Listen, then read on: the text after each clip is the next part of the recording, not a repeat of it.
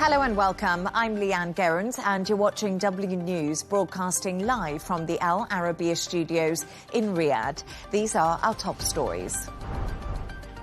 Trump says Iran is begging to make a deal, claiming the US is winning the war. Meanwhile, the GCC's Secretary General says Iran's attacks across the regions have overcome all red lines as officials meet in Riyadh. Israel reportedly takes Iran's foreign minister off the hit list, but Iran's top Navy chief is targeted. And Trump's postponed trip to China is back on, signalling a glimmer of hope for peace in the Middle East.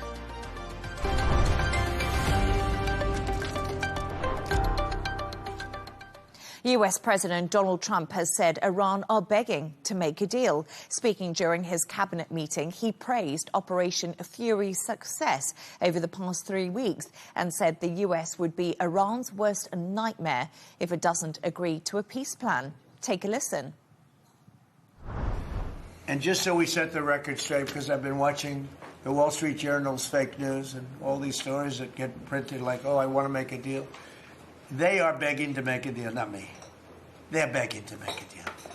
And anybody that saw what was happening over there would understand why they want to make a deal. But they say, oh, we're not talking to them. Anybody would know that. And only a total fool. And they're not fools. They're very smart, actually, in a certain way. And they're great negotiators. I say they're lousy fighters, but they're great negotiators. They are begging to work out a deal. I don't know if we'll be able to do that. I don't know if we're willing to do that. They should have done that 4 weeks ago. They should have done it 2 years ago.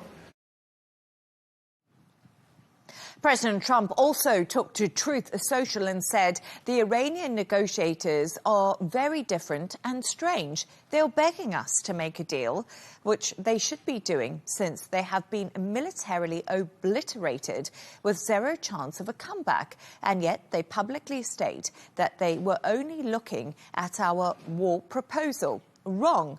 They better get serious soon before it's too late, because once that happens, there's no turning back. And it won't be pretty. I'm now joined by Nomi Bar Yaakov, International Peace Negotiator, Geneva Center for Security Policy. Nomi, as always, great to have you on the show with me. So we heard from President Donald Trump there. He was holding a cabinet meeting. He also tweeted, and he's called the Iranian negotiators very different and strange. He's also said they are begging to do a deal. Does his new threat suggest his window for a diplomatic off-ramp is now actually closing? Well, I think he set a deadline 3 days ago, of Saturday, so 2 days ago, 2 days from now, for Iran to seize control of the Hormuz. Of the Straits of Hormuz, and in other words, to let all ships go through. And he said, he warned that all hell will break loose and be unprecedented attacks by the US and presumably Israel if they don't do that. So I think the negotiations are behind the scenes. They are very, very intense.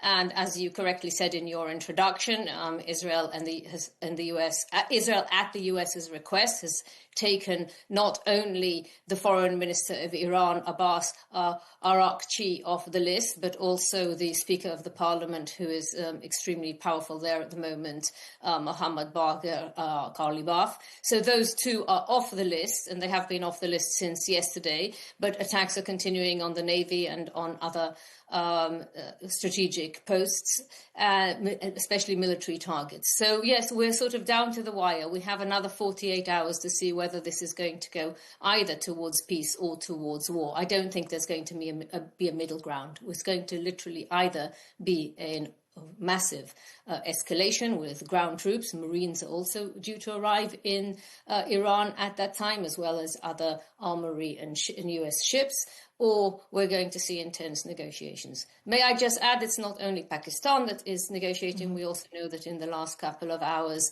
the Turkish foreign minister, Hakan Fidan, called his Iranian counterpart, Abbas Araghchi. So clearly, Turkey, Pakistan, very heavily involved. And of course, the mediation all started in Riyadh when the foreign minister of Saudi Arabia convened all the Gulf states with a number of other states to try to see what kind of diplomatic solution can be arrived at.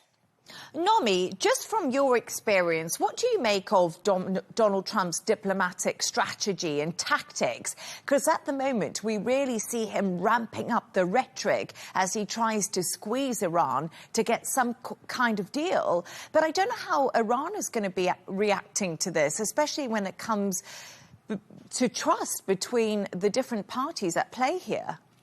Well, you hit the nail on the head. There is no trust, and that is very, very problematic because both twice now during the negotiations, when negotiations were very serious and a deal was almost reached, Trump decided to launch war. First in June and in June of last year, 2025. And then on the 28th of February of this year, only 2 days after the chief mediator at the time, the foreign minister of Oman, had announced that very, very serious progress has been made. He even flew to Washington the next day, so the day before the attack started, to try to persuade the White House, of the American leadership, that this is really an opportunity here for peace. But I think the decision had already been made that the US and Israel were going to attack on Saturday, the 28th of April. So there is no trust, and that is a very, very serious problem. I'm not sure that I would call the president of the US tactics diplomatic. I think he's anything but diplomatic. He negotiates like a bully, like a real estate negotiator. He has not got the finesse that is required for subtle diplomatic negotiations. He's not got the experience of a negotiating team behind him that knows how to deal with Iran. The Iranians are very, very experienced negotiators, and they have a different style of negotiations. So we really are seeing a huge clash here. And that is why it's absolutely vital that third parties like Pakistan, like Turkey and other states, mediate behind the scenes. I think the less that is said about the mediation, the better. But the fact that, Iran denied that there were negotiations for so long was because of the US president's style. You do not leak, when there's a back channel. You don't divulge any information about the nature and scope of the negotiations. And ideally, you don't even say that any negotiations are taking place. So whereas the US president makes everything public, it makes it much, much more difficult to negotiate, much more difficult. And it's really interesting because we do know that Donald Trump is always keen to go on social media, make things public to appeal to his base, and now try to change the narrative of where there's conflicts going, especially in the US.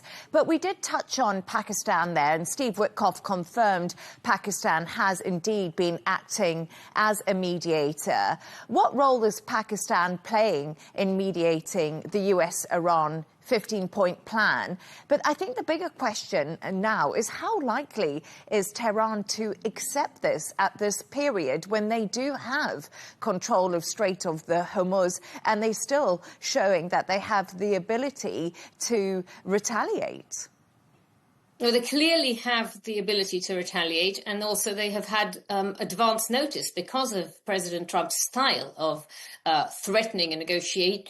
He's been threatening with the attacks on Iran for a very long time, as has Prime Minister of Israel, Benjamin Netanyahu. There's decades that he's been saying that he wants to obliterate Iran and just waiting for the opportunity. So they have had plenty of time to devise a strategy and plan what they're going to do. So what we're seeing now is the play out of what has been in the pipeline on their side for a very long time. So the regime has survived. Yes, there's been decapitated numerous times, but they've got a sort of succession layer of four. So once, number one in the succession is assassinated, number two comes up, and then, up the chain, and then someone else replaces the fourth person. So plus they have also delegated to all of the region's powers to launch missiles, vast powers that they did not have before. So, and they had moved many of their launchers to various remote places, which is why it's so difficult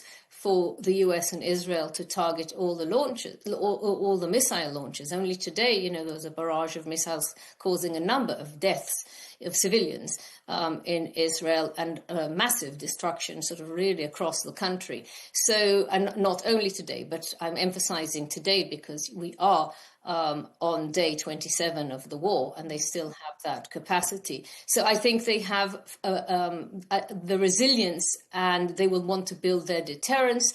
I think what we're really up against now is whether Pakistan, and it's not only Pakistan, there are other countries involved that have close relations to Iran and to the US and to the Gulf. And the question really is whether they are going to manage to bridge the gaps, because the gaps between the 15-point plan and the Iranian 5-point plan response is vast, and that's a negotiation tactic that is dangerous. Both countries have taken maximalist positions, and when you take maximalist position in negotiations where there's no trust, it doesn't bode very well. So, as I said, we're in for a very tense 48 hours as Marines, and as the threat is there. No one knows how Donald Trump is going to play his cards, but it will take more than luck and a lot of skill to ensure, or to try to ensure, that some sort of deal is reached. The only issue is that Trump has also proposed a ceasefire, a 1-month ceasefire. That will not appeal at all to the Iranians. For the Iranians, it's all or nothing. They want guarantees that they will not be attacked again, and those are very difficult to arrive at. The US wants to be sure that they eliminate the threat of missiles and nuclear. They wanted zero enrichment. They wanted all of the enriched uranium up to 60%, of which there's over 400 kilograms initially taken out, but that's very dangerous. Now there's some talk of the International Atomic Energy Commission working on that. I think that there's definitely progress being made behind the scenes, but the real question is what the intentions are and where the trust is, and whether the vast gaps can be bridged before Saturday. Nomi Bar Yaakov, as you say, the next 48 hours are critical. Thank you so much for joining me with your analysis. My pleasure. Always a pleasure. Let's continue this conversation now with former Trump campaign chair Rob Artlett. Rob, great to have you on the show as always. I don't know if you heard my conversation just before you with Nomi Bar Yaakov, who is a negotiator and has lots of skin in the game when it comes to that. And she said Donald Trump's negotiating style is one of a bully and of a real estate agent. Iran, they seasoned negotiators, they know how to make a deal, and Trump's team just doesn't seem to have what it needs to get a deal done. What do you make of that? Well, it's always a pleasure to be with you and your audience, and thank you for the opportunity. To be honest with you, I kind of laugh in the sense of, somebody who claims that they're experts in negotiating, yet Trump is not. Well, let's just talk about that for a moment, because who is it that's been killing the Americans directly and indirectly for over 40 years? Who would that be? Well, it is Iran, and it is their regime. It is they themselves who have killed thousands of Americans directly and indirectly over decades. So who has the experience of negotiating? I don't see it anywhere, because it is not until President Trump has stepped up and pushed back on Iran and they're killing and they're murdering of innocents around the world. So yes, President Trump is not a normal politician. Thank goodness he is not, because finally we have a leader who's in office who's going to push back on a regime that has killed thousands of Americans. And again, and has upset, if you would, the economic apple cart around the world because of their negotiations, or I should say their lack of negotiations, and their games that they continue to play there in the Strait of Hormuz and other areas. So, look, President Trump is not a politician. We know that by nature. Yes, he is a businessman, and yes, he is also a negotiator. And finally, we have somebody who will hold Iran accountable for their actions. It is a welcomed leadership skill, if you would, that we've not had for decades here in America. And again, it is very welcomed by many people here in America and many people around the Middle East and throughout the world, because President Trump is a leader of action and not one just of words. The big difference between the two. So, Rob, I'll just read some of what Trump's been saying today, because Trump says talks are happening, but Iran rejects that those talks are happening, saying it will continue to resist US aggression. The president repeated claims the US is winning the war. Do you think Trump is becoming increasingly desperate to try and find an off-ramp and change the narrative? Because, as you said there, Iran is still playing games in the Strait of Hormuz. We're seeing oil prices and prices of mortgages. Countries around the world, Asia, Europe, suffer with high energy costs, have to put austerity measures in place, and the Iranian government remains in control. Yes, some leaders have been decapitated, but they've been replaced. So what is up with Donald Trump today? Because he's really come out batting. Yeah, I think time will tell. I think in the coming days, certainly if not the coming weeks, look, President Trump has said this is going to be a short-term war and not a long-term, dragged-out war. It's been 27 days. It's not short-term. It's nearly a month. Well, 27 days is nothing as compared to a decade, right? Let's talk about that. So, at the end of the day, it's all relative, is it not? So a 27-day war is very short as compared to, let's talk about the Russia-Ukraine war. Let's talk about the Israeli-Palestinian war. Let's talk about the Middle East war that happened, 20 years ago. So the reality is a 27-day war in the big context of wars is short term. And again, yes, every life is precious. And I understand that coming from the U.S. military background myself. But the reality is we have lost very few lives in this war so far because it's been a very decisive, very focused war. And again, there's been over 2,000 targets that have been bombed and destroyed in Iran specifically. So this has been a very successful war if one looks at it through that lens.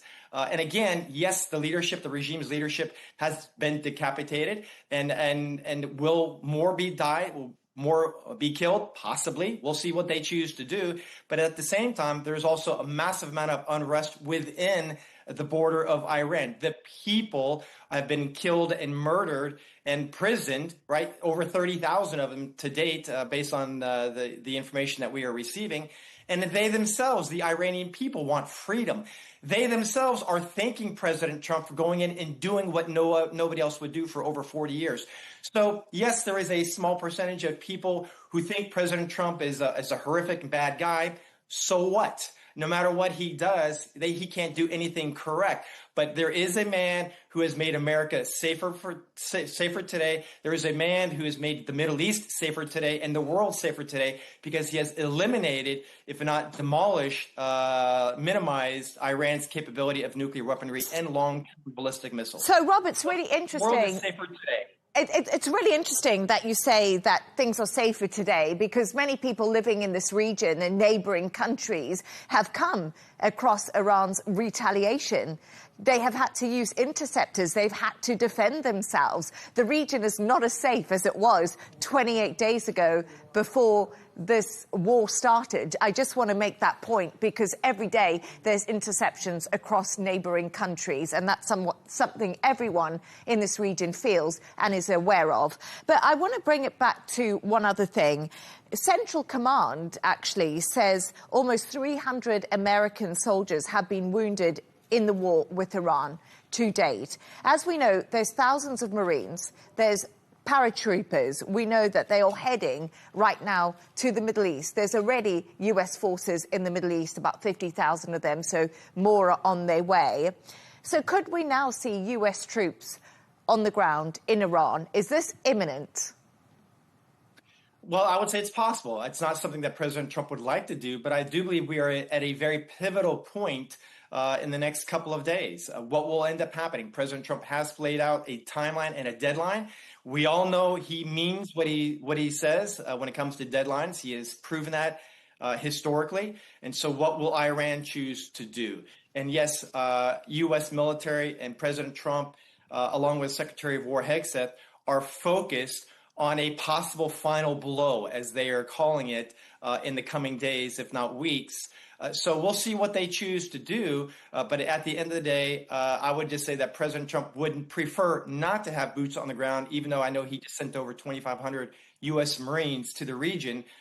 in the event there is a need for them. So time will tell. And again, we are at a very pivotal point because if this escalates, if it further escalates, it's no longer about containment of Iran, but if it further escalates beyond their borders, meaning if the straits continue to be disrupted and the oil flow is disrupted and energy prices continue to go through the roof around the world, as well as proxies, Hezbollah, we could talk about that as well. And so if the region goes beyond the border of Iran, which it has, but if it continues to do so and escalates, this war could get dragged out, and that would not be a good thing for President Trump or his supporters by any means.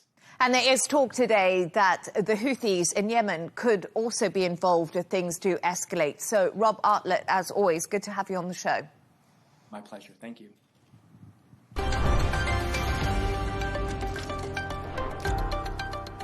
Israel has allegedly taken Iran's Foreign Minister Abbas Araghchi and its parliamentary speaker off its hit list after a request from Pakistan. An official told Reuters that Israel had the coordinates for both targets, but asked Washington to intervene and get Israel to back off it. It comes as Israel has reportedly killed Iran's Navy chief, the main man behind the Strait of Hormuz closure. We can now go live to Tehran to speak to journalist Yusuf Jalali. Yusuf, as always, great to have you on the show. I feel like it's always a busy news day with lots of things changing. But what do you make of the reports that Israel paused plans to hit Araghchi and Qualabaf following a request from Pakistan? Well, yes, we've heard about that report circulating on different platforms. It was allegedly a senior Pakistani official speaking to Reuters, an unnamed Pakistani official speaking to Reuters, saying that those people, Mohammad Bagher Ghalibaf, the Speaker of Iran's parliament, and of course Abbas Araghchi, the Iranian foreign minister, have been spared from being targeted or taken out by the Israelis. They have been on the target list, on the hit list of the Israelis as senior Iranian officials. And we can see many Iranian officials have been targeted, including the Navy, the IRGC Navy commander, Admiral Tangsiri, which you just mentioned. But of course, the reason why these people and these gentlemen have been spared from being targeted by the Israelis is the fact that the Americans want somebody to talk to in Iran. And these two gentlemen are leading everything in Iran right now. Abbas Araghchi is responsible for the back and forth, the diplomatic back and forth, and Iran's diplomatic posturing on the global stage. He has been engaged with different colleagues, his counterparts in Pakistan, in Egypt, in Turkey, and elsewhere in the world. He has been communicating messages between the Islamic Republic and Iran's friends or mediators, trying to explain Iran's stance throughout the war. And Mohammad Bagher Ghalibaf is very much positioning himself as the de facto leader in Iran. Everybody's now here in Tehran, in Iran, are speculating about his role being beyond just a parliament speaker, and he is issuing statements. He's positioning himself as a leader here, and many are now speculating about the fact that the United States might be in touch with him directly through back channel talks or behind the scenes communication. So these are the two people that are very much important in Iran's power structure.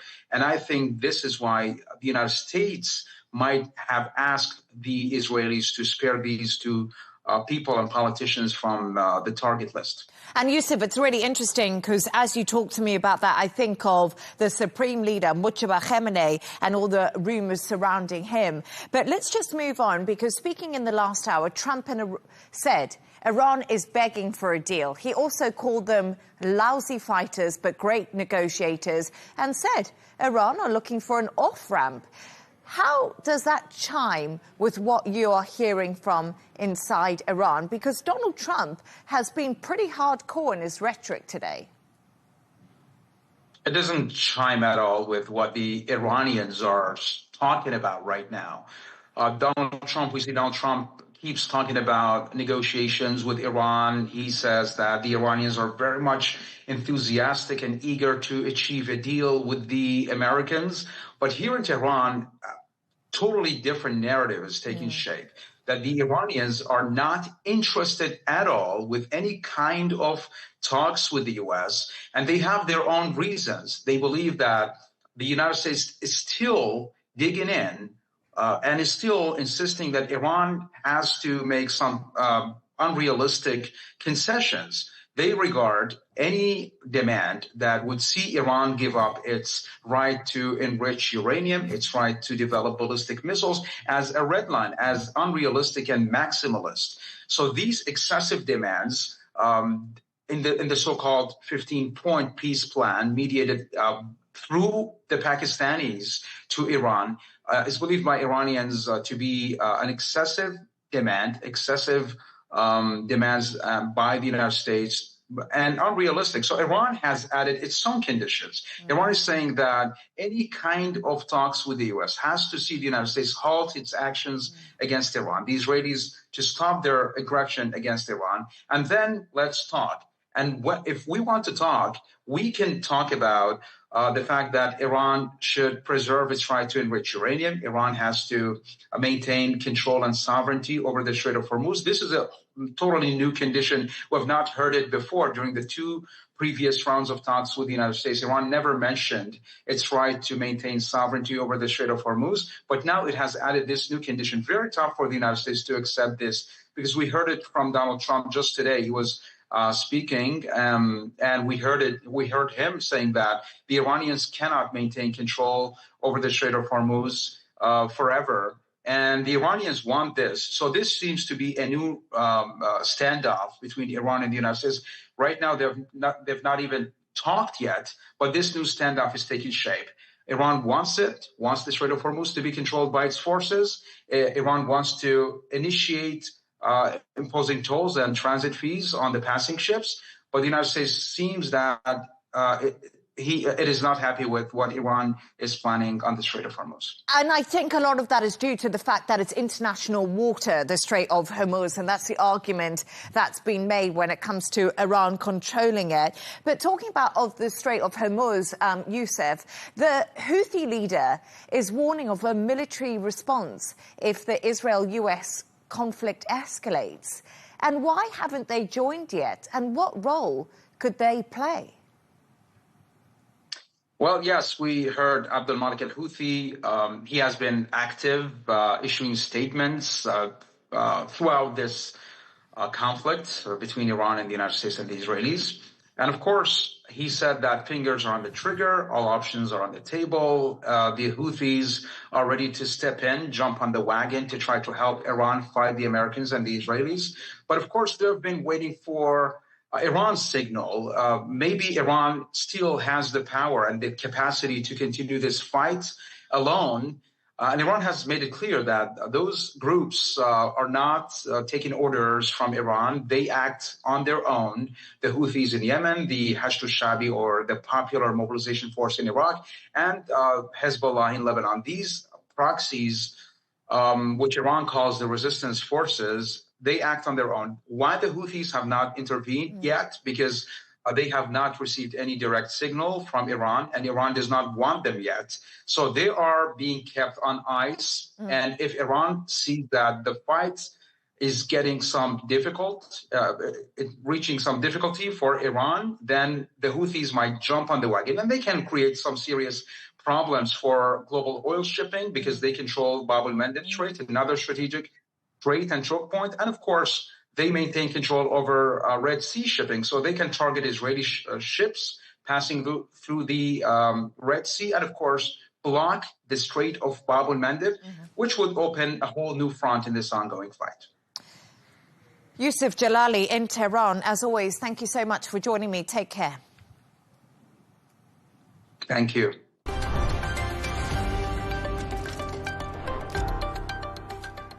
China says it's in talks with Washington about plans for US President Donald Trump to visit as the two superpowers seek to stabilize ties with one another. That's after the US postponed the trip previously because of the ongoing conflict in the Middle East. However, Beijing has yet to confirm any schedule. Patrick Falk reports. China's foreign ministry confirmed today that communications are underway regarding President Trump's visit to Beijing, though no details on any schedule were provided. Head of state diplomacy plays an irreplaceable strategic and guiding role in China-U.S. relations. The two sides are maintaining communication regarding President Trump's visit to China. The trip was originally set for March 31st to April 2nd, but was delayed after the U.S. and Israel launched strikes on Iran last month. Hopes are a meeting between President Trump and Chinese leader Xi Jinping can help smooth trade relations and ease other areas of friction. A return to Beijing by Trump would mark the first by a U.S. president to China in more than 8 years. China's state-run Global Times published an editorial today saying the absence of a U.S. presidential visit to the country was abnormal and should not be the case. The development has raised questions in Washington about its implications for the Middle East crisis. Good to see you as well. Just given that the president postponed his original trip to China because of the war, should we infer that the war will be wound down and concluded by the time of that May 15th, 14th visit? Again, as I've said, we've always estimated approximately 4 to 6 weeks, so you could do the math on that, Mario, but we do look forward, I know the president looks forward to going to China on May 14th and 15th, and of course, as always, we'll provide additional logistical details to all of you in the media for that trip, who I know look forward to coming with us as well. Tensions with Iran remain volatile and could still jeopardize Trump's visit, seen as crucial to stabilizing broader international relations. Patrick Falk, Arabiya English. Let's get the thoughts and opinions of Asia political risk analyst Ross Darrell Feingold. As always, Ross, thank you so much for joining me. So we just heard that Donald Trump's visit to China is indeed back on the agenda after being postponed due to the war in the Middle East. Is there any feeling that if it's been rescheduled, there's actually hope for a deal before he takes off to Beijing, possibly? First, let me remind the audience, until President Trump actually gets on the plane to Beijing, we don't know if this summit will actually occur because there's so many issues in U.S.-China relations that could derail it, or even external issues like the war in the Middle East, which has postponed the originally planned date. But I do think that President Trump wants this to end sooner rather than later. I don't think President Trump wants the war to be prolonged for a number of reasons. It's extremely political risky domestically in the United States. Obviously, there's the rising cost of gas and the knock-on effects on the cost of living as well, the risk of additional U.S. casualties. So I do think President Trump wants this to be resolved as quickly as possible. But obviously the position of the Trump administration at the moment is there has to be some concessions from Iran. And is China likely to agree to President Trump's request to send naval forces to help maintain a safe passage through the Strait of Hormuz? Yeah, that's been a question of much discussion ever since President Trump first started making public calls for countries to do that. And China certainly does have a reliance on the flow of energy coming out of the Persian Gulf or coming out of the Strait of Hormuz. So one would think it does behoove them to ensure the smooth flow. But China's defense ministry spokesperson was asked this again today on Thursday, Asia time. It's not the first time that a government spokesperson has been asked this in recent weeks. And they basically said the same thing. The response was the same as before, which was the best solution is for an end to hostilities and for the parties to return to negotiation. So at the moment, it seems China is reluctant to do that. We should keep in mind that China is not a stranger to the region or engaging in operations in the region because for many years, China has had naval assets based in Djibouti and has conducted anti-piracy operations. So it's certainly something that China is capable of doing. And in the past, they've shown a willingness to do this nearby. But whether they're going to do it this time, at least for now, it still seems unlikely. And China has actually remained pretty neutral in this war, but we must remember that they are a long-term traditional ally of Iran's. Where do things currently stand between China and Iran? And do you think that if President Donald Trump does get on that plane to Beijing and visit China, the dynamic between China and Iran could change? The interesting thing there is, yes, you're certainly correct that China and Iran have had a long-term, very positive relationship. It's a relationship that includes a trade component, and obviously China purchasing large amounts of oil from Iran, but it also includes an important military cooperation component as well as a political component where they are political friends, to put it simply. And China has been a significant political friend to Iran for many decades. On the other hand, China's foreign policy, wherever they are, whether that's in the Middle East or Africa, Asia, South America, they will do business with whoever is in power because their policy is often, at least they say, is based on non-interference in the domestic politics of other countries. And we could debate whether or not that's actually true. But the key point here is China keeps its options open because if there was to be a change in government, and we've already seen a change in leadership by virtue of assassination, but if there is a change in leadership or a change in government, China's intention would be not to walk away and say, we don't want to do business with the new leaders. Their intention would be the opposite. They would say, well, okay, the past is the past. We want to do business with you going forward, regardless of who is in government. So they keep their options open, and that's consistent with Chinese foreign policy. Ross Darrell Feingold, as always, great to have you on and your analysis. Thank you.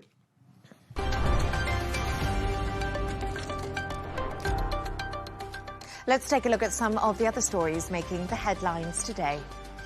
The ousted Venezuelan president is appearing in a New York court for the second time since his capture by U.S. forces. Nicolas Maduro and his wife Celia Flores have been held in a Brooklyn jail for almost 3 months. Maduro has declared himself a prisoner of war and pleaded not guilty to various counts. A ship carrying more than 700,000 barrels of Russian crude has arrived in the Philippines. It's as the Southeast Asian country battles an energy crisis fueled by the Middle East conflict. The Philippines is heavily dependent on imported fuel, and its dwindling stocks are expected to last only another 45 days. The North Korean leader and Belarusian president have signed a friendship treaty to deepen ties. Kim Jong-un and Alexander Lukashenko, both close allies of Russia's President Putin, met in Pyongyang in an attempt to deepen ties. And major U.S. airports are dealing with long lines as more TSA officials quit over work without pay. Over 480 airport security officers have left since mid-February due to a partial government shutdown. President Trump has suggested deploying the National Guard to airports to address security needs after introducing ICE agents.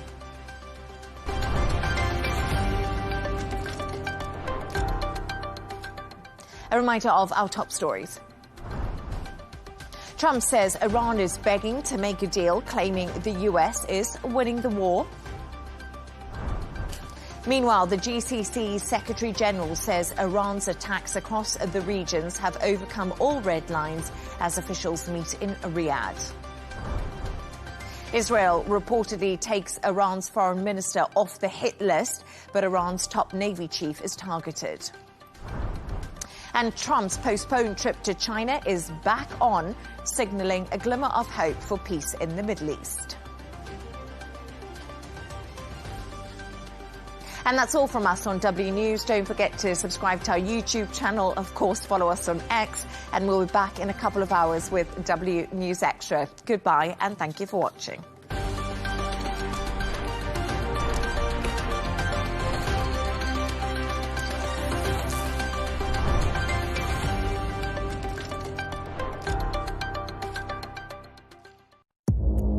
Our allies, in many cases, are worse than our enemies. Stay informed and connected with the latest international headlines.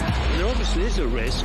From breaking news to in-depth analysis, it would appear that this war is coming to an end. Who buys this stuff? Investors, pension funds. We deliver the most important developments straight to your screen. Iran always wanted to deal with militia.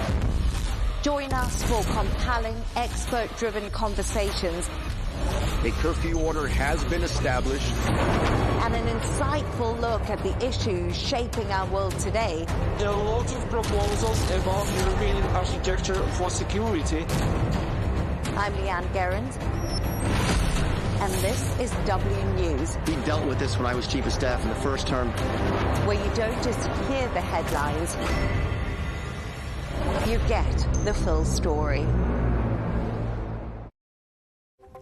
President Trump says Iran is desperate for a peace deal. Iran says the US is only negotiating with itself.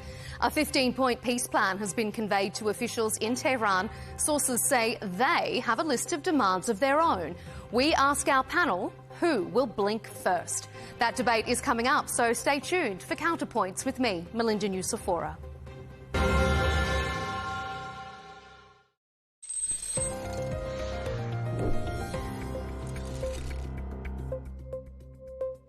What if a drone that costs around $30,000 could force a country to spend millions just to shoot one down?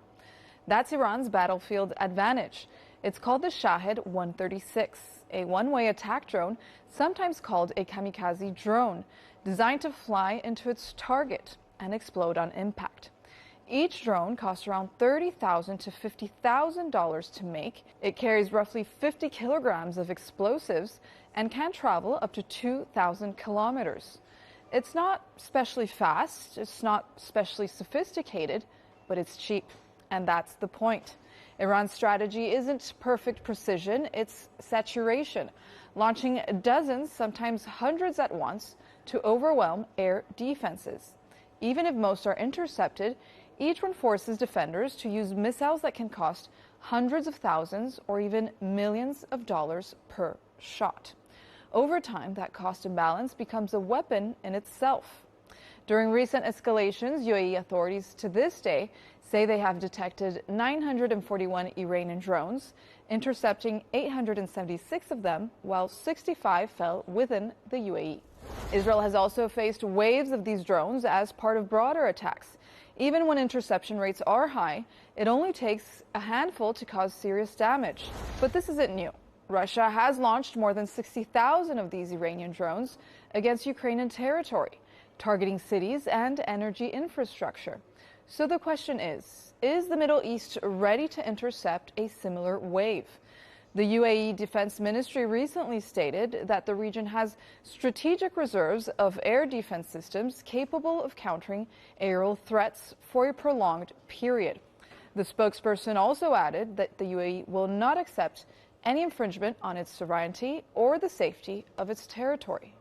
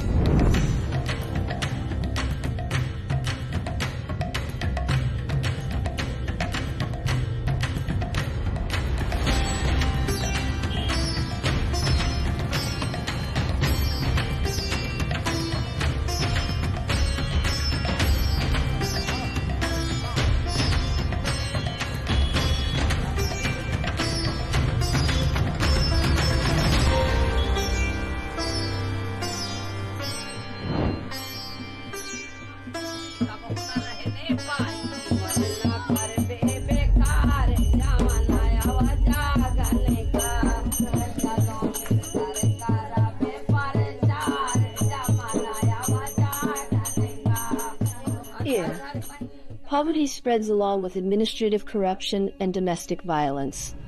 Our team arrived in the state of Uttar Pradesh in northern India, home to around 250 million people. Society in this large Asian country is divided into 4 main classes.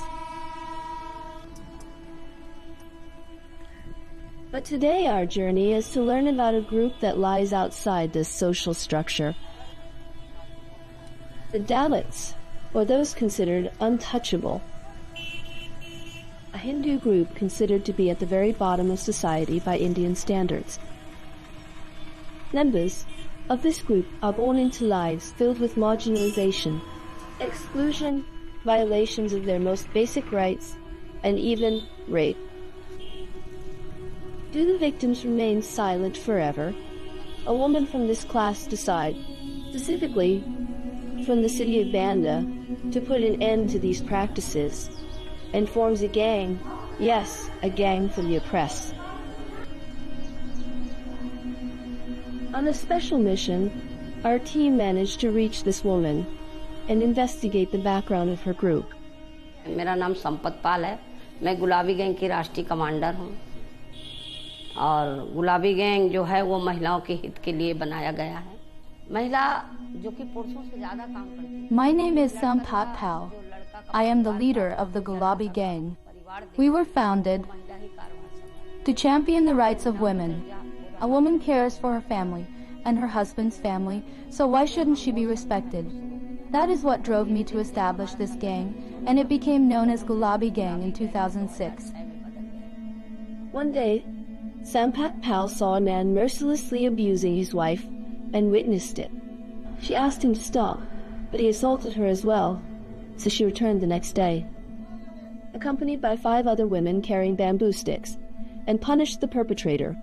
Harshly, the news spread like wildfire, and soon women began approaching Sampat Pal in large numbers, requesting similar interventions. Many women stepped forward to join her group, so she decided that this newly formed association needed a uniform and a name.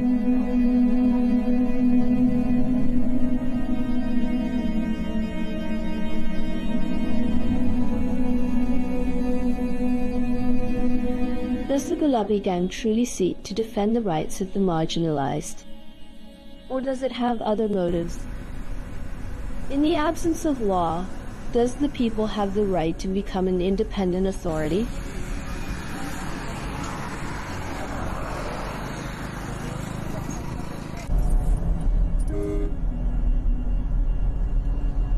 Sampat Pal regularly meets with members of her gang, all of them women, to discuss the city's conditions and inform her about those in need of help.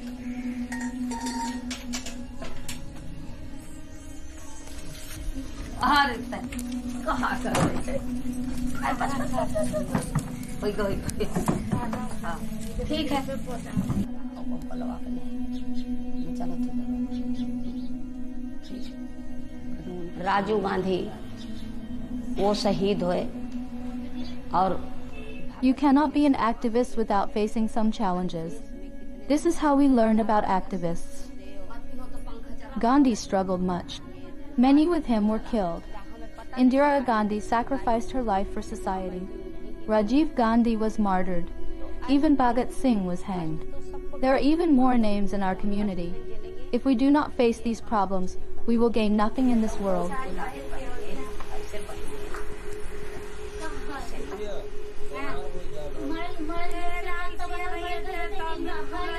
Everyone here knows this gang, from their organized military-style marches to their distinctive matching pink outfits. Gulabi in Hindi means the color pink, and this bright color is not a random choice that it had relied on in the past.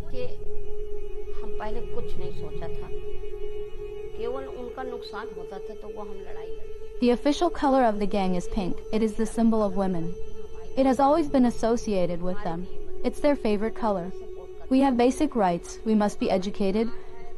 When men tried to stop us, we must teach them. Thanks to the 30% quota of seats, women can now become village heads. This quota was allocated by Rajiv Gandhi. We are doing this today because we have secured this quota. In a single day, I will travel between the villages where women hold leadership positions. When we are there, do not address the men. Tell the men, you are not the leader. Your wife is. Let your wives speak up, or you will not find a place among us. Around 1,000 or 2,000 women belong to the Gulabi gang. This is how change is made. An awakening is only possible if we know our rights. With a large number, specifically from the Banda district, in simple steps, we should discuss ideas and not fight with each other. We joined the Gulabi gang for a simple reason. We are suffering from problems, and we want to solve them. I draw my inspiration from my own personal experiences, and that is why I invited and trained women in this organization.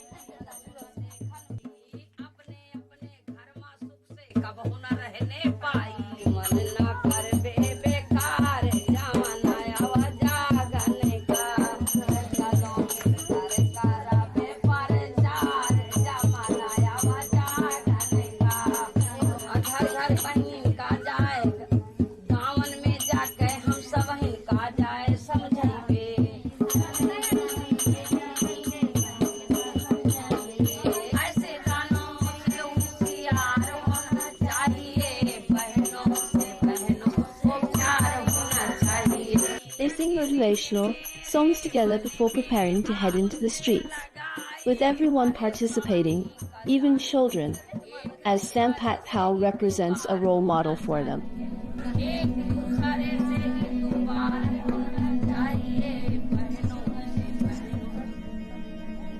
There might be quite a few, maybe 1,000 or 2,000, but that's not the case in our Banda district. There are many people who should join the Gulabi gang. The reason is that when someone shares their troubles, we need to help resolve their issues.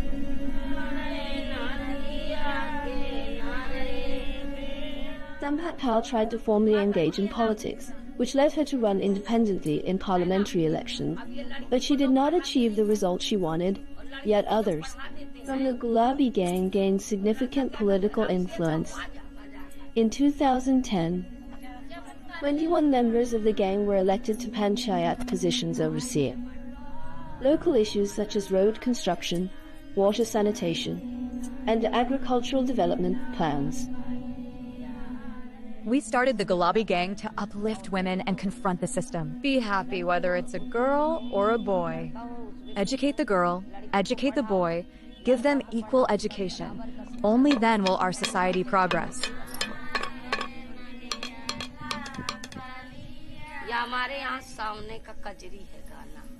They don't say anything. What is there to say? They just want to show us a fight, thinking there won't be a fight. Our work will be disrupted, and then everything will be finalized. We don't speak up because our men support us and don't side with anyone else's household. Our men stand by us wherever you go.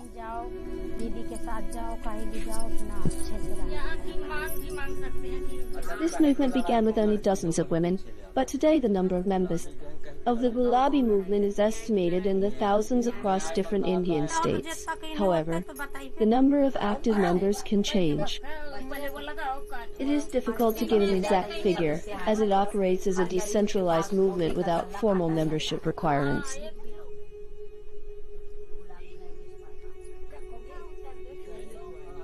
Sister, the woman who faces oppression. In-laws frequently mistreat sisters and daughters.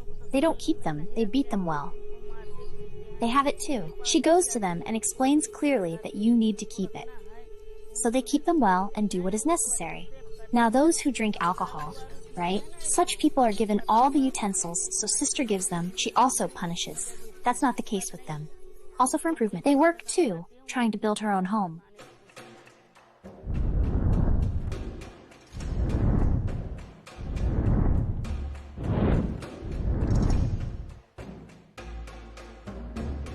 She and her group of women wear pink saris and carry sticks. They did not limit themselves to fighting injustice and corruption, but also confront police officers, corrupt officials, and abusive husbands.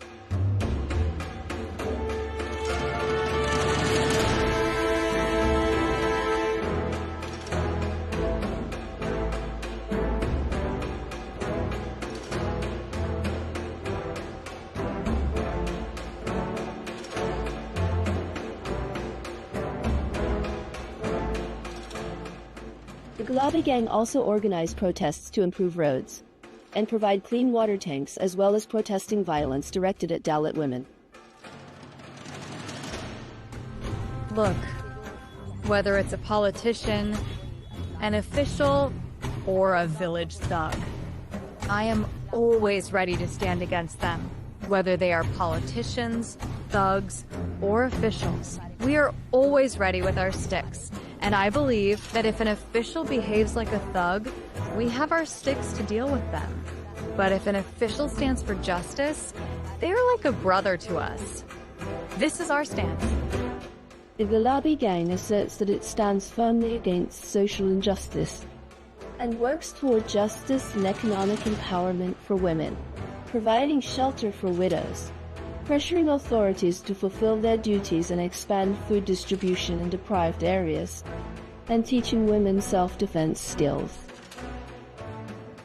It also helps rape victims report cases and obtain justice.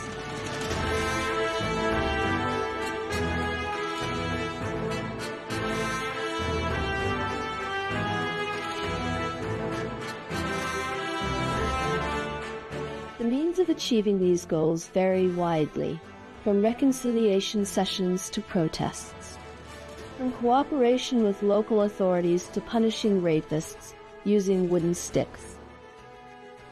They handle buildings like their dough, then head home. If they persecute them, we will take them away. Let's go with us. Let's kill you with us. They take them out when they come home. So we will fight. No one will hit or abuse you. We will live well while carrying the pink stick.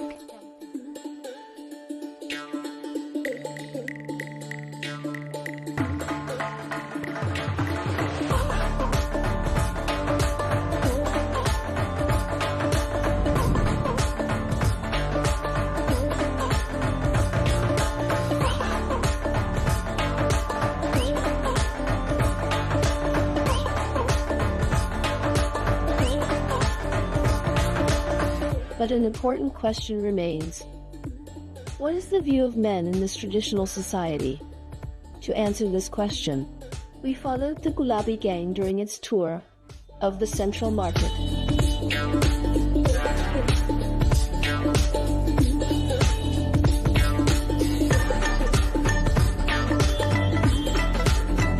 Gulabi gang is led by Sampat Pal, who has been involved for 20 years. Living in the same village means we always meet. They confront the weak in an unconventional way and put on an engaging display as if they were part of a famous rock band with all eyes on them. Are these looks of admiration, or is there something else?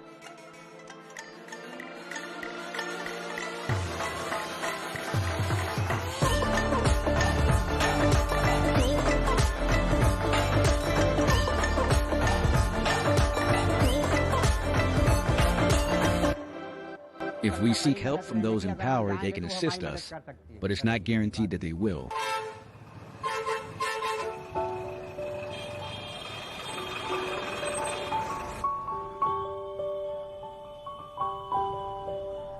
The suffering of women in this society is not foreign to Sampat Pal, as she was married at the age of 12 and took up the stick at 16. Initially, I wasn't aware, and I hadn't formed the Gulabi gang. The Gulabi gang didn't exist back then. If I had known about it earlier, perhaps I would have acted similarly. I would have sent them to jail myself. Now, I often think about how our daughter is studying. We educated our son, educated our daughter, brought a daughter-in-law. Everything is going well. Our family is also thriving. So I have 4 daughters and 1 son. This is my son, Kamta Prasad. He's also married now. Look, brother, their daughter is becoming our daughter-in-law, right?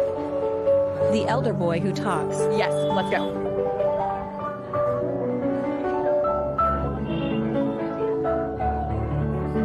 They said, "Don't teach us through experience," I replied. "If you were like that." How do you do it? Do you do it? Yes. How do you do it? Our daughter-in-law has also completed her MA. She is well educated, and our daughter is capable in every way. I have built a good family, and along with my family, I have worked for others as well. Go ahead and make a difference. People often say to take care of your own home first, so we focused on our own household initially. Only after that did we work outside.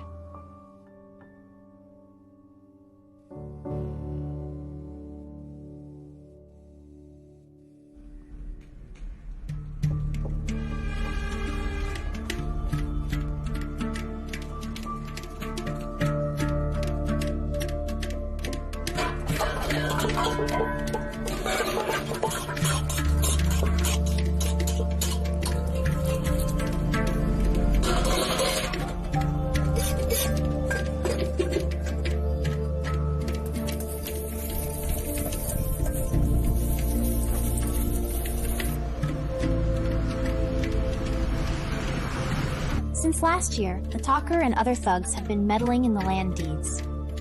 They are causing trouble, claiming that the land belongs to them and not to the locals.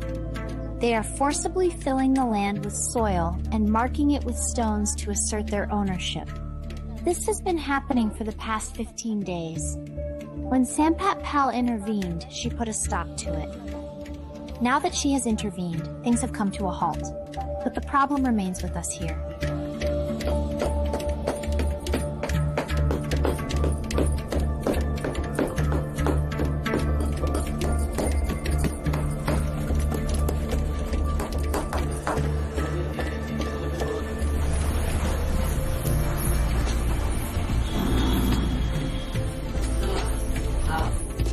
When we were building our house, they were calling us thugs, saying that this is talker's land, meaning, don't build your house here, this is our land, you need to leave, you have no claim here. And if we have the land deed, why should we leave? We will stay right here, where else would we go? So in terms of the land allotment, we're saying there's no ours or yours here. We're saying we need the land deeds, we need the land deeds. Our land has been here for 20 years, it's been 25 years since the dispute. While Gulabi women roam the city, she receives some women in her home to listen to their problems.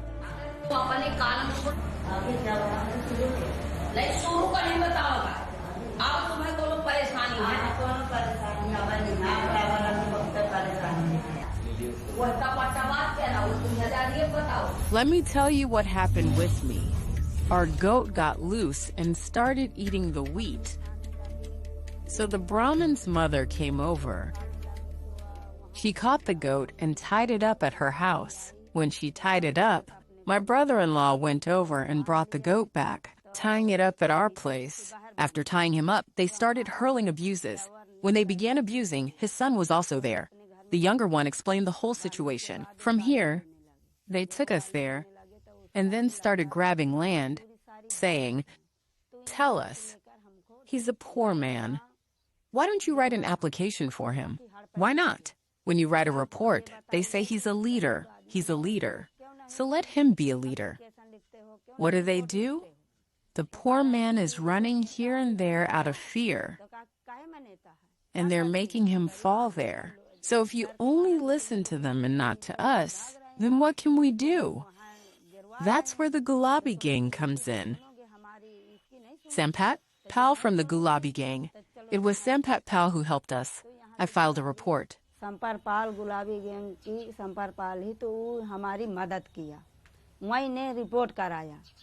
Yes, when women face atrocities, she goes there to resolve the issue and comes back. She comes back. Didi comes back. Sampat Pal arrives. What should she do? She should ensure that some legal action or court intervention takes place. There should be some expenses too, as we are being suppressed and intimidated by powerful people. They have power, and we feel helpless. It should be like this, but I've lived in the village. The children's ashes that the next program will raise.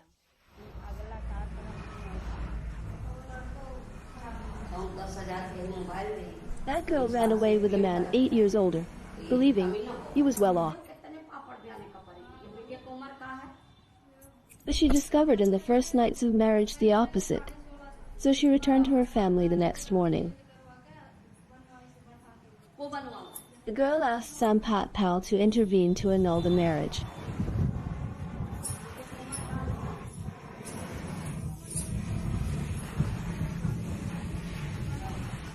The daughter got her Aadhaar card number increased, just like that. Yes, if she was coming for studies, then it has increased up to 5. The issue of the mark sheet is from 5 years ago. If it aligns with the Aadhaar card, she is considered a minor. We need the 5-mark sheet. Anyone can get an Aadhaar card made, right? One error, right? Yes, an error, and fled again.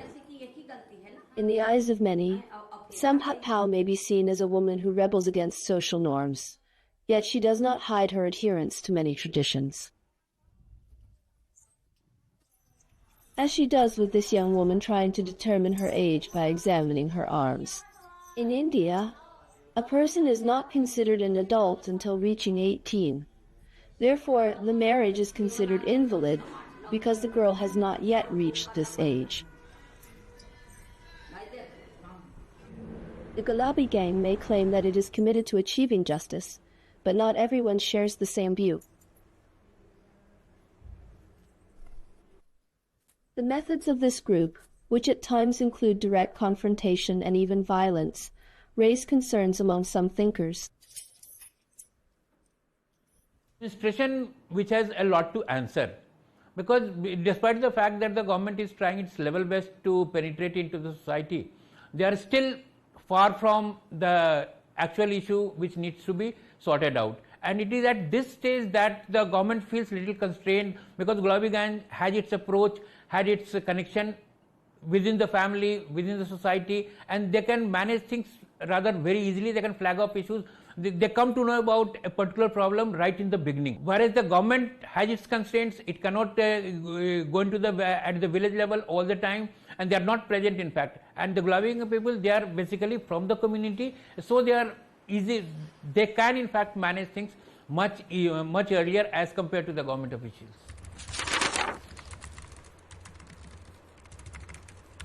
It is a parallel system. It is a system which is not constitutional or which is not legitimized by the provisions of the country. We know that the socio-political conditions of any society can spark off responses in the citizen.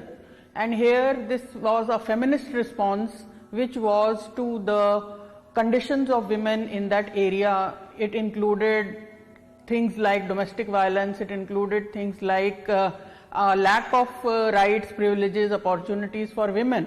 So we can see that these are very crass conditions, very poor, abject conditions in which women were living. And so they thought it pertinent to come on the ground and take the law in their own hands and improve their own situation.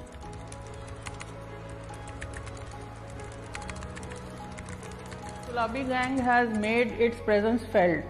So in a way it should modulate its confrontationist stand, and it should now try and align itself with the ideas or with the we can say policies of the government. I feel very happy. I am thinking that every woman should become like Sampat Pal. They just want the pink gang to end. This name will definitely continue, and that makes me happy.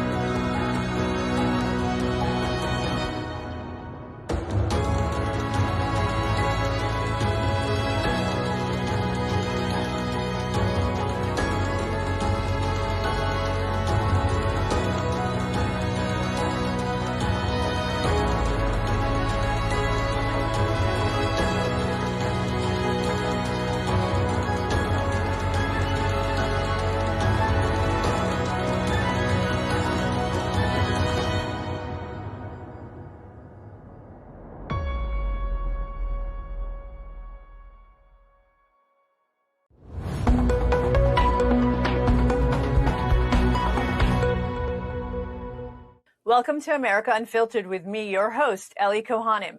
Joining me is Republican Congresswoman Claudia Tenney, representing New York's 24th Congressional District to discuss some momentous issues shaping America. Representative Claudia Tenney, thank you so much for joining me today. As you know, the United States and Israel have launched Operation Epic Fury, a multi-pronged attack on the Islamic Republic of Iran. Tell us your thoughts on the attack. Yeah, well, I think this was a very important move, a very brave and courageous move by the president, obviously not without risks. And obviously this has been thought about and in the planning for a long time, as everyone has now seen from the very transparent work that the president, the chairman of the Joint Chiefs, General Dan Kane, Secretary of War Pete Hegseth, Marco Rubio, our Secretary of State, and others have really been putting forth a very transparent, very clear operation that's been going on, and why we did this. I think that it's been pretty incredible, and I think the media on the Democratic side has been trying to sort of muddy the waters here a little bit, but I think people who know about the history of Iran and that they have actually been at war with the United States for a long time, and the fact that Israel has been such a good partner working with us to actually last year's Operation Midnight Hammer in obliterating the nuclear sites, which is really important, at least to get us where we are today, and to see how quickly the Iranians responded and were able to somewhat come back, even though they didn't get to where they wanted to. But we're not deterred. There's been, unfortunately, some casualties in this, which General Kane warned us of, which is tragic, and obviously our condolences to the service members. But I think what's really important here is that this has been a threat to the United States, a threat to the Middle East, a threat to prosperity for everyone across that region. And I think that the president saw now was the time to make this move before they got even stronger and more emboldened, and we would have even a more difficult task in the future, and the risk would have been even more grave. And I think that's what people need to focus on. And I think this is not an endless war. This is not. This is actually more of a surgical strike, and I think it was brilliantly done by our military, and how quickly they've been able to. And I think it's not even been 5 days, about 5 days now at this point. How quickly they've been able to dismantle not only the nuclear ability, the domestic ballistic missile side of it, and we're able to actually move in and do even more work about taking out some of the biggest threats, including the Ayatollah and his leadership teams. On multiple levels. You've seen 2 or 3 levels eliminated at this point, which is giving an opportunity for a regime collapse to give the Iranian people a chance to stand up and create a government that they have been wanted and deserve for so long, and haven't been able to really get to the point where they're in. And it took President Trump, I think, to bring us to that step. Well, and that's exactly the question I wanted to ask you next. You've worked very closely with President Trump, and I know he's endorsed your candidacy for office multiple times. What do you ascribe to his personality and leadership style that he's willing to take bold action that previous presidents seemed incapable of doing? I think that he's a unique character. President Trump, people say he's one of one, or there's never going to be another one like him. And I think so much has gone into the formation of his decision-making, whether it's being a business owner, being involved in so many different things in his life and getting him to this point. But he has a unique ability to really refine very complex issues into simplistic kind of views of like black and white about how to react to something. And more often than not, I think he has a really good calculus, and on this, I think he's right on this. I know it was risky. It is definitely risky. And a lot of people are questioning the decision and the outcome. But President Trump is just has a unique creative side to him. He likes to listen to a lot of people and get a lot of input from people. He values the expertise of others. And then he's willing to make a decision that many won't make. He doesn't get frozen in paralysis of analysis. He makes a decision and looks at the risks and the rewards. And I think in the course of history, this decision is going to be really pivotal. I mean, when you look at the potential impact that this decision could have on how many centuries of unrest, war, no peace in the Middle East for so long, and the opportunity, and I think you could go all the way back Ellie, to the Abraham Accords, which were so novel, to say to these people, not to look at everybody judgmentally. It's like, you have a population of people in this country. You have a population of people in your country. I don't care, what your religion is or what your ethnicity is. We want your people to have a chance at prosperity. And President Trump looks at it that way and said, why don't we all join together? Let's have peace. Let's be prosperous. Let's innovate. There's so many great things about the history of the Middle East that has been clouded out by the Iranian regime, really. Look at the pictures of Iran before 1979. The Persian society was very sophisticated, educated, innovative in world human history. And yet look what we have. We've had these dark ages under the Ayatollah and the Mullah and the IRGC, the largest state sponsor of terror in the region and the world, killing thousands of Americans. And President Trump took decisive action and said, enough of this. Why are we doing this?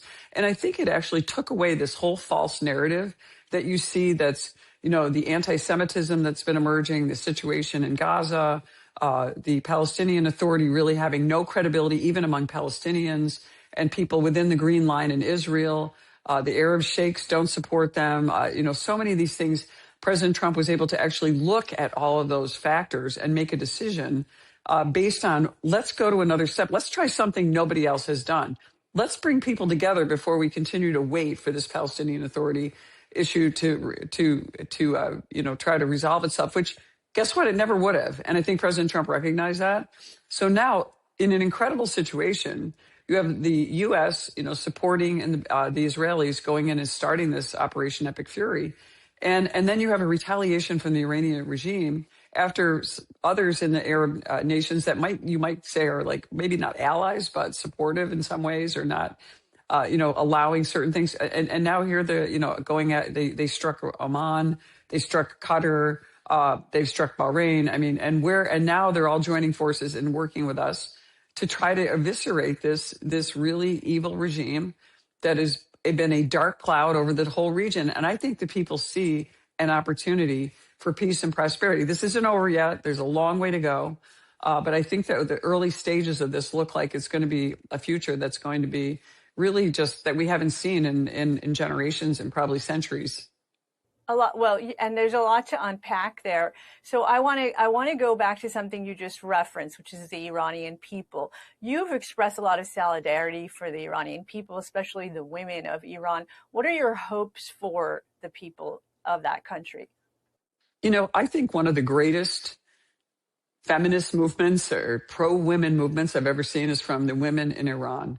And they're willing to stand up courageously after the murder of Mahsa Amini by the regime and other women, and the brutality against women and protesters and people standing up for peace and women's rights. They are the true feminists of our time. And those are the people that deserve our thanks, our gratefulness for their courage and willingness to die, really, for this incredible cause. And I think that they're going to be the leaders moving into this new regime or whatever kind of government. Hopefully it will be a democratic government and something that will really help the Middle East thrive in the future. Iran is a huge country with a very large population, with a lot of resources, and also strategically important to the rest of the region. Imagine in Iran with even some kind of democratic principles, or at least some kind of human rights record for the people that they represent, the government. That would be something, really incredible in our time. Yeah, and as an Iranian woman, I couldn't agree with you more, Representative Tenney. It does raise the question. I think that many analysts expect that the United States and Israel, with the overwhelming military prowess that the two countries have, that we should be seeing a military victory. But a lot of Democrats and perhaps some new isolationist Republicans are asking the questions of what comes next. What is your thought on what should come next in that country? Yeah. Well, they're always questioning what comes next, because the isolationists, have spent a long time, ever since President Trump came into office, trying to really co-opt the America First agenda to claim that it is actually isolationist, which it's not. If we look back at the first Trump administration, obviously the Abraham Accords, intervention with President Trump taking out al-Baghdadi, al-Soleimani, President Trump giving lethal aid to the Ukrainians to prevent a war in Russia. That was all started under Biden.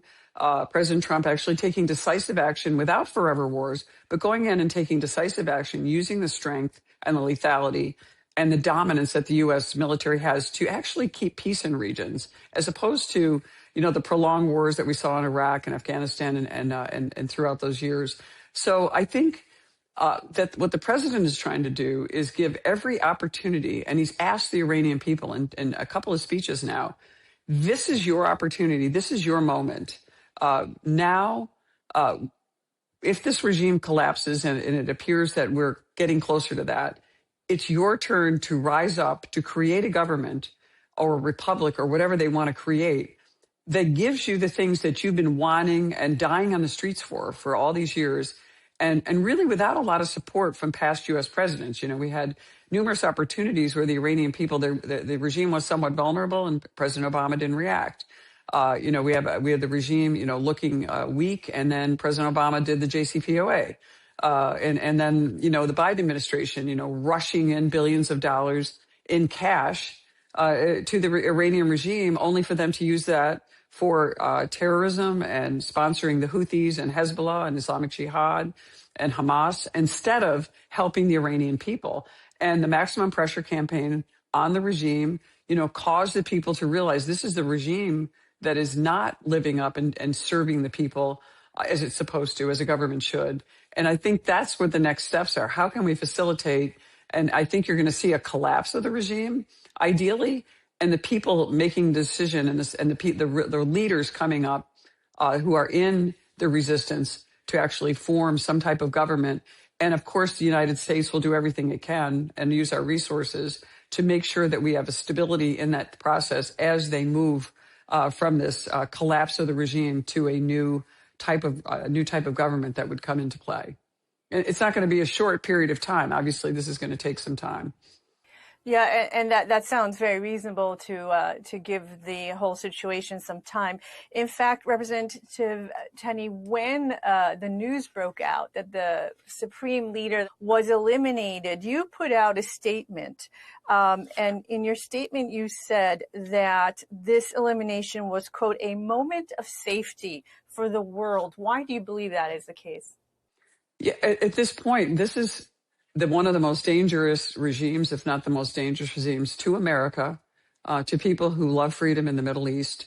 And by taking out the Ayatollah, who, by the way, and I think that it has been revealed in numerous open sources, that he was never going to consent to any terms to de-escalate his enrichment for nuclear weapons, was never going to de-escalate the creation and the continued creation of the ballistic missiles, and would not concede really on any issues that were substantive, no matter how much we tried and how much President Trump spent in I think it's almost a year of talks, would not concede to any of that. So I think that's what's really important, is President Trump finally said, I drew a red line, you refused to come to the red line, and I drew the line in the sand, and now we're gonna make this happen. I think the world is safer, and I think that we took out one of the biggest threats to the American people, and especially our American service members, and thousands who died, going all the way back to our hostages being humiliated in 1979, to actually the Marines being bombed in Beirut in 1983, and numerous other instances where the Iranians have actually targeted and actually killed American service members and targeted American citizens in our own country. Representative Tenney, as you see this close coordination between Israel, the United States, the two militaries, what are your thoughts on that relationship? Yeah, obviously it's been a tremendous relationship between the U.S. and Israel has incredible resources and innovation, in spite of being in a very difficult country under siege. But I think that's probably why they have such incredible resources, because they are so small and so surrounded by unfriendly neighbors, mostly actually, proxied by Iranian assets, funded by Iranian dirty oil sold to China and others. And so they've been able to, wreak havoc on the region. And I just think it's incredible that, the relationship we have with Israel on intelligence, obviously, the work that they've done, they're actually, the intel that they have on and their ability from whether it was the pagers situation from a couple of years ago till now, it's really incredible the way that the Israelis are able to really know who their enemies are and to really put together an incredible intel portfolio that we can do what we were able to do and support them in this mission. But I think, Israel has, we can learn a lot from Israel in terms of the future.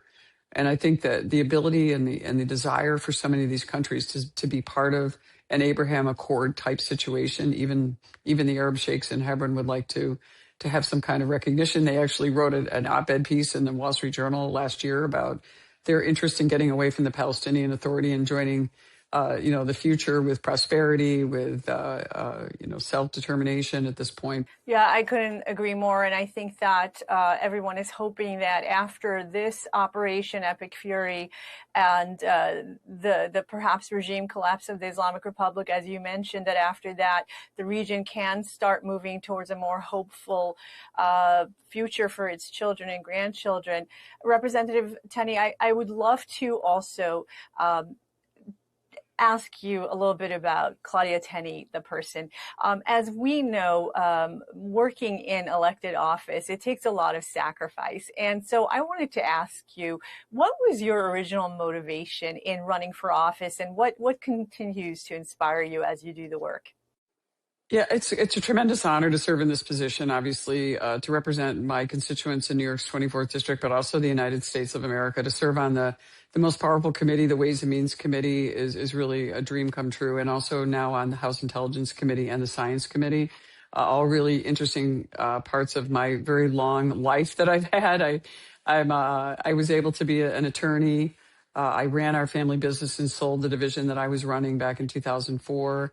It's how I sort of got involved in politics. I enjoy right now what really drives me and what I enjoy every day is trying to solve problems, trying to help my constituents. And we have been able to do so much. I have an absolutely top-notch staff that does an amazing job. Everybody in my staff is totally motivated to trying to help the people that we represent and to try to do the best job that we can. Recognizing our constitutional principles that we revere so much from our country, the important history from our state. New York State is so incredible. And to our founders' vision of freedom and of self-governance and those principles that are so enduring and so important. And also, I have a son who is actually a U.S. Naval Academy graduate, and he's now a major in the Marine Corps. He serves in the intelligence field, and I just am so grateful that he is able to live out his dream of service too. And it's really just an incredible honor to be able to do this. I find that it's so challenging and so interesting to be in this time where we are now. A president like President Trump, which there's just no one quite like him. He's unique. He's courageous. He's willing to listen to all sides.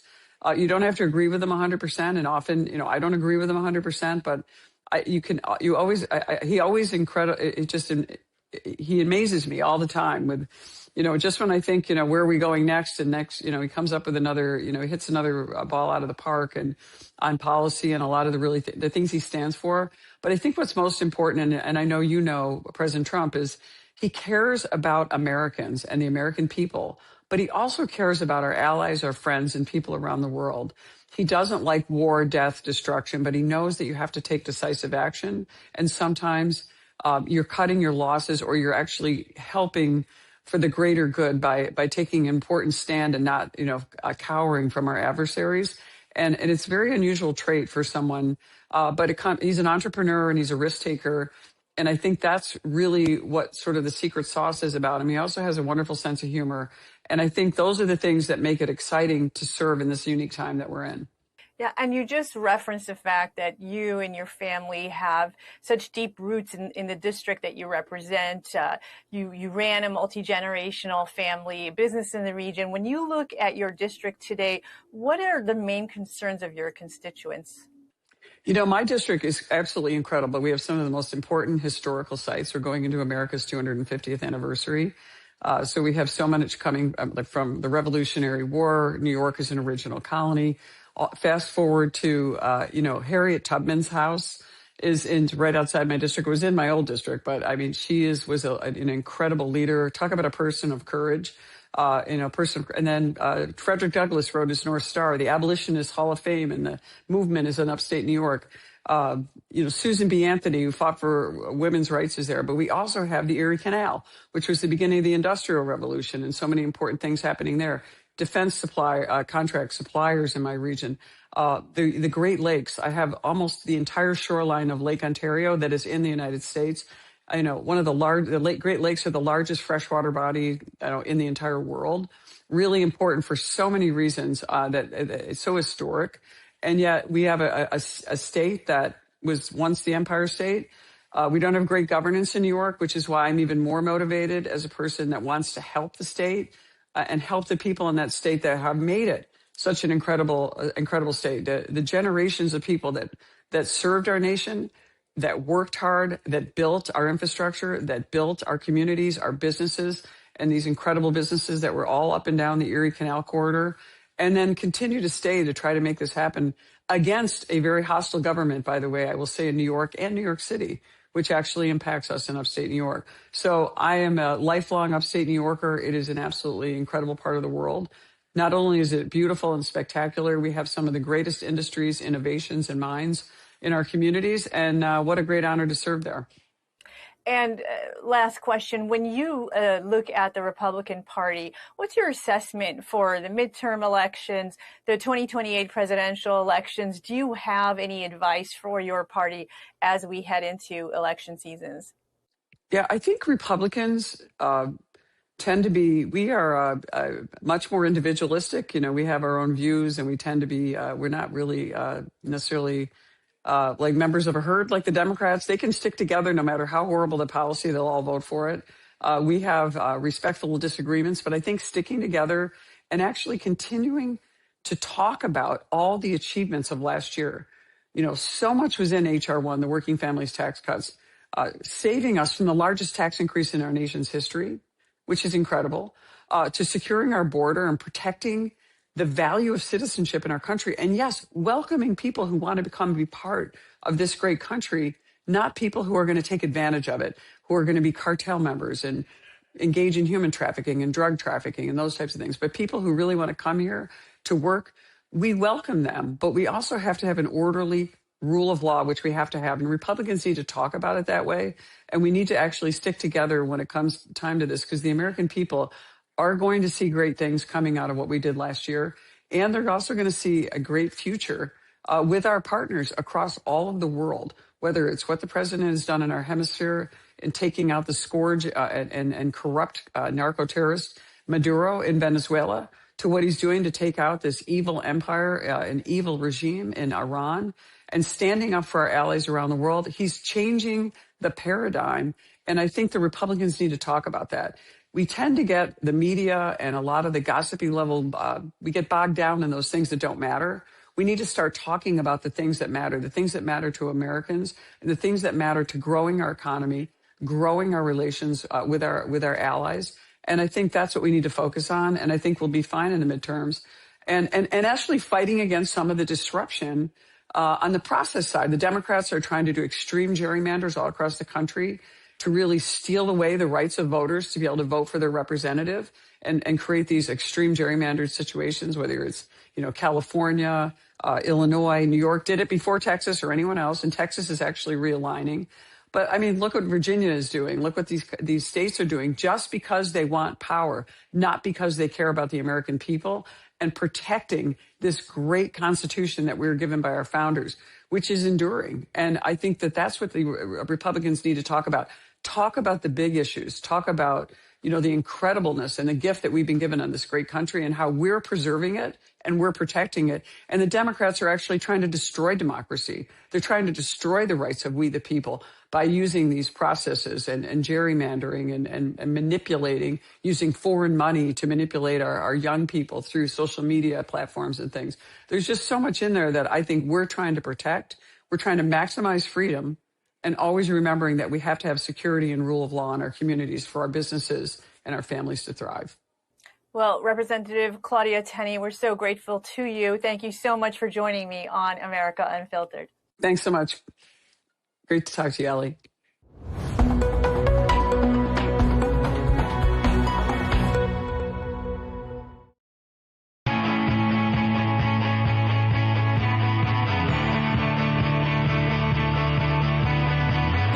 Welcome to the metropolis, the big city. This is where tech, trends, and culture meet. Meet the people. See the sights. Walk the city streets. And experience the lifestyle.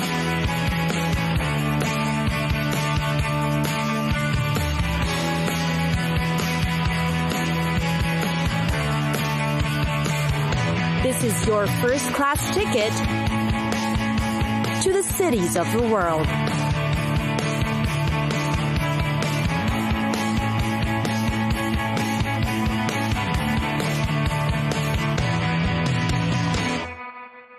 Vatican. Vatican City, or the Holy See. It gained independence from Italy on the 11th of February in 1929. The sovereign independent state has a population of less than 1,000, yet it is one of the most popular cities for tourists. The Holy See, which is surrounded by Rome, has been the home of the Pope since 1378 and is considered the seat of the Catholic religion. And then, of course, there are the very popular Vatican museums, which is mainly why most people fly in for a visit. There's the Sistine Chapel, which is considered the private chapel of the Pope. This is also where cardinals meet to vote for a new Pope. Its ceiling frescoes feature paintings by the great Michelangelo, and the biblical scenes on the wall are by several artists, including Perugino and Botticelli. The gateway to Vatican City is St. Peter's Square and Basilica. It is built on the site that covers St. Peter's tomb. It is considered one of the largest churches in the world. Michelangelo's famous Pieta is also featured in this church. Italian masses are held here every Sunday. Visitors are allowed, but must follow the strict dress code, no bare knees or shoulders.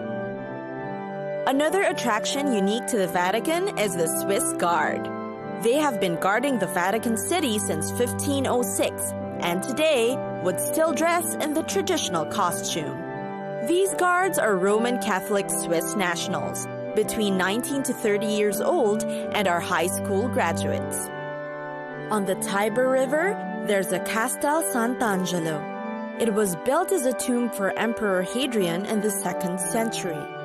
It was built over the Roman walls and has an underground passageway to the Vatican. During summer, concerts and other special events may be held there. It's a great place also just for strolling and enjoying the view by the river. For great eats, the popular ones are also within the Vatican museums. There are cafeteria-style restaurants, a bar, and pizzeria. You'll also find a courtyard with an Italian-style bar with alcoholic beverages. Meanwhile, there are more must-try treats outside the walls of the Vatican. You'll find high-end restaurants that serve sushi, fresh fish, and more. Places that serve quick bites, like cheese and cold cuts, can also be found here. There are also Sicilian restaurants, or Rome-based ones, each with impressive menus to choose from.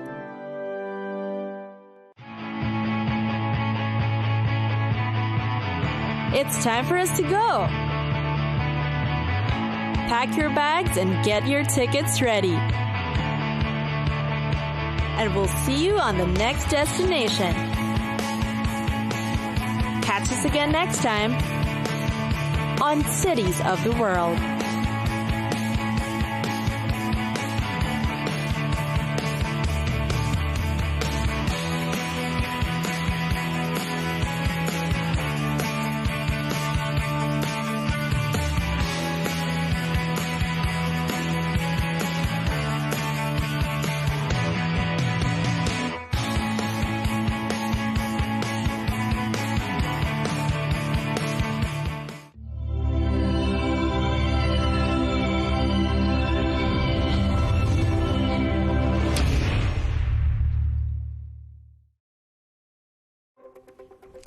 President Trump says Iran is desperate for a peace deal. Iran says the US is only negotiating with itself.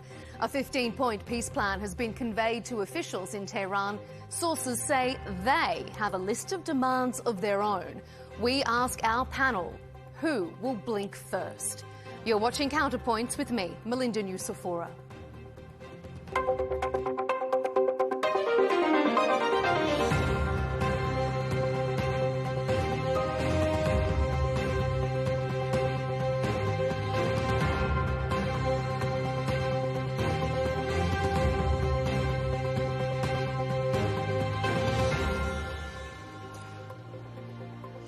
President Donald Trump said decisively on Tuesday the US has won this war. If that's the case, he can't be very confident that the victory will hold, or the White House wouldn't need a negotiated end to the fighting. In Iran, they have no Navy left, they have no Air Force left, they have no anti-aircraft equipment left, no radar left, no leaders left. The leaders are all gone. Nobody knows who to talk to. But we're actually talking to the right people, and they want to make a deal so badly. You have no idea how badly they want to make a deal. Iran says the only side desperate for a deal are the Americans. A new non-partisan survey certainly suggests the war is becoming increasingly unpopular.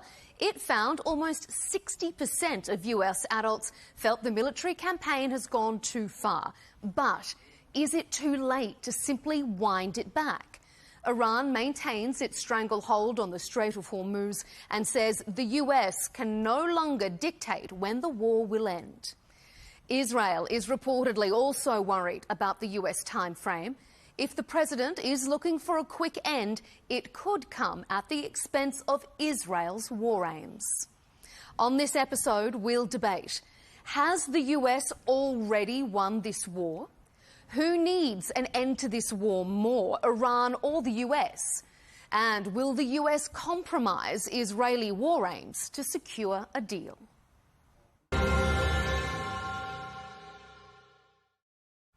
Joining us for this discussion is Yaakov Amidror, a former Israeli national security advisor during a previous Netanyahu administration.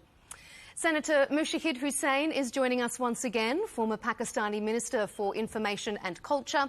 And rounding out our panel is Brandon Weichert, Senior National Security Editor at 1945.com and author of The Shadow War, Iran's Quest for Supremacy. Gentlemen, welcome to Counterpoints. Well, we have been hearing Iran has rejected Trump's 15-point peace plan sent via Pakistani intermediaries.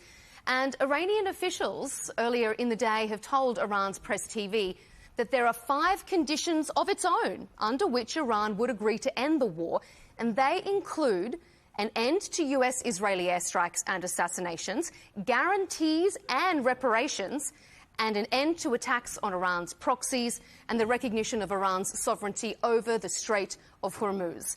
Yaakov, we're going to start with you.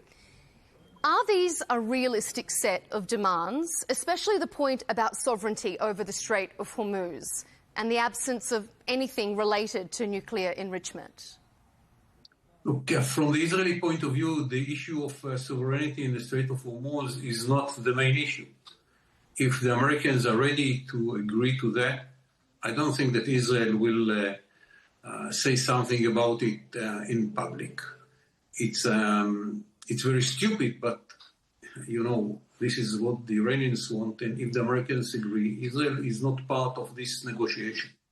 For Israel, very important is to take out the nuclear enriched uranium, to stop the missile production, and the Iranians guarantee they will never come back to the both the missile and the nuclear project, and never finance proxies around Israel to attack Israel, as they did in the last 45 years. So I don't see how the demand of the president are meeting the demands of the Iranians. I don't know if this is what the Iranians really believe that they can achieve from this president and from the United States of America. It's very, if that's what they think, I think they don't understand the president and the United States of America both. It's not just the president, by the way. About these demands of the Iranians, it's not just the president, it's the United States of America. Mushahid, what do you think? I mean, do you think that Iran believes it can use these as likely negotiating points? Do you think they have a chance of getting them over the line? I would say that at this moment, both sides are indulging in maximalist demands. Obviously, what Mr. Trump has also sought in the 15 points that he has sent to Iran via Pakistan, that is also a position he knows that Iran would never accept, because they are basically talking of things that were not initially stated, because initially it was all about Iran's nuclear program. And when Iran said it's not making the bomb, then they changed the goalposts every other day. And so Iran also then came back with its own offer. So at this moment, I think that things will only settle down once serious negotiations are about to start. Iran feels it's in an advantageous position as of now, because they've got the choke point of Strait of Hormuz. And they also feel that America and Israelis cannot be trusted, because it's actually Netanyahu's war in which Trump was roped in. And they feel that twice they have been deceived in the past, June 2025 and now 28th February, when negotiations were happening. So they want ironclad guarantees that it's not going to be a ceasefire, it's going to be a comprehensive and durable peace settlement. Brandon, do you think Iran does believe it has the upper hand? And if so, does it? Well, unfortunately, I believe not only do they believe it, I think it's accurate right now. They have demonstrated, as I said previously on the show, they have demonstrated a remarkable command, the Iranians have, of this strategy of theirs, which is to basically drag the United States and Israel and the Arab states through the ringer for as long as possible until depletion of critical stockpiles and until the Americans are basically crying uncle because the economy and political situation here is getting so bad. And let me tell you something, I live here. It's getting bad right now. And I'd like to also just give an inject here. The Royal United Services Institute of England, whose president 3 weeks ago called me an idiot when I warned about this, but now they're confirming what I said. Israel is now days, according to them, away from running out of the Arrow interceptors, and U.S. has burned through 40% of available THAAD stockpiles with just 3 weeks now remaining of those key systems. And that's under current tempo. That's not if things begin to escalate, which it looks like they are. The Iranian strategy has been one of depletion, a race to depletion. And as I said from the beginning of this war, we vastly underestimated the enemy's or the Iranians' missile stockpiles, and we're paying the price for it now. And now it looks to me like neither Trump nor the Iranian leadership nor the Israeli leadership are on the same page. They're all making these maximalist demands.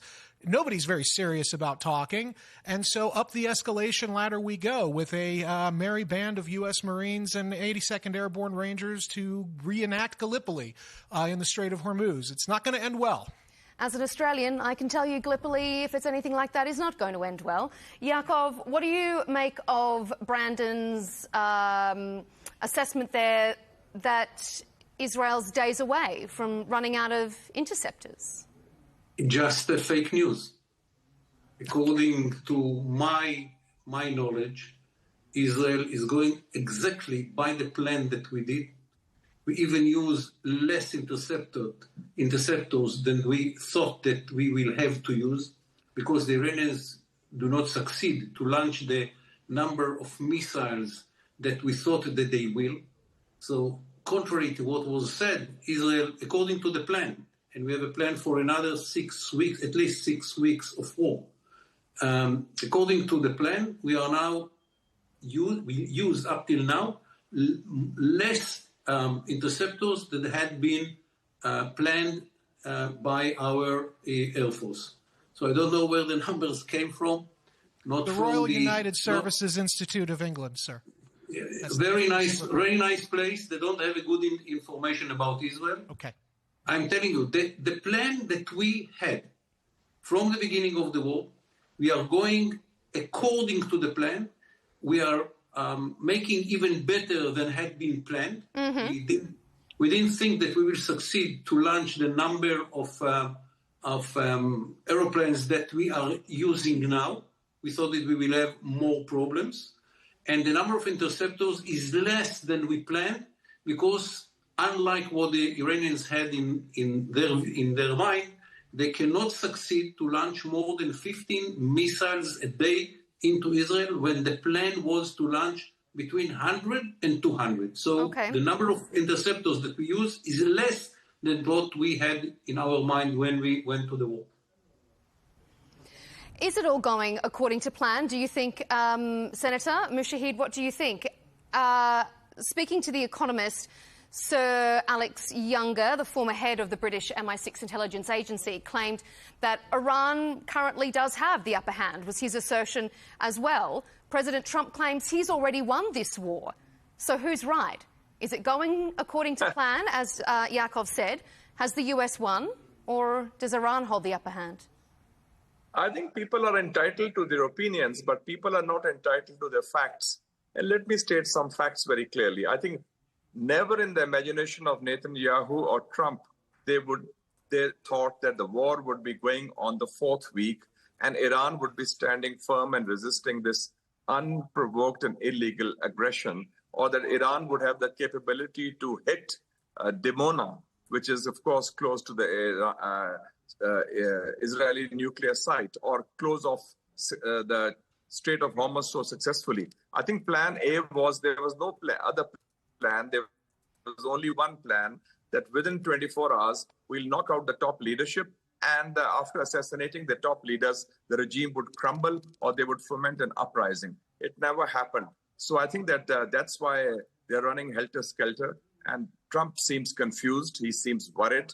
He's changing his goalposts, and he knows that this is going to be an unwinnable war without end. And I think Netanyahu is only talking bravado because basically he has realized that he and Trump are now in a quagmire, and the Iranians are going to stick it out for a longer duration than they ever imagined. No, so it's Iran definitely has the upper hand, and that's why Trump is pleading for peace. Just to remind you one fact, every day and every night, 600 aeroplanes, Israelis and Americans, are taking off, attacking inside Iran. And at the end of that day, you can say that the Iranians can continue and Israel is weaker than that, in spite of all the success of launching not more than 15 missiles a day. This is the number by the Iranians into Israel, unlike what they had in their plan to launch between 100 and 200. We are continuing, the Americans and us, every day and every night. More than 600 aeroplanes are coming from all over the world by the Americans and from Israel by the Israelis, and bombing Iran, slowly degrading the capabilities of Iran. If this is a success, Iran is very successful.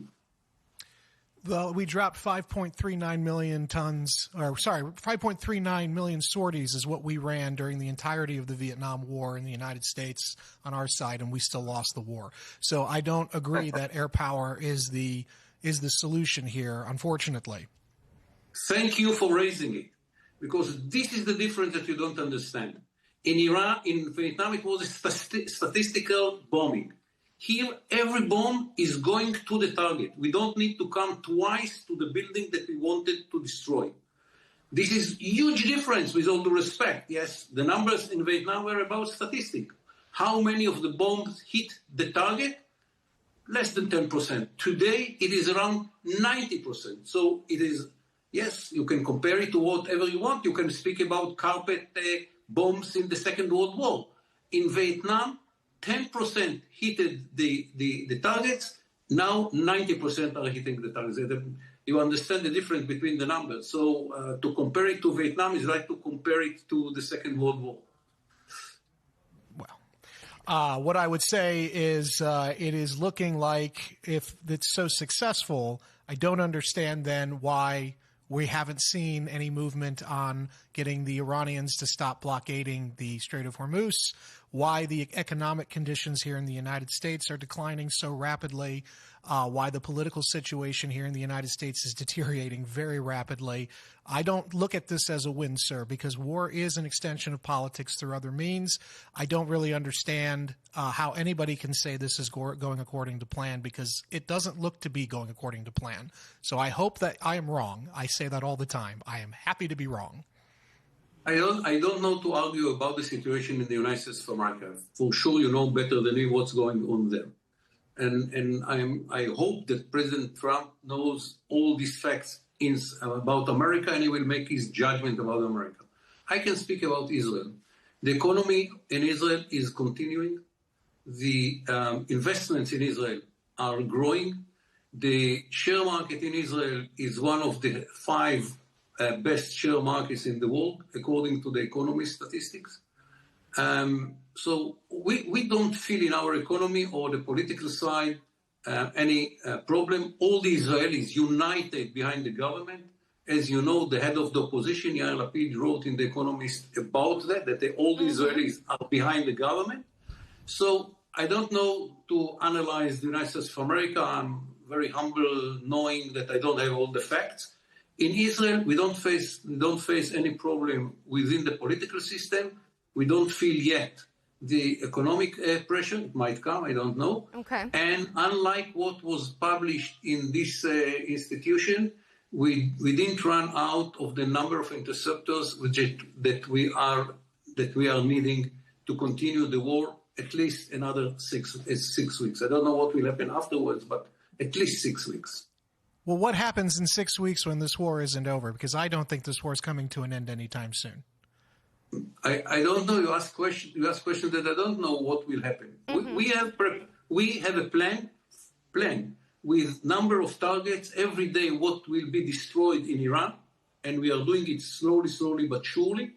And we destroyed everything that we think is important to minimize the abilities of the Iranians to attack Israel in the future, or to prepare another project of nuclear war and military warhead or long-range missiles. And we are ready to continue. From our point of view, if it will continue, will not be a ceasefire, it's okay, because we have a list of what should be destroyed. If we finish to destroy everything, from our point of view, we can finish the war. It's from our point of view, it's the end. Okay. We don't want anything from the Iranians, but not attacking Israel. That's all. We are very humble in our demand from the Iranians. Don't attack Israel. That's all. Okay. So someone else who has been obviously singing the praises of Operation Epic Fury is the President Donald Trump. He was speaking from the Oval Office, and he says one of their key goals has been achieved, and that is regime change, according to the president. Take a listen to what he had to say a little bit earlier. We have really regime change. You know, this is a change in the regime because the leaders are all very different than the ones that we started off with that created all those problems. So this was, I think we can say, Jason, this is regime change, right? Senator, what do you think about that? Trump says it's regime change. Is it? Or are these just new faces on the same regime? Well, you know, this was the old story about the American general who told Lyndon Johnson, I think, that, Mr. President, we should just declare we have won the war and get the hell out of Vietnam. I think that Trump knows that he's been trapped by Netanyahu, probably because of the Epstein files, blackmail or something of the sort. And he wants to get the hell out of the Iran quagmire because he realizes that the longer this war continues, it will be politically debilitating and politically devastating for Trump's own political fortunes in his own country, as Brendan has rightly said. And so I feel that he is looking for a face-saving exit, and he's asking so many other countries in the region that arrange some kind of a face-saving, and that's what he needs. Otherwise, he has changed the goalposts, and he said Mujtaba Khamenei would never be acceptable. Iranians have done what they wanted to do on their terms. They are deciding when to hit, who to block in Strait of Hormuz. Everybody's on their tenterhooks in the region. The oil prices have been hit for a 6. The markets are in bad shape.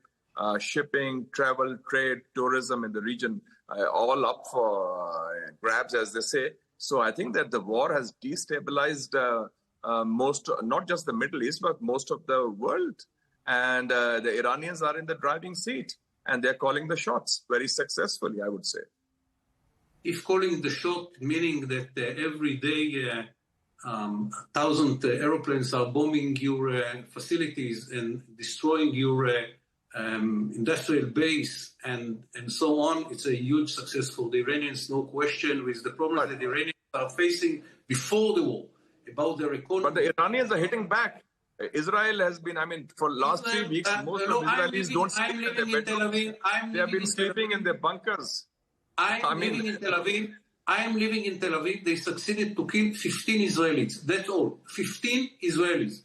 Less than car accidents in Israel. Sleeping in their bed. I just came from a board meeting of one of the companies that I am a member. We were there for 3 hours. We didn't feel anything. Twice a day, we have to go for 5 minutes to the shelter, and then we continue like nothing. If you come to Tel Aviv, it's like Karachi today. Live, ask people in Dimona or Haifa. Everything is there. Everything is there. There is one issue in which we didn't succeed yet to have a good solution. This is tourism. Tourists are not coming back. Other than that, nothing in Israel was changed. Nothing. Look to Tel Aviv today. Go to the street of Tel Aviv. You will not find a place in any coffee shop, not in a restaurant. What happened to the Iron Dome?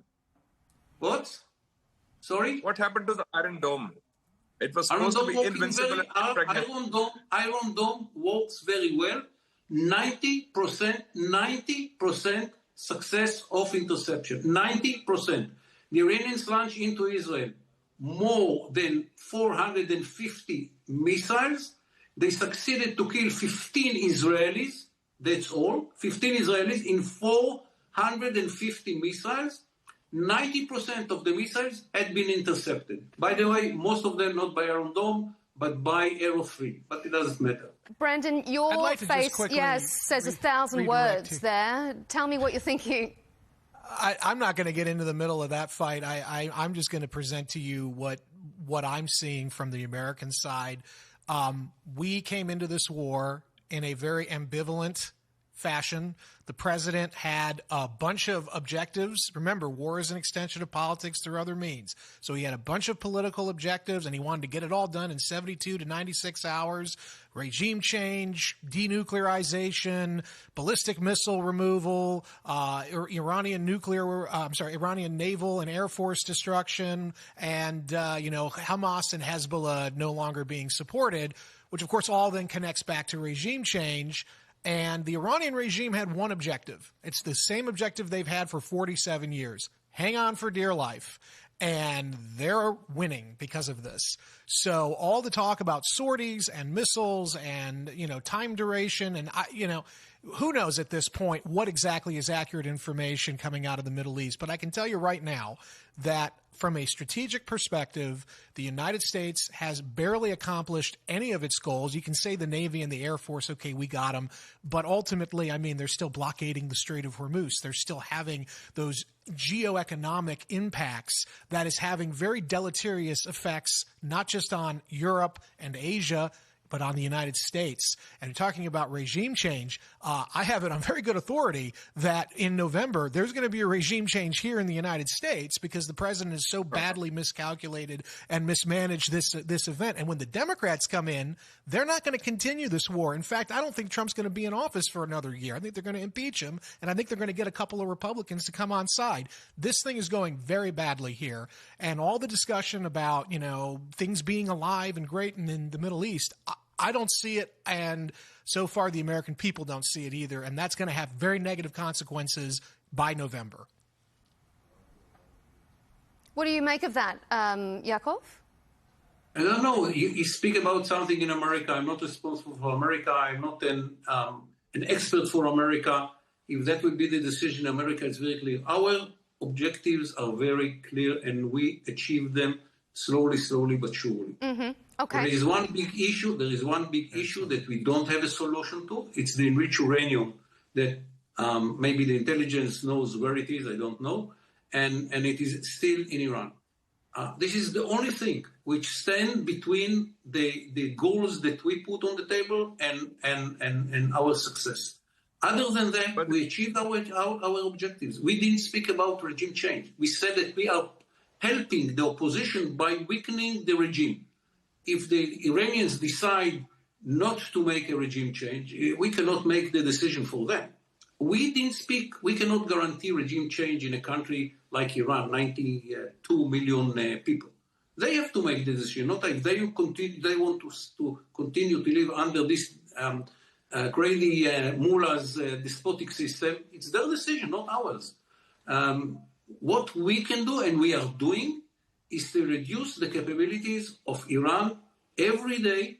We have a plan how every day Iran is weaker when it is regarding to their ability to attack Israel. That is our goal in this war. We succeeded at the beginning to reduce the number of missiles which had been launched into Israel from the Iranian plan of 200, between 100 and 200, depends which day, to averagely 15 missiles. And we know how to live with it. We have very good systems to defend Israel. 90% of the missiles we are intercepting. Yes, from twice a day we have to go to the shelter. It doesn't hurt the Israeli economy. Okay. And we are ready to continue. Go ahead, But there's Senator. also a stark difference. While Israel is ensuring very strict censorship on what's happening inside Israel, especially the damage caused by There is no censorship in Israel, not at all. Israel is a democracy. Iranians are allowing free, unfettered access to Western media, to CNN, to everybody. So why is Israel hiding all its losses? Why is Israel covering up?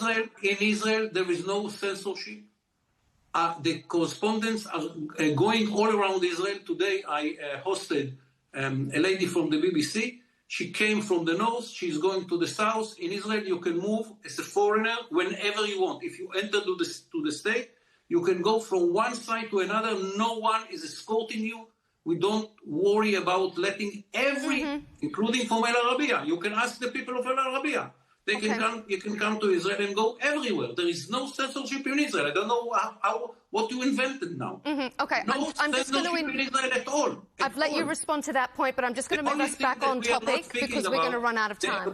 The only thing that we don't speak about is what missiles we succeeded to intercept and what missiles we don't. We don't have this information. We go to the enemy. Okay. But about numbers, we are open with numbers. No problem. Okay.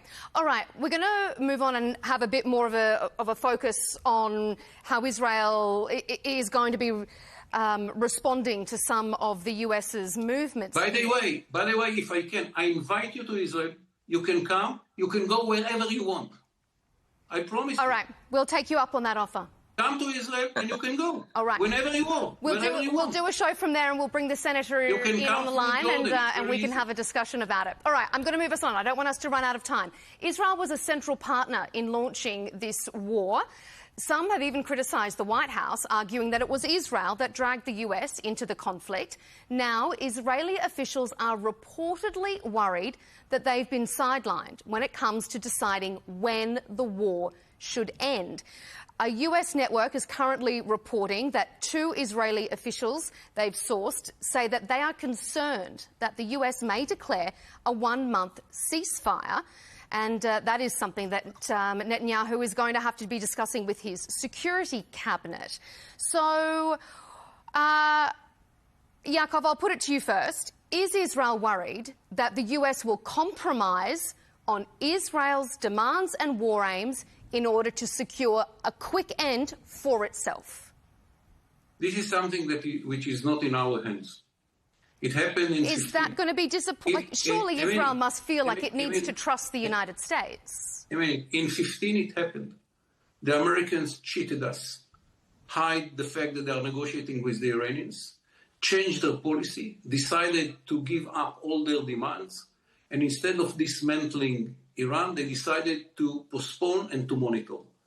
And we fought against this decision during the years, as you know, including Prime Minister Netanyahu's speech in the in the House, in Washington. Mm-hmm.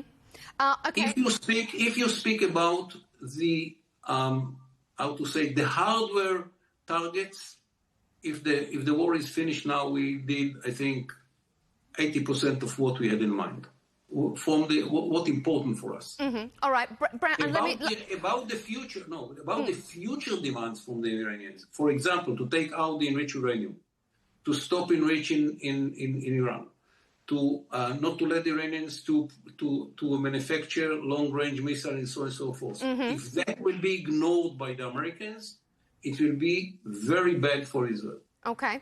All right. Senator, do you think that the US is going to sell Israel down the river and just cut its losses here?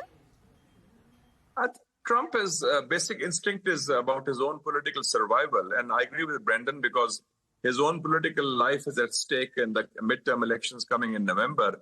And he knows that it was Netanyahu who really prodded and pushed him into this war or trapped him into this war. And the only way he can end is that if he distances himself from Israel and ditches Netanyahu, because Netanyahu has other plans. He had bigger plans to maybe not just regime change, weaken Iran as they try to weaken other Muslim countries, while Trump's I think ambitions are rather limited. And now he realizes that even those ambitions cannot be realized, that he has to deal with Iran, which is standing firm with the same regime which was there before the war.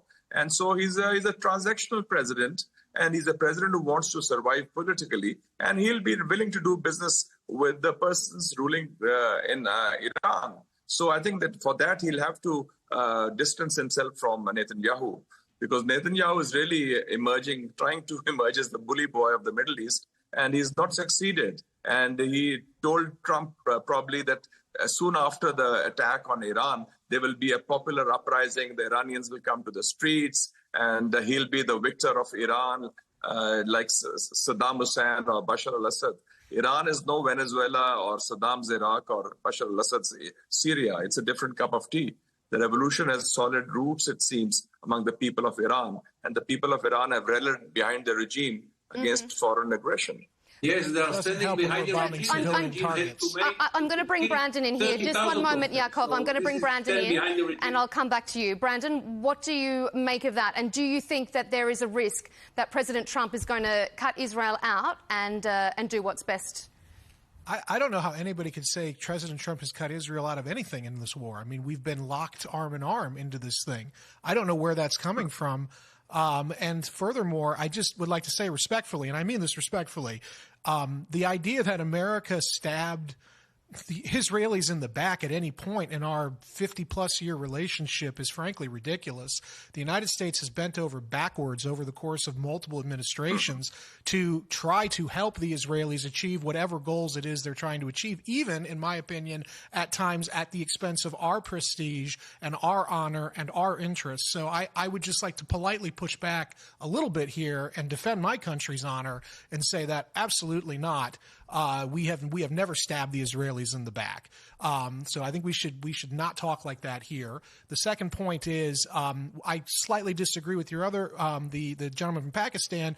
I think President Trump, the only reason there might be a month-long pause is because the president is waiting for us to replenish some of those depleted stockpiles that I told you was there, even though I'm being told are not a problem. It's a problem. So we're waiting to replenish some of these systems, and they're also waiting for our ground forces to get into position. At no point, in my humble opinion, was the president ever serious about negotiations with the Iranian regime. It was never a serious thing. He's always been buying time to goose the markets and also to prepare for what I think is coming, which is going to be some kind of amphibious landing, probably along the Iranian coastline, or possibly this insane idea of dropping our troops into the middle of Iran to hunt down nuclear material like it's a Tom Clancy novel. This is where we are. So in my opinion, the United States is committed fully because the government is committed fully to this war. There are no more off-ramps. Up the escalation ladder we go, and we'll see who's burned first, because it looks like right now the Trump administration is locked in. They will lose the midterms. They are going to lose the economy, and it's going to be the American people, again, who are paying for this quagmire in the Middle East, just like we've always paid for. And frankly, the American people are sick of it. Senator, I've got one for you. When we talk about Israel's demands, one of the key demands, and Yaakov has expressed it here on the show this time around as well, is with regards to nuclear enrichment. President Trump has said that a key expectation during his 15-point peace plan there, that a key element of that will be that Iran can have no nuclear weapons. But Iran's already agreed to that during the Geneva talks, so this doesn't seem to be any different. You were the information minister when Pakistan announced their own successful nuclear tests. Do you think Iran is now more determined to have its own nuclear deterrent than it was before? I don't think so. Iran took a strategic decision, and it was under the late Supreme Leader Sayyid Ali Khamenei, and he gave an edict on that also, that Iran should not be building the bomb because it's immoral. And this was also corroborated by none other than Tulsi Gabbard in March 2025, Director of National Intelligence of the US, that Iran is not building the bomb. And I think that's a meeting point between the two sides. But it's not about the Iranian bomb anymore. It's about Iran itself, the regime in Iran, the revolution in Iran. And Israel has the plans of Greater Israel, basically. And I agree with Brendan that because of the role of Netanyahu driving the war and egging on Trump, and plus, frankly, the Israeli lobby is so powerful. And as you know, the joke in America is that, yes, Trump had no authorization from the US Congress or the UN, but he had authorization from Netanyahu to go to war. So that shows how powerful the Israeli lobby is, that even the American decision-making process is hostage to the whims of I do think we should inject here and say the president has his own agency, and he's decided to do this. This is not just the president is not just this puppet. I mean, he believes in this. I can tell. I've seen him enough. I've dealt with their team enough to know when the president is being transactional and when he's actually a believer. He believes what these people in his orbit are telling him in the White House, that this is the best way, and that's the really scary thing, is that he's not listening to any alternative opinions, and he hasn't been. Yes, but the problem for all these anti-Semite suggestions that Israel blackmailed the president, they need it. Because if this is I didn't say anything about that. No, I didn't speak about you. I'm speaking about the guy from Pakistan who said that the president was blackmailed by the Israelis. Anti-Semite views that you can hear from very intelligent people from time to time. I want to say something about the Iranians didn't want to have nuclear, with all due respect. That could be. I saw you laughing as Senator Mushahid was talking about it. That could be argued before we brought the archive of the Iranians from Tehran, and we have the whole plan in Israel, in Tel Aviv. You can see all the details. They had a plan, very, very intelligent one, by the way, professionally, fantastic one. And to say that all what they did, all the centrifuges and the rich uranium and all that is just for I don't know, for fun and not for having a nuclear military capability at the end of the day, with all due respect, it's not serious. I mean, you need something better than that to argue that the Iranians didn't want to have nuclear military capability. Mm-hmm. How far they had been and how much it will take them to do it, that is questions that should be asked. But about the fact that they wanted to have the ability to produce nuclear military capability, and they were very close. How much close, I don't know, but very close. Mm-hmm. This is part of the reality of the world, like it or not like it. Okay.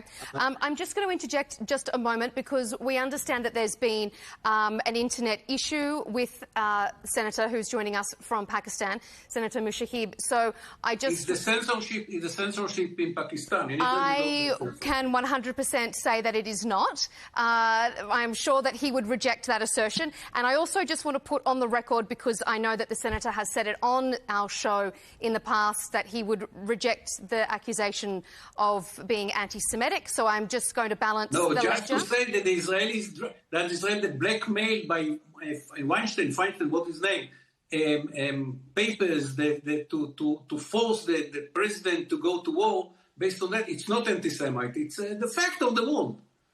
Okay, I think we've got the Senator back. Welcome back, Senator. We were just discussing your absence there. I just want to ask you... Just to be fair, I said that your remarks about blocking the president based on Feinstein papers, it's anti-Semite remark, which I think should not be said and not be taken seriously. Senator, would you like to respond to that? Oh, my goodness. Now we can't hear you. We can't hear you. We can't hear you, Senator. So we will just... I'm sorry, we don't have your audio. So we're just going to stop there. And I'm going to put a question to you, Brandon. You were talking about that this is increasing the escalation ladder now. You said that you don't think the president was ever interested in any kind of negotiated settlement. If Iran was to agree to this 15-point plan, do you think that he would take that out? Or do you think he actually wants an escalation? Or is it unavoidable? I think it's an escalation trap. I don't think there's anything we can do. Look, the president, if you read the 15-point plan, at least the one that I read, and I don't know if we're allowed to use this term, in Axios, that's where I read it. One of the number 6 of the 15 points was Trump said we will basically punt the ball on the issue of ballistic missiles. And that's one of the, as I noted, one of the key objectives of this war is get rid of the Iranian ballistic missiles. And there he is saying in number 6 of 15, don't worry, I'm going to not address this if we do sit down, which indicates to me that not only was the president probably not talking to anybody in Iran, he was probably talking to the White House walls, and he was trying to figure out what can I do to entice the counterparty, which is intransigent, to come and sit at a big, beautiful table and give me one last off-ramp. The Iranians feel that they've got us by the short hair. They do. The Iranians believe, by the way, that if they don't, quote, and this is what Pezeshkian said a week ago, if they don't bloody America's nose this time, we're going to be back in 6 months, 12 months, 2 years, who knows? We'll be back at some point to replicate what we're doing. And eventually, even a blind pig can find his slop hole once in a while. So eventually we'll hit pay dirt. So the Iranians are not stupid. These are very smart and savvy adversaries, and they have made a very bold calculation, and they are acting in accordance with their ends, ways, and means. This is something the White House failed to understand. They did not brief the president. This is a massive intelligence failure. Yet again, just like 2003, this is an epic intelligence failure, and here we are stuck in a quagmire. There is no off-ramp. The only thing president can do is either engage in a self-humiliating withdrawal, which may be possible still, but I don't think he's going to do that. Or he's going to up the escalation ladder, be humiliated at that level, and then seek an off-ramp. And then from there, who knows? Because we have other parties involved here, not just us. It's the Iranians and the Israelis as well. And the Israelis make it out like they're not going to stop even if we do. So who knows what that means for us in terms of being roped back in again. It's the Godfather 3. Every time we think we're out, they pull us back in. That is exactly where we are now. And the president was never serious about peace talks, obviously now. It's very clear. Okay. And, it is what it is. We're almost out of time. One remark, by the way. Very briefly, Yakov, and then I'm very briefly, Yakov, because then I'm going to go to the Senator to wrap us up. We didn't say that we will continue if the Americans stop. We didn't say it. We said that what the Prime Minister Netanyahu said after conversation with the President, that we want to be sure that our interest will be kept. He didn't say that we will continue to launch, to continue the war without the Americans. Okay. He never said. Okay. All right, Senator, your right of reply to what was discussed earlier. We're almost out of time, so then I'm going to also get you to respond to what Brandon was saying. He says that the US were never interested in negotiating. Do you think Iran have ever been interested in this current iteration in negotiating an end to this conflict now? First, about the propaganda point made by our friend from Israel, let me make it very clear that this is the classic ploy of the Israeli lobby and the Zionists, that whoever criticizes Israeli expansionism, they say, oh, it's anti-Semitism. Look at Senator Jeff Merkley, who said that why is Trump behaving like a little pet puppy of Netanyahu? Everybody's talking about it, that it's not just Gaza or West Bank, Israeli-occupied territory. It's also the U.S. political system, sadly. And I agree with Mr. Brendan that the U.S. has not been serious because they deceived Iran twice. And the Oman Foreign Minister, Dr. Badr al-Busaidi, said on 27th of February that Iran had agreed on concessions even more than the deal that was made with Obama in 2015. Iran was ready, willing, and able to do a deal, but they were deceived by Israel and the United States, and they still went to war for their own ulterior motives. So it's not about the nuclear program, it's about the destruction of Iran and its regime. Now, though, in this current iteration of negotiations, if we are even at that point, do you think that Iran has any interest now in a negotiated end? I think so. Iran still has a very strong interest in peace talks, in a genuine peace, not a sham peace, a peace which is durable and lasting, and they'll be willing and ready to do a deal. And that's what they've told their friends also in the region, including Pakistan. But they feel that Trump and Netanyahu, they cannot be trusted because they're acting as the gangsters of the Middle East, and they are about acting as the bully boys, and their motives are not about Iran's nuclear program anymore. It's a larger game plan. They want to politically reshape the Middle East and weaken Iran and establish some sort of Israeli hegemony backed by the U.S. But those plans have gone awry, thankfully. Mm-hmm. The whole thing's gone upside down. This entire thing is a waste of lives and money and time. And my God, I mean, this is a complete nightmare. I'm sorry, but agreed. Yes, and we should let the Iranians to build their nuclear and missiles and to attack Israel when they decide. I've never said that. I've never said that at all, sir. Kind of 7th of October, but I've never said that. But I'm not saying that at all.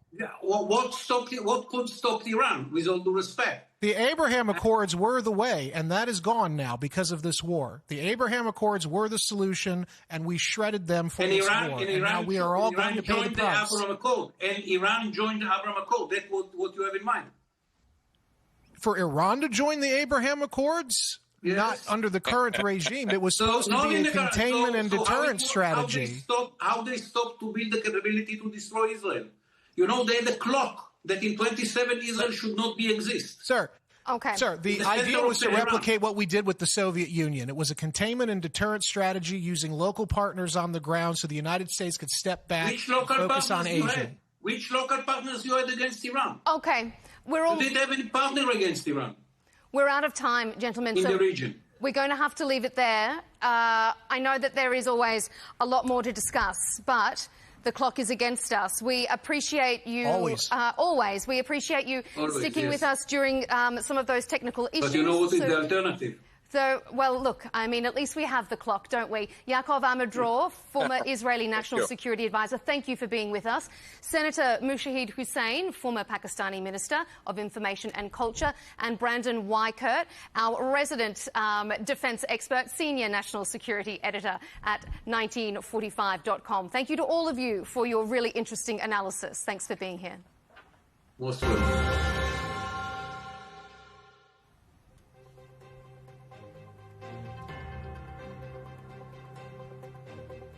And to you watching at home, thank you for tuning in to this episode of Counterpoints. Keep up to date with our latest debates and interviews by subscribing to Al Arabiya English on YouTube. And of course, follow us on X and TikTok. We'll see you next time.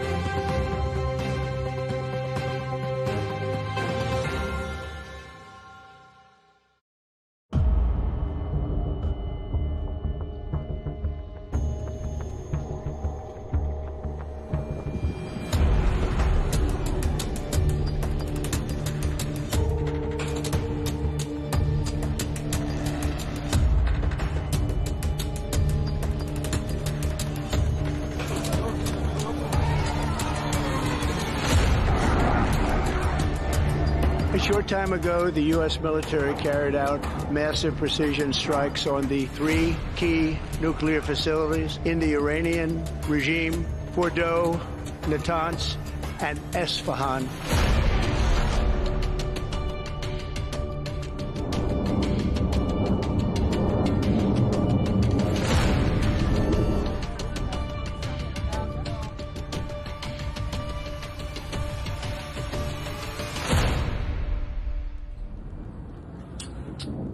What is happening today in the Middle East is not a fleeting moment. It is a new chapter in a long conflict between the United States and Iran, a conflict whose chapters have extended for more than 4 decades, transcending traditional borders and fronts. A struggle for influence, fought through sanctions, covert operations, and proxy wars. An American-Iranian conflict that has redrawn the balances of the Middle East. Its repercussions are still being written to this day. To understand what is happening today and how we reached this escalation, we must go back to the history of the conflict between the two sides since the Khomeini revolution in 1979 until today. Following the fall of the Shah's regime, students loyal to Khomeini stormed the American embassy in Tehran and held 52 American diplomats for 444 days in a crisis that shook relations between the two countries. When negotiations failed, Washington tried to end the crisis militarily through a secret operation known as Operation Eagle Claw in April 1980. But a sandstorm in the Tabas Desert led to the failure of the operation and the death of 8 American soldiers, turning it into one of the most embarrassing American military operations in the 20th century.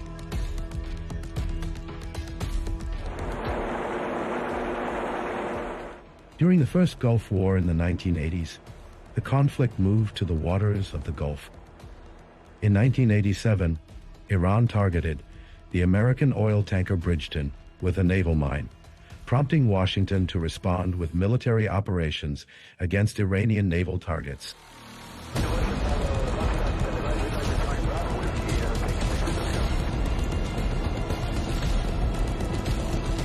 In April 1988, the United States launched Operation Praying Mantis, a direct naval confrontation between the two sides, after the American destroyer USS Samuel B. Roberts was hit by an Iranian mine in the Gulf.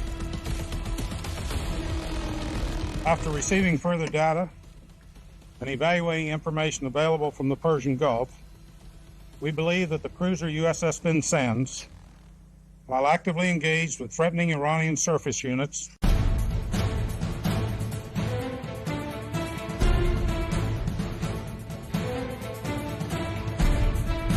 A few months later, the Strait of Hormuz witnessed one of the most tragic incidents in the history of this conflict, when the American destroyer USS Vincennes mistakenly shot down an Iranian passenger plane in 1988, killing 290 civilians.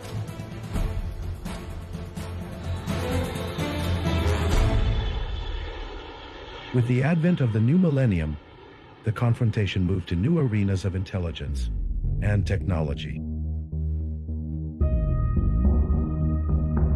In 2011, Iran shot down an American reconnaissance drone near the Fordo nuclear facility, then announced in December of the same year that it had seized control of the advanced RQ-170 Sentinel spy drone after hacking its systems.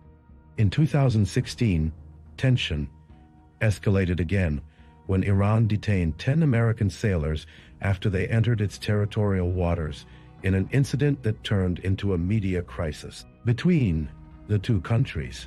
However, the confrontation reached an unprecedented level in June 2019, when Iran shot down the latest American reconnaissance drone over the Gulf in an incident that almost pushed Washington to launch a direct military strike before it was canceled at the last moment.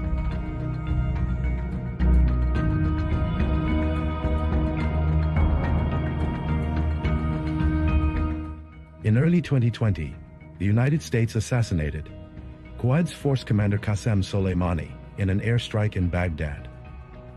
Iran responded by launching ballistic missiles at American bases in Iraq, in the most dangerous direct confrontation between the two sides in decades.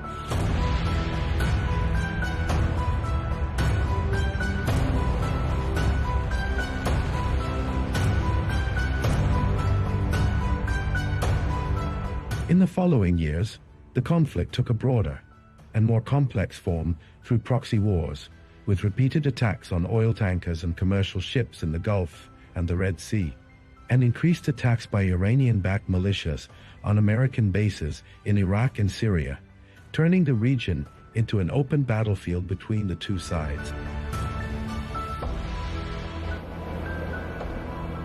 With the outbreak of the Gaza war in 2023, the region entered a new phase of escalation. The scope of tension expanded to include Iraq, Syria, Lebanon, and the Red Sea, with mutual attacks and scattered military operations, turning the conflict into a wider confrontation in the region. In 2024, the region entered an unprecedented phase of escalation. Iran launched a direct missile attack on Israel. It moved the confrontation from shadow wars to direct strikes launched by Iran on Israel in response to the bombing of its consulate in Damascus and the assassination of leaders from the Revolutionary Guard, Hezbollah and Hamas. Meanwhile, after years of conflict, Iran was managing the confrontation with Israel and the United States through its widespread proxies in the region, until the biggest shift came in 2025, when the conflict entered a new phase. In that year, the confrontation known later as the 12-Day War broke out, with Israel launching Operation Rising Lion on June 13th to strike Iranian targets, followed by American strikes in the middle of the night on June 22nd on nuclear facilities in response to Iran's nuclear progress. Iran responded by shelling American bases and Israeli sites, escalating the confrontations in a war that lasted 12 days, during which Iran directly targeted Israel with an unprecedented series of missile and drone attacks.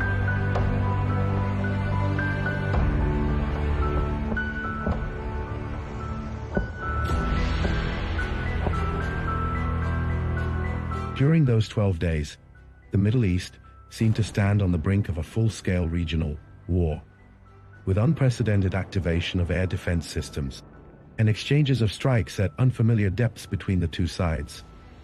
Although the open confrontation stopped afterward, the old balance had been broken.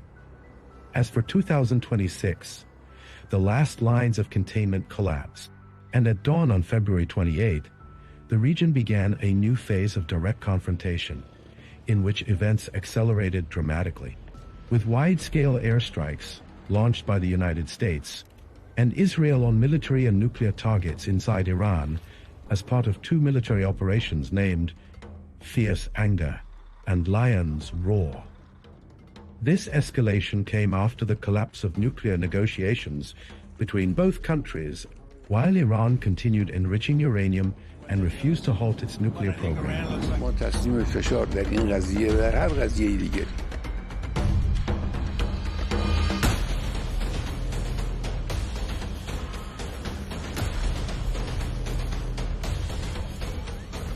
The first strikes focused on military installations and the infrastructure of Iran's nuclear program, particularly sites linked to the development of missile capabilities and sensitive facilities in Natanz and other areas inside Iran, in an attempt to weaken Tehran's strategic capability. During the first hours of the attack, pivotal events shook the structure of Iranian leadership, as the strikes resulted in the killing of Iran's supreme leader, Ali Khamenei, along with a number of senior military commanders linked to the Revolutionary Guard, dealing a severe blow to Iran's political and military leadership. حرم جمهوری اسلامی ایران شهد شعیب گوارای شهادت را نوشیدم. But the Iranian response was not delayed. Tehran announced the launch of Operation True Promise 3, beginning a wide wave of missile and drone attacks targeting Israel, in addition to civilian sites and oil facilities in the Arabian Gulf, Jordan, and Iraq. With the expansion of the strikes and counterstrikes, the confrontation quickly turned into an unprecedented direct war between Iran on one side and the United States and Israel on the other, with continuous Iranian targeting of Arabian Gulf countries and Erbil, pushing the Iranian regime to also deploy one of its most prominent arms in the region, Hezbollah, in Lebanon, to expand the scope of the confrontation and open a new front on the border with Israel, where it fired 6 rockets toward sites inside Israeli territory. A move considered a clear message that the war is no longer confined to one front. British bases in Cyprus were also attacked by drones. However, the Israeli response was not delayed. Israel launched a wide series of strikes targeting Hezbollah's military infrastructure in Lebanon, along with sites and field commanders linked to the party, as well as elements of the Iranian Revolutionary Guard, believed to be overseeing military coordination between Tehran and the party inside Lebanese territory. Tehran also used its allied militias in Iraq to target American bases and interests in an attempt to open an additional front in the confrontation. Tension expanded to reach Azerbaijan after Baku announced the foiling of attacks and intelligence operations attributed to the Iranian Revolutionary Guard. These included attempts to target sensitive sites and the Baku-Tbilisi-Ceyhan oil pipeline, which provoked Turkish and Gulf condemnations and fears of the conflict spreading to the South Caucasus. In conclusion, this conflict has been described by many concerned parties as an attempt to bring about structural change in the Iranian regime and to redraw the balance of power in the Middle East. Since that moment, the region has entered a new phase of escalation, where the confrontation is no longer limited to proxy wars, but has turned into an open multi-front confrontation that may change the shape of the region for many years to come. The entire Western world has agreed with for many, many years.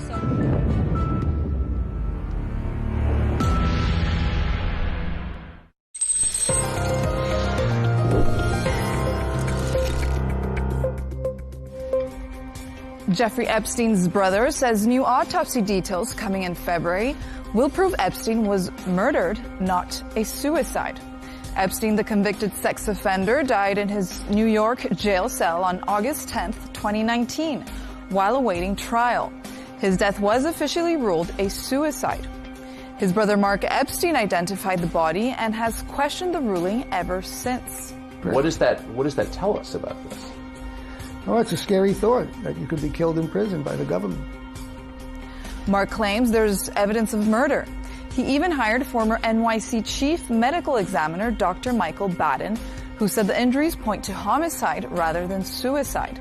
Never seen 3 fractures like this in a suicidal hanging. Going over 1,000 jail hangings, suicides, in the New York City state prisons over the past 40, 50 years, no one had 3 fractures. Despite Mark's claims, the FBI and DOJ reported in June 2023 that there was no credible evidence of foul play. Still, Mark doubled down in a January 9th interview with News Nation, saying more autopsy facts will be released in February that prove it, insisting the injuries didn't match the way his brother was found hanging. Mark has also claimed Jeffrey told him he had compromising information on powerful figures, including Donald Trump during the 2016 election, allegedly enough to cancel the election. In a recent December 2025 interview with Chris Cuomo, Mark went even further, suggesting Trump could have been involved in his brother's death. You really believe that Donald Trump is capable of having your brother murdered to spare himself embarrassment? Absolutely. Based on what? From meeting him years ago and just watching his performance the last 20 years. He doesn't seem to have a limit on what he would do to help himself. Now, a vocal critic of the Justice Department's investigation, Mark says he won't show his face publicly due to safety concerns. His continued claims and the promised new autopsy details are reigniting debate and conspiracy theories surrounding one of the most controversial deaths in recent history.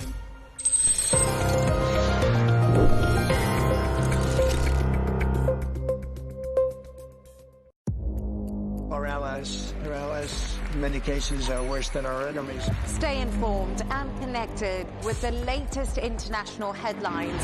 There obviously is a risk. From breaking news to in-depth analysis, it would appear that this war is coming to an end. Who buys this stuff?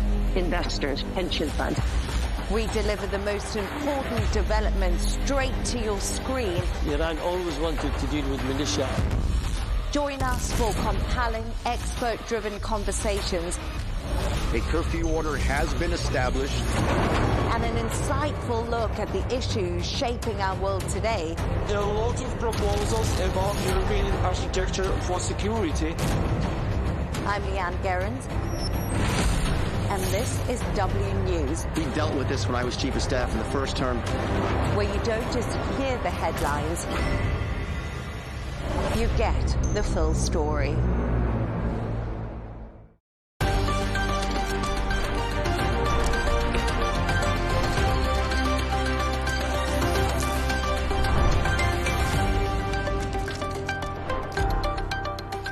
Hello and welcome. I'm Leigh Ann Gerrans and you're watching W News Extra, broadcasting live from the Al Arabiya studios in Riyadh.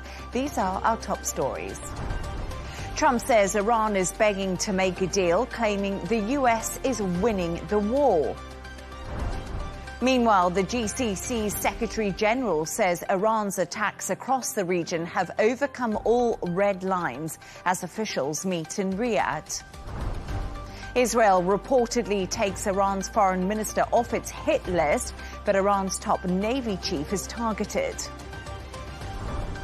And Trump's postponed trip to China is back on, signaling a glimmer of hope for peace in the Middle East.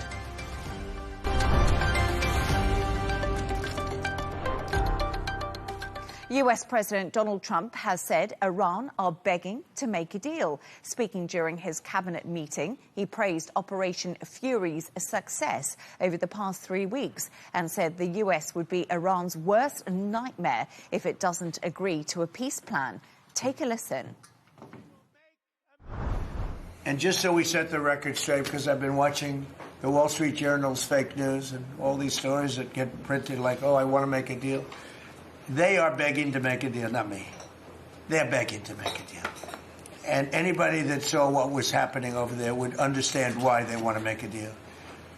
But they say, oh, we're not talking to them. Anybody would know that.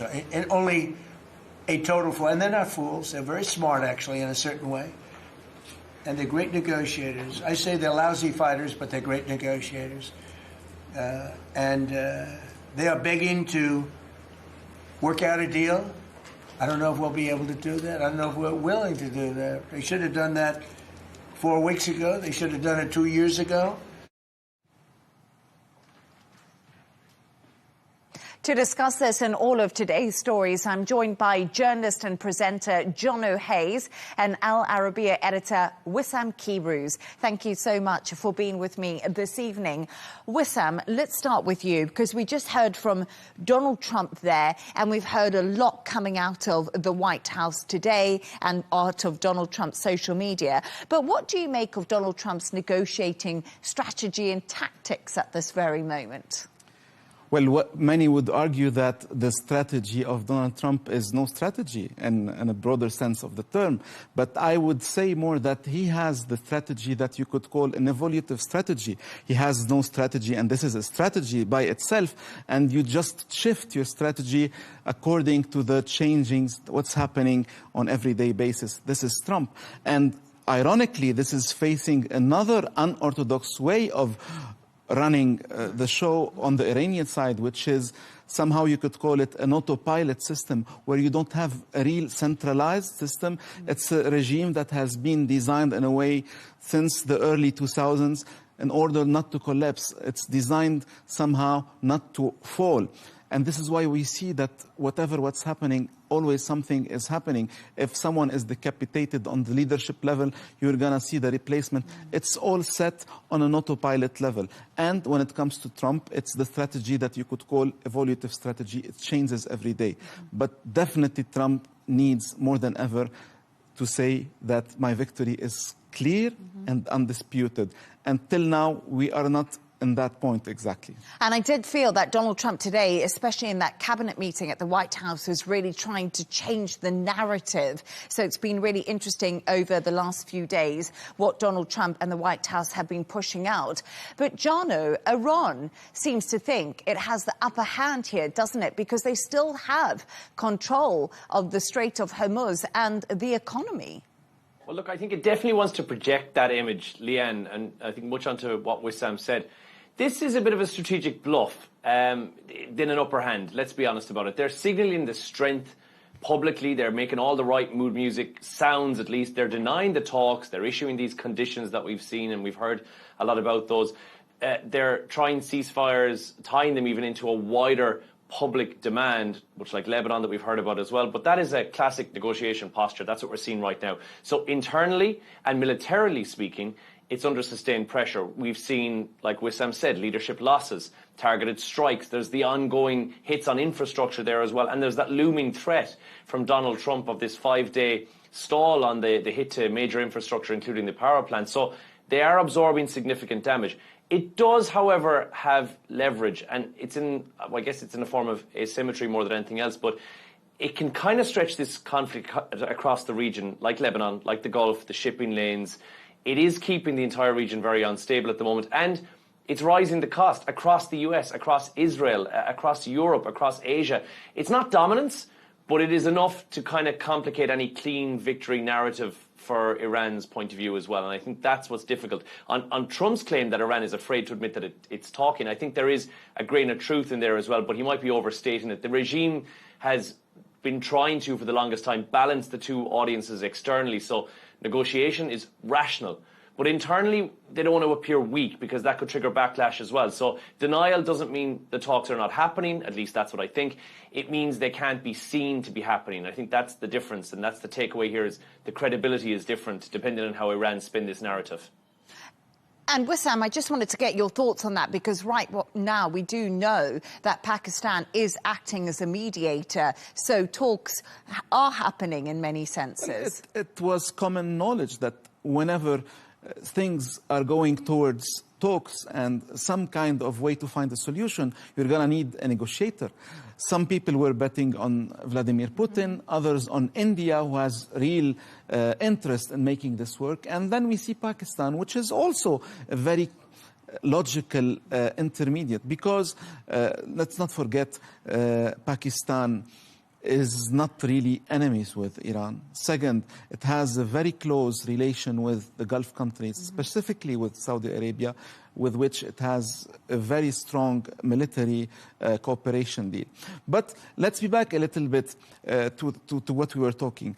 Now, Iran has, at least can talk about scoring 2 important points. First, the very idea that Trump had in the beginning, that it could somehow cut the head of the regime and deal with the body, this has collapsed. The Dulce Rodriguez of Iran is not clear yet. We haven't found this person. Second, it has somehow won some kind of initiative by transforming the war from a war against a regime, in a way, a war designed, at least from the Israeli side, to topple the regime, into a war about world economy. It's an economic war. It's a war for energy. It's a war of a free flow of trade, of energy, of everything.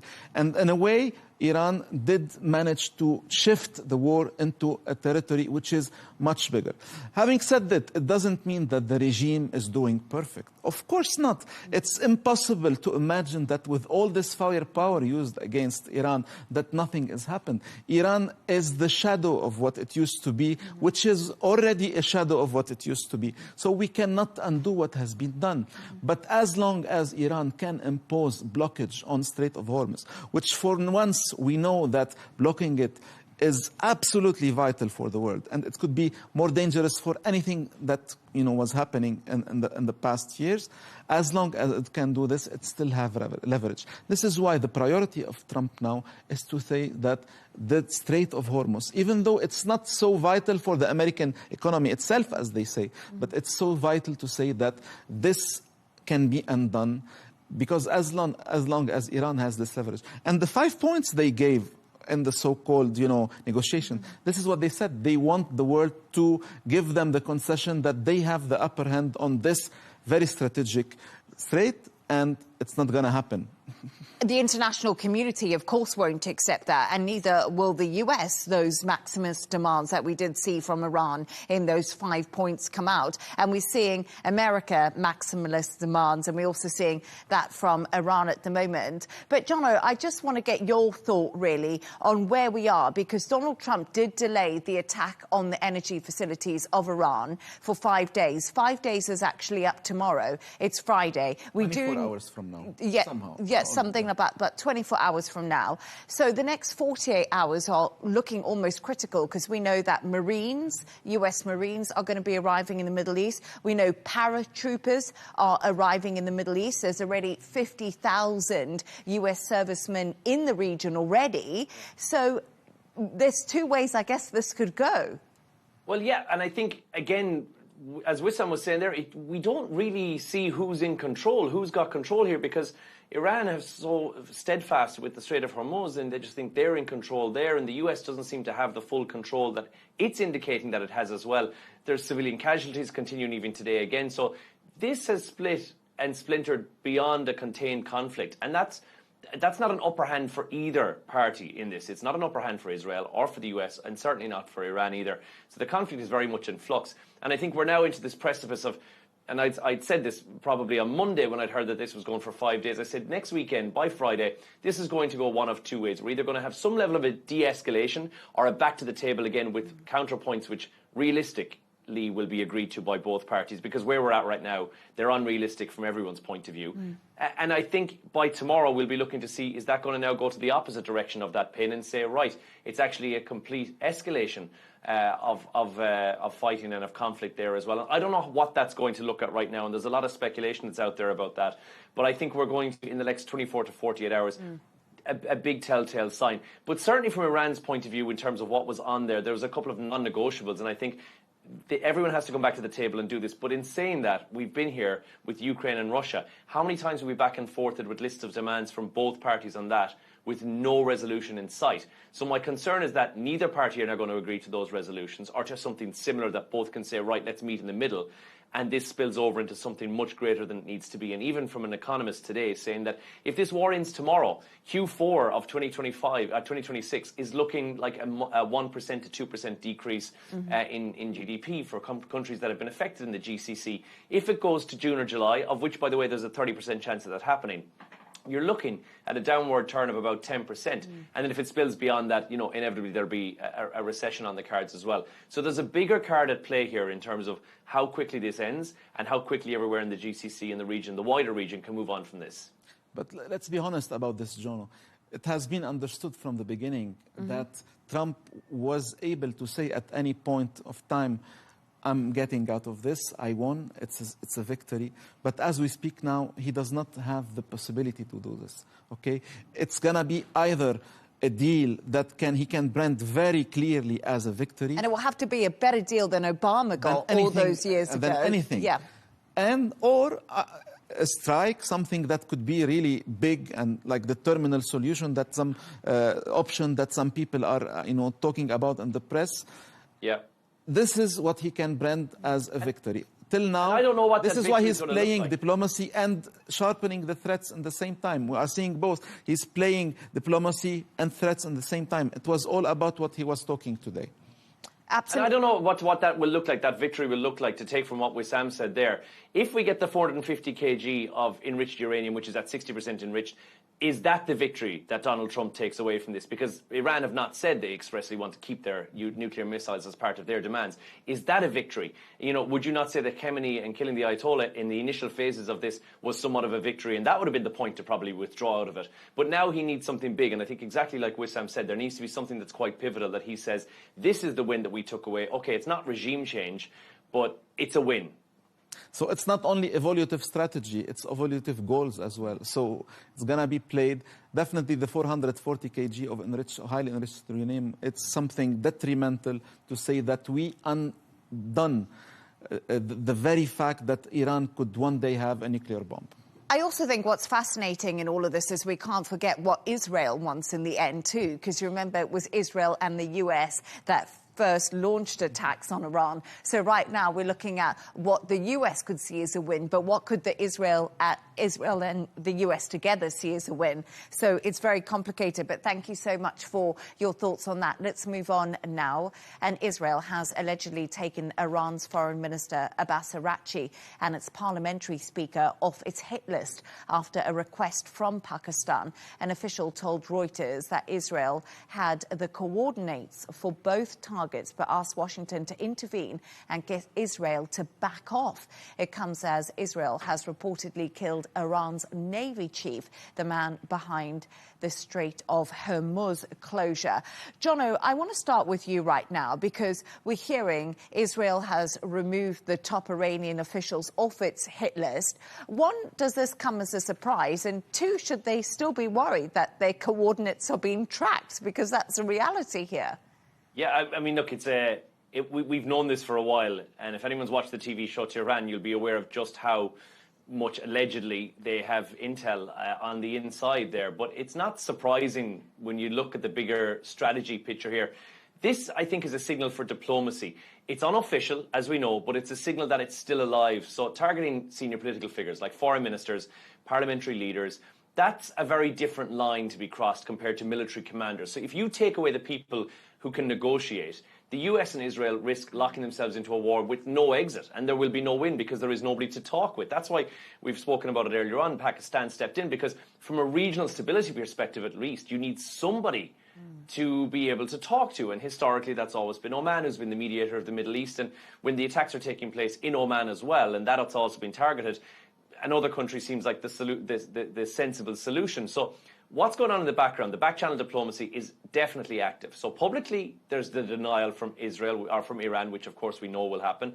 The US is leaning on Israel to stand down, and that suggests they're keeping the door open for some sort of a negotiated outcome. So it's a bit of a shift in priorities, I think, more than anything else. It's not overly surprising because early in the conflict, like we said, take out the leadership, take out the command structure. You know, now control, containment, it's just changed tactics more than anything else, and you see that a lot. The last thing you want is an escalation to go into something that's, well, quite frankly, it would be unmanageable, especially with the Gulf states. Everyone, the world, is watching so closely on the coordinated response that could take place. So I would say not a surprise, but it's a clear sign. It's a sign that despite that rhetoric that we're hearing, nobody's given up on a political off-ramp. So I think that that's promising.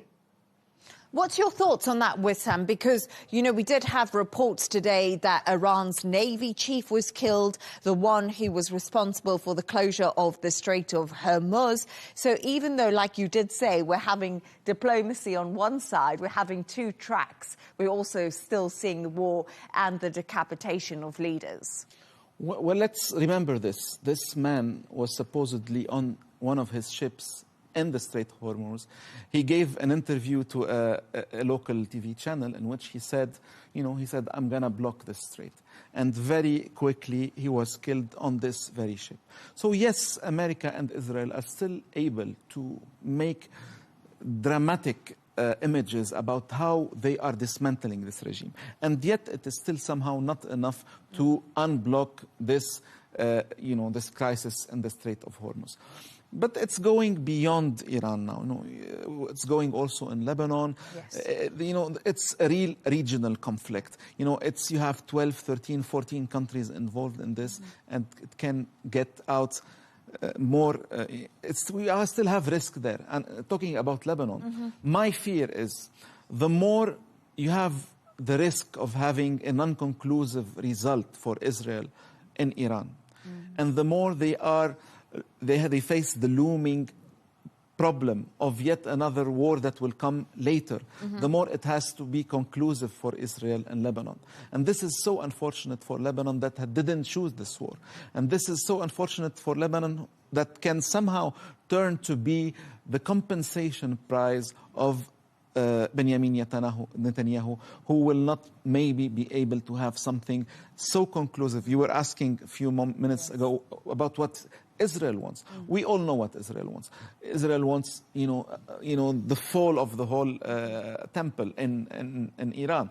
So the more it's inconclusive in Iran, the more it has to be conclusive in Lebanon, because they think it's more manageable, with all the risk of implosion, internal implosion, and external, imposition on a very fragile country that did not choose this war. And let's talk a little bit about Lebanon, if we can, because we must remember that there's two theatres of war going on here, with Israel and Lebanon, the other theatre of war. And it's Hezbollah in Lebanon, which Israel is trying to eradicate. And that is, of course, a proxy of Iran. And if we look at things now, how weakened is Hezbollah? Because Iran's been weakened, or are they still functioning? I think the best outcome for Lebanon as a country is indeed a conclusion in Iran.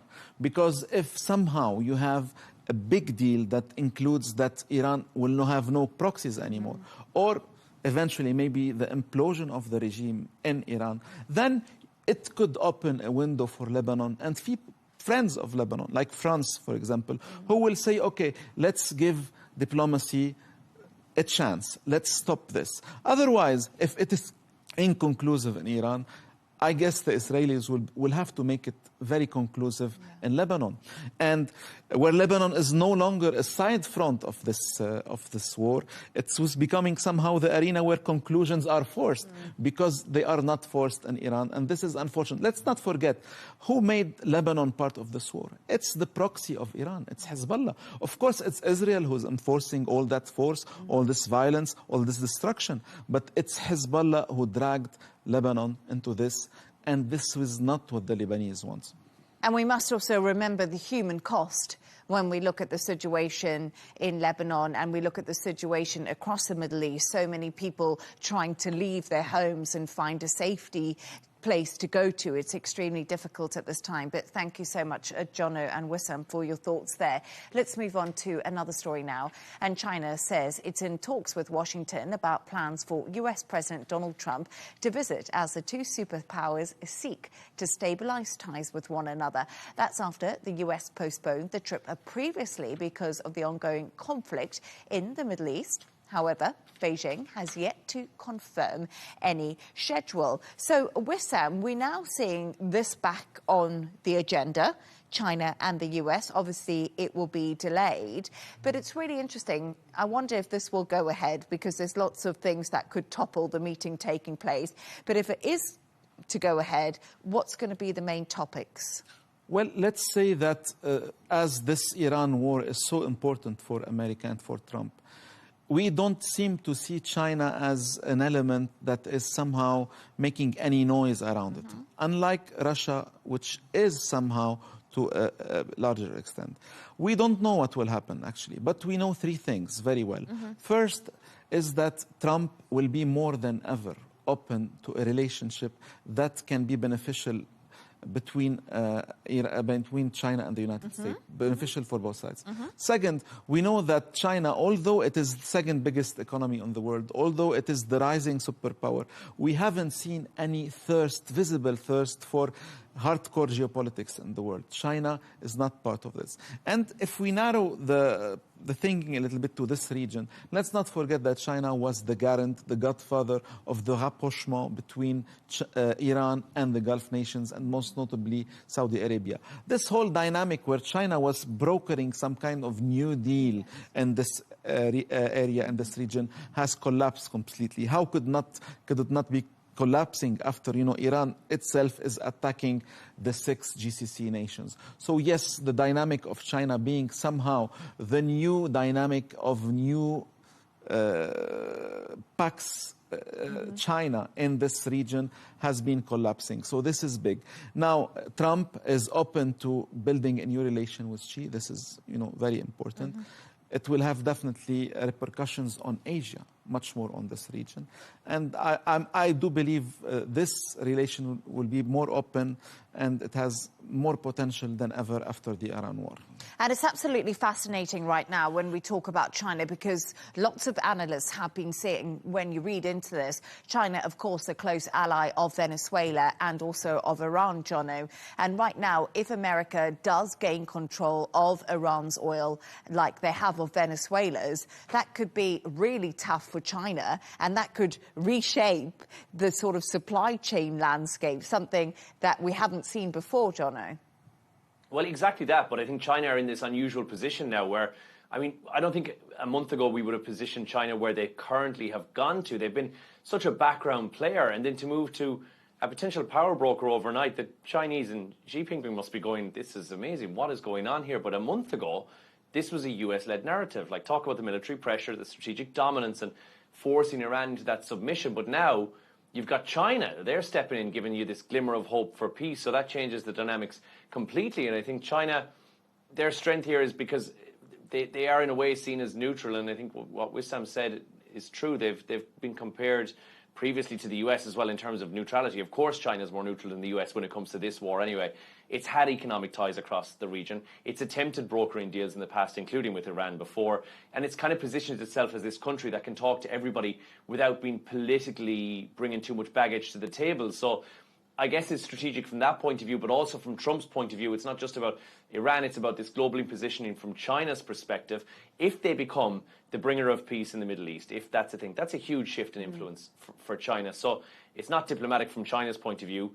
It's about who is getting to shape the next phase of this global order that's currently in play as well. And I think delayed because of the war, that actually reinforces just how central this conflict is to the global politics and positioning right now. So again, we've said it before, it's not regional. It hasn't been regional for quite some time. Yes, of course, it's GCC specific and targeted, but this is the world's biggest players and powers who are all involved in the diplomacy. So unexpected, I think, to see China come in as a player so big, but also a sign that we're into this much more complex phase where diplomacy and power politics are back at play again. And from China's point of view, this is certainly a big win and a big tick in their copybook.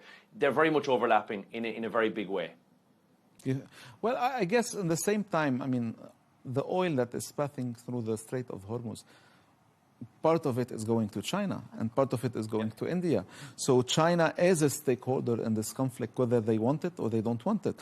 But at the same time, if we imagine somehow that the Americans do eventually have upper hand in this region, and they take Khark, for example, or they get into a resolution where they control somehow the oil of Iran, and they just controlled the oil of Venezuela, which is also the biggest pump of oil in the world. And let's say it again, do Americans need the oil? They don't need it. They are already the biggest producers and they have enough. But do they want it? Yes, they want it. Because this is the leverage they need over who? Over China. This is the biggest leverage they would have against China. And this is somehow putting America again in this forgotten role of the baron of energy and oil. This is something that has been so dear to the hearts of the right, of Republicans in America, and it's coming again. And about the green energy, you can't forget about it for a long time. That's long gone, the green energy conversation. But I do find it fascinating when we actually look at the players in this, China, the US. If the US gets control of the oil, I think that we could see a massive global reshaping here, and it's going to be really interesting to see how this all plays out. But stay right there. We're going to move on to another story now. And parents and campaign groups have welcomed a verdict by a Los Angeles jury that found that Meta intentionally built addictive social media platforms that harmed a young woman's mental health. The 20-year-old was awarded $6 million in damages, with Meta expected to pay 70% and Google to cover the remaining 30%. Jono, this has been a real fascinating case, and it's a landmark trial. And I guess the big question now is, does this prove that social media is just addictive? Well, not scientifically, Leigh Ann, at least, but I guess if you could call it legally speaking, yes. So it's not a scientific blanket sense, but legally speaking, yeah, that's a huge shift from that point of view. So platforms are now going to be held responsible for their addictive design. We know this for a long, long time, but the jury have said that these platforms, they're not neutral at all, which I never expected that they were, and I don't know anyone who did, but they're intentionally engineered to try and keep you hooked as a user, and they've got that whole feel and visibility that you've got infinite scrolling, you've got these notifications popping up, and the algorithm is driven in content that is of interest to you, it's not accidental. We know that this has been the case for a very long time. The idea behind it across the board, be it TikTok, Instagram, or any of the meta platforms that exist currently, is to design the maximum amount of time you can be on there, which of course in turn generates the maximum amount of revenue for that company. So tech companies are pushing back. So what they've said is mental health is really complex, and this is far too complex to put a pin in one app and say, right, that's what's causing it. And that, I think, is a fair point, because that's moving the conversation from user responsibility into this new thing that we haven't heard of from before, about the platform itself being accountable. So that's a huge, huge shift. So the real impact is what's next, because now you've got the doors open to hundreds of similar cases who will cite this case if they bring it to court. And this is, of course, always with pre-existing cases. You can bring that to court and say it's already been tried, and this was the result. So if the court continues to side with users, there could be some serious regulatory pressure. There could be age restrictions. The UK, we know, we're discussing this yesterday, looking in joining Australia in that ban for under 16s. There could be design changes. There could be limits on certain features or how you use or interact with that app. So what I don't love is that social media has now been treated less like entertainment and more like a public health issue. And I think that's where the lines are getting very, very blurred. Can I tell you what I find fascinating? I just checked out the Meta shares before we came on air, so I don't know if they still like they are, but this was an hour ago. Meta platform shares dropped 7% after these two verdicts were handed, and they basically are now holding it liable for harm to young users. And this is really sparking fears that the big social giants that we've seen being driving the markets, like the NASDAQ, the big American companies, is all about AI making all the money. They may have to change their complete design and practices. So it's going to be interesting to see what it even does to the stock markets. But Wissam, are you surprised that Mark Zuckerberg is not very happy about this? How could I be surprised? It's their bread and butter. But what is exactly their bread and butter? We have seen times in history where people monetized work. We have seen times where people monetized commodities and equities. And now we are in that era of our history as a species where we are monetizing attention. And to monetize this attention to the greatest extent, we are fragmenting this attention to the biggest point.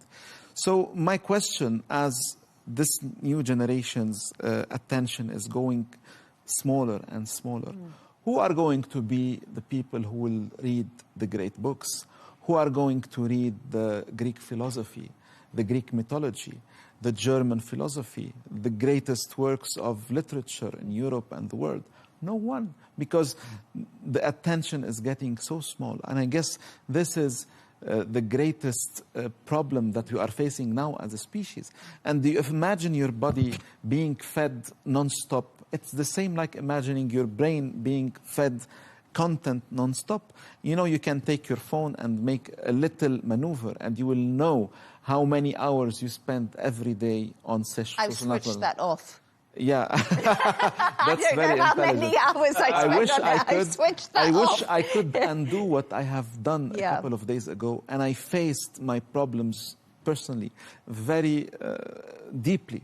This is a big problem.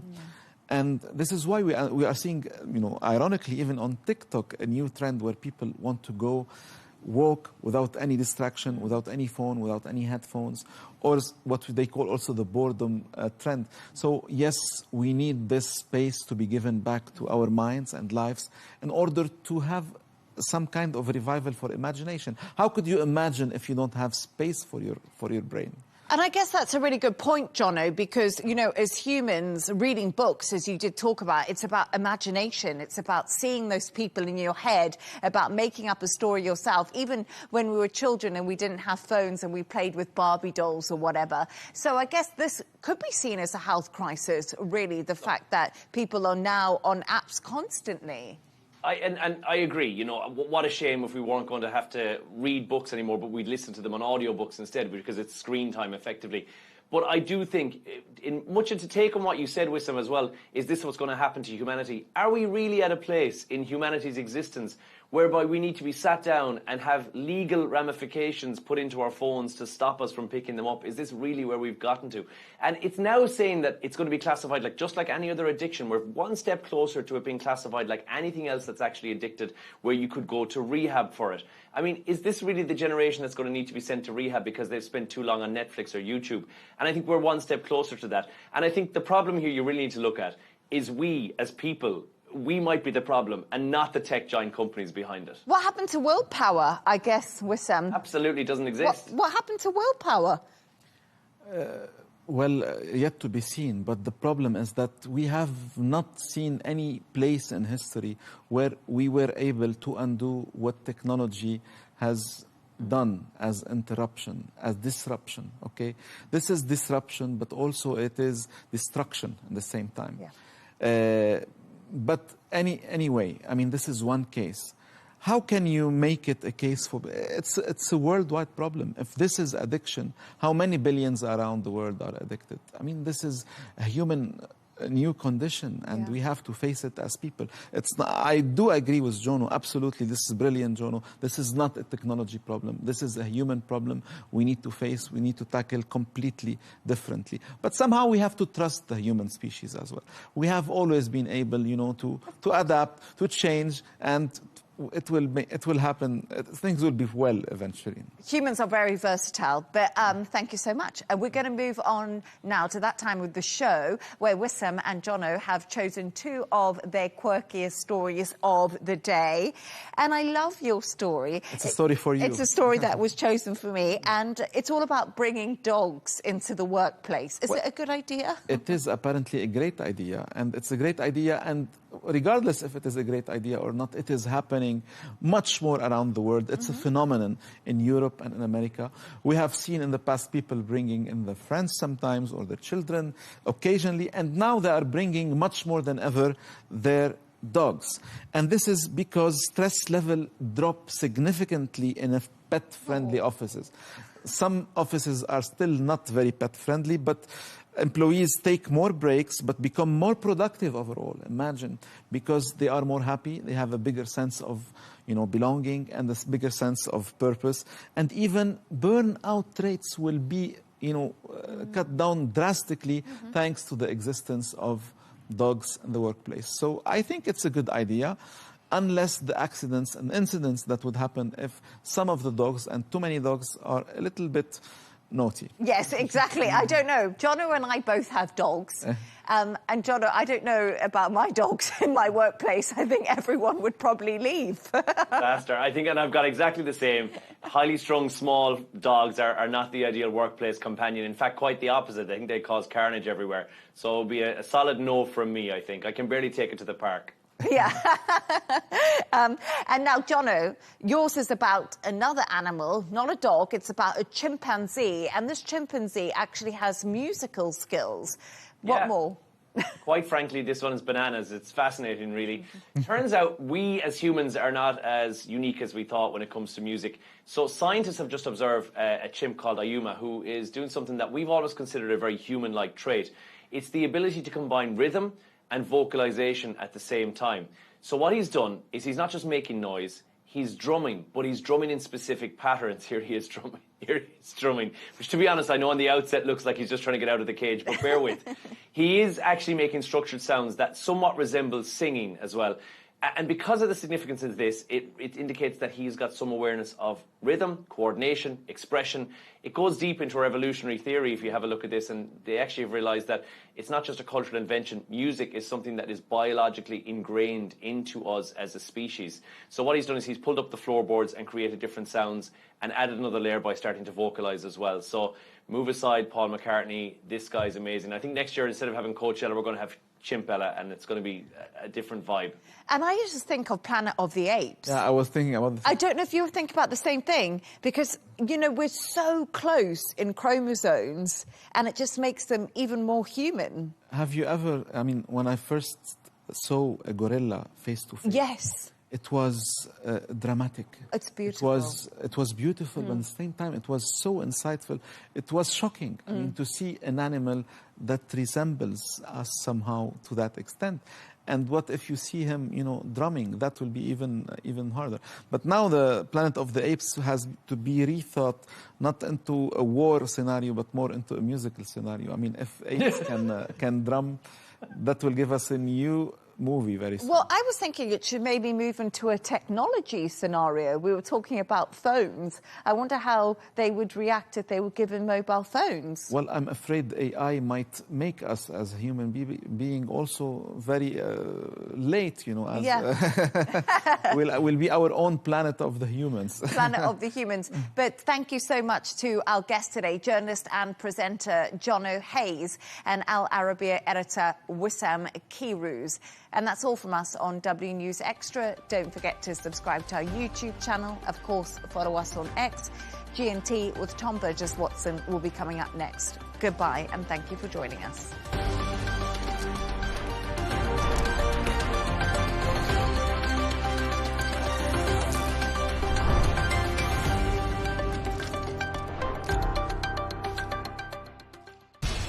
We have to take care of our people, and we're going to take care of our people first. For in-depth analysis and all the latest developments across the globe, make sure you join us every weekday.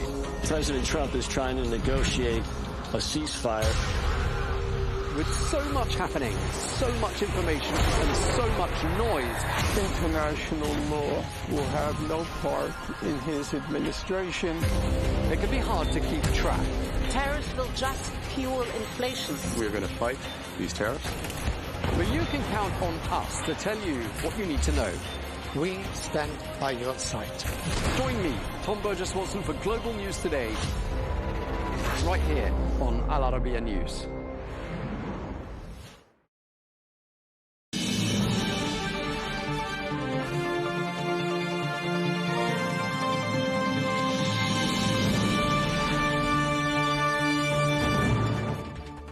Hello and welcome to Global News Today, bringing you exclusive interviews with leading experts from the Al Arabiya English headquarters in Riyadh. I'm Tom Burges Watson, coming up today as the Iran war nears the end of its fourth week. Both sides continue their attacks, with Tehran showing little sign of backing down.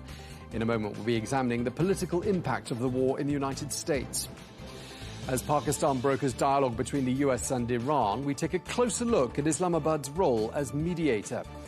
And with optimism fading over an imminent end to the war, Brent crude prices edge higher today. We ask, what impact are rising oil prices having on the global economy?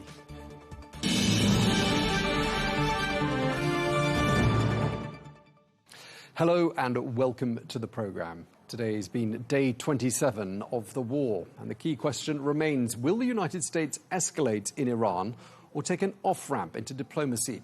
Well, the White House says that talks are progressing despite Tehran initially rejecting such claims. Well, the Iranian Foreign Minister Abbas Araghchi has now confirmed that messages have indeed been exchanged with the United States through mediators. However, this comes as US officials reveal that the Pentagon is developing military options for what they now describe as a final blow against Iran, potentially including the use of ground forces and a massive bombing campaign. We're going to turn now to how this is all playing out politically in the United States. Well, for the first time in a decade, President Trump is poised to skip the CPAC conference, which begins in Texas on Thursday. Well, officials say the president has no plans to travel there, though that could change at the last minute. Well, the Conservative Political Action Conference is one of the most prominent gatherings of conservative activists, elected officials, and media figures in the United States. Well, let's talk about that and the political fallout from the US-Israeli war in Iran. Today, we're joined by Angie Wong, a Republican strategist based in Florida. We're also joined by Paul Glastris, who's a former chief speechwriter for President Clinton, who is also the editor-in-chief of Washington Monthly. He joins us from D.C. A very warm welcome to you both. Paul, let me start with you today. I'd like to draw on your expertise as a comms wizard and a speechwriter and all the rest of it. And I want to ask you about the sort of language that we've been hearing from the Trump administration, notably from the president and from Pete Hegseth. We had a guest yesterday who sort of called it video gaming language, implying perhaps it sounded sometimes slightly crass. What are your thoughts? Well, crass is a kind way to put it, right? This is, the language is one of dominance, violence, and whimsy, or kind of adolescent braggadocio, right? They're putting out videos that splice, shots of U.S.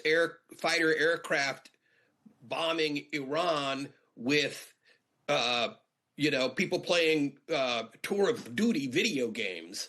And, it's as if their target audience is 18-year-olds. It is so far, Tom, outside of anything any president has ever done, anything I've ever experienced in government or, outside of government. It's his own crazy, twisted way of communicating. And obviously there's an audience for it, but I don't think it's an audience within the military. I'm hearing people are aghast at that stuff. And, but they're also aghast that Pete Hegseth is the Secretary of Defense. Angie, I've got to let you comment on that. I mean, does any of that jar with you and fellow Republicans? Are you watching some of these press conferences and perhaps thinking, that wouldn't be my choice of words? Yeah, it is a particular taste for sure. And I do question a little bit about the administration's communications team, especially when putting out images like that. And they've put out some really strange AI images, such as Trump with a penguin in Antarctica, right? So I think there's some fact checking that needs to be done there. But my concern about the messaging of this war, especially to the American people, is that, Trump wants to put troops on the ground in Iran. And there hasn't really been really strong communications to the American public as to why we need to do so. Like, we're politicos, we could talk about it all day long. We understand to find the uranium, we're going to need troops on the ground. But that's not being translated very well here in the U.S. So you have representatives like Nancy Mace coming out saying, I'm not supporting troops on the ground for this operation. And you're going to see other members of Congress doing the same, only because it hasn't been sold to us yet. So I wish that their communications team would do a better job at ensuring that we have American support, especially supporting our troops in a operation like we are having in Iran. Okay, thanks for that to both of you. I'd like to ask Paul what you're seeing in terms of what the opinion polls are saying. What do the pollsters say about how the American public is viewing this conflict and how it's being handled and communicated to them? It has never been. It was sprung on the American public without explanation and without, warning. From the get-go, it has never had majority support, which is the first time that I know of where the United States went into war without at least a rally around the flag, early majority support of the voters. It still has commands support among self-identified Republicans. And let us say that note that the President Trump has more command over his voters and his caucus than any president in my lifetime, with the possible exception of Lyndon Johnson in his early years. And but broadly among independents, among a full third of Republican voters and 95% among Democrats, they are not supportive, and that lack of support is growing, not shrinking. Okay, yeah, Angie, I mean, I saw a poll that said that 36% of Americans approve of President Trump's job performance, so that's low. And I wanted to ask you about something happening in the state where you are, in Florida, because there was a seat that was up for grabs, and it was flipped by a Democratic candidate. It was a seat that had been under Republican control. But the irony is that district includes President Trump's Mar-a-Lago resort. So fair to say this war is starting to hit the president quite close to home. It could be the war. It could be other factors as well. I mean, quietly, I will tell you that the Republican Party here in Florida, we're a little bit panicked about this because not only have we lost a seat in Palm Beach, which is very red. It went, I believe, plus 11 for Trump in the last cycle. But we're also losing the smaller municipal seats here in Miami. And just recently in Boca Raton, which is between the two, we lost the mayoral seat by 1 vote. So, we're really just dissecting on what is going on here. Traditionally, Republicans don't turn out very well, especially for special elections, and especially between big presidential elections. So that could be it. But we're losing these seats by a few hundred votes, and which is really, really frustrating. And a lot of it is because there's a lot of migration coming from a lot of blue states to Florida. But we're still doing the dissection. Ultimately, the president has to sit up straighter to understand we cannot lose the midterms. These are early predictors that it's not going his way. He's going to have to change his tune, maybe away from some of the foreign policy stuff that I know he loves so much, but maybe he has to really refocus on domestic. And if our oil prices are ticking up 10 cents almost every single day, that's exactly how Biden lost the midterms in 2022, high gas prices. So he can't make the same mistake. Sure. I mean, incumbents tend not to perform as well in midterms. I think it's fair to say. I mean, do disagree if you think I'm wrong on that. But I wanted to ask you, Paul, just picking up on some of the points that Angie was making there, how much impact this war is having on the average Americans. I mean, it clearly at the pumps, and I'm wondering whether that translates into some sense of urgency in the White House to find an off-ramp here. Oh, tremendous urgency in the White House. I'm paying nearly $4 a gallon for gasoline, up from about $3 a gallon a few months ago. And for people in worse economic circumstances than that is real pain. But it's also that gas prices are something average Americans monitor on a daily, weekly basis. And everybody has to fill their tank. And you can see it, international affairs affecting your life. Look, Angie is right. There are many factors that are depressing Republican support for the president. He was losing favorability before the war in Iran. And he's now, as you said, gone from 47% when he began his second term down to 36%, according to the Reuters poll. There are others that measure it differently. That is a steep drop. And traditionally, presidential favorability does affect midterms. You're right that the party in power typically doesn't do well in midterms.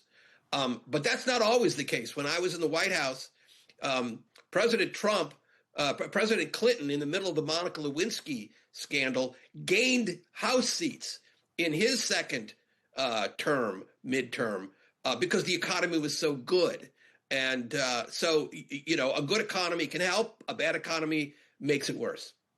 Okay, Angie, I wanted to ask you, we're coming up to I think it starts today, the annual CPAC gathering. That's the Conservative Political Action Conference. It's happening in Dallas.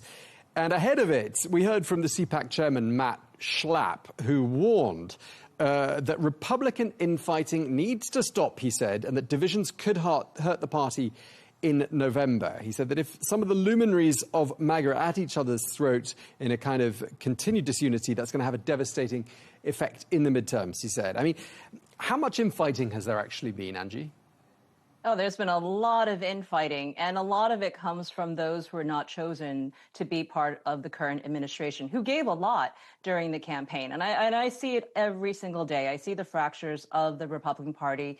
There's also the Bush family trying to make a comeback, especially in Florida and Texas, and they're picking up a couple of seats here and there. So, there's a lot of things because they realize that this is President Trump's last term, and they all want in 2028, and they see that J.D. Vance Vance's number have not really advanced. He hasn't really picked up, mainly because he's the vice president. You know, it's going to pick up maybe after the midterms, but he hasn't really been out there showing the receipts like other secretaries and cabinet members. So I think they see this as an opportunity. You know, CPAC as well, it's been very low ticket sales from what I'm hearing this year, mainly because President Trump doesn't want to participate in it. And this is going to be the first time that he is not going to CPAC, which tells us a lot. Seems like President Trump's on one side and the other MAGA folks on the other side. But, you know, you're right. The division is not going to help us, especially in the midterms. Right. And that's what we should all be focused on right now. Democrats are very good at rallying for each other, even if they hate each other. Yeah, I definitely want to pick up on your thoughts on 2028 in just a moment. But just turning back to Paul, for CPAC, I mean, President Trump is no showing this year, first time in a decade. And I'm just wondering what you think that tells us. Well, I think Angie put it well. There is a lot of infighting and ambition at work, but that's kind of, and you know, the president is sunsetting. He is, you know, not going to run for a third term, despite his occasional mentions of it. But I also think this war in Iran is a wedge right down the center of MAGA.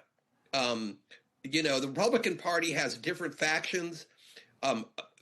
They tend to like to see the exercise of military power when it goes right. But there's a, you know, big part of the MAGA contingent that became MAGA precisely in reaction to the war in Iraq and the sense of, you know, the old Republican parties getting the country into forever wars. That's the side J.D. Vance championed, and the president is doing everything in his power to enrage that side. Right. I mean, Angie, let's look at the evidence here. I mean, the stock market's on the weaker side at the moment. Petrol prices are up. The United States has been drawn into a war. Inflation is sort of looming large over not just the U.S. economy, but the world economy. I mean, that's the exact opposite of what a MAGA supporter voted for, isn't it? It's quite frightening how the world changed in a couple of short weeks since the Iran conflict. Look, I hope President Trump gets out of the Iran conflict very, very soon. He should definitely declare victory as soon as possible and get out, because it is hurting him. It's hurting his numbers, as we've discussed. But more importantly, the oil prices. One of the things that he wanted to do as far as his first administration goes is to end the war in Ukraine and Russia. And what have we done? We've actually pushed a lot of oil money to Russia now. The Telegraph just reported today that Russia's expecting to double in its oil sales this year because of the conflict. So it's undoing a lot of the things that the Trump administration has done. And you have to wonder what is going on over there, because it seems counterproductive to all the gains that he's made in his first year of his second term. So I can see MAGA is frustrated by all this.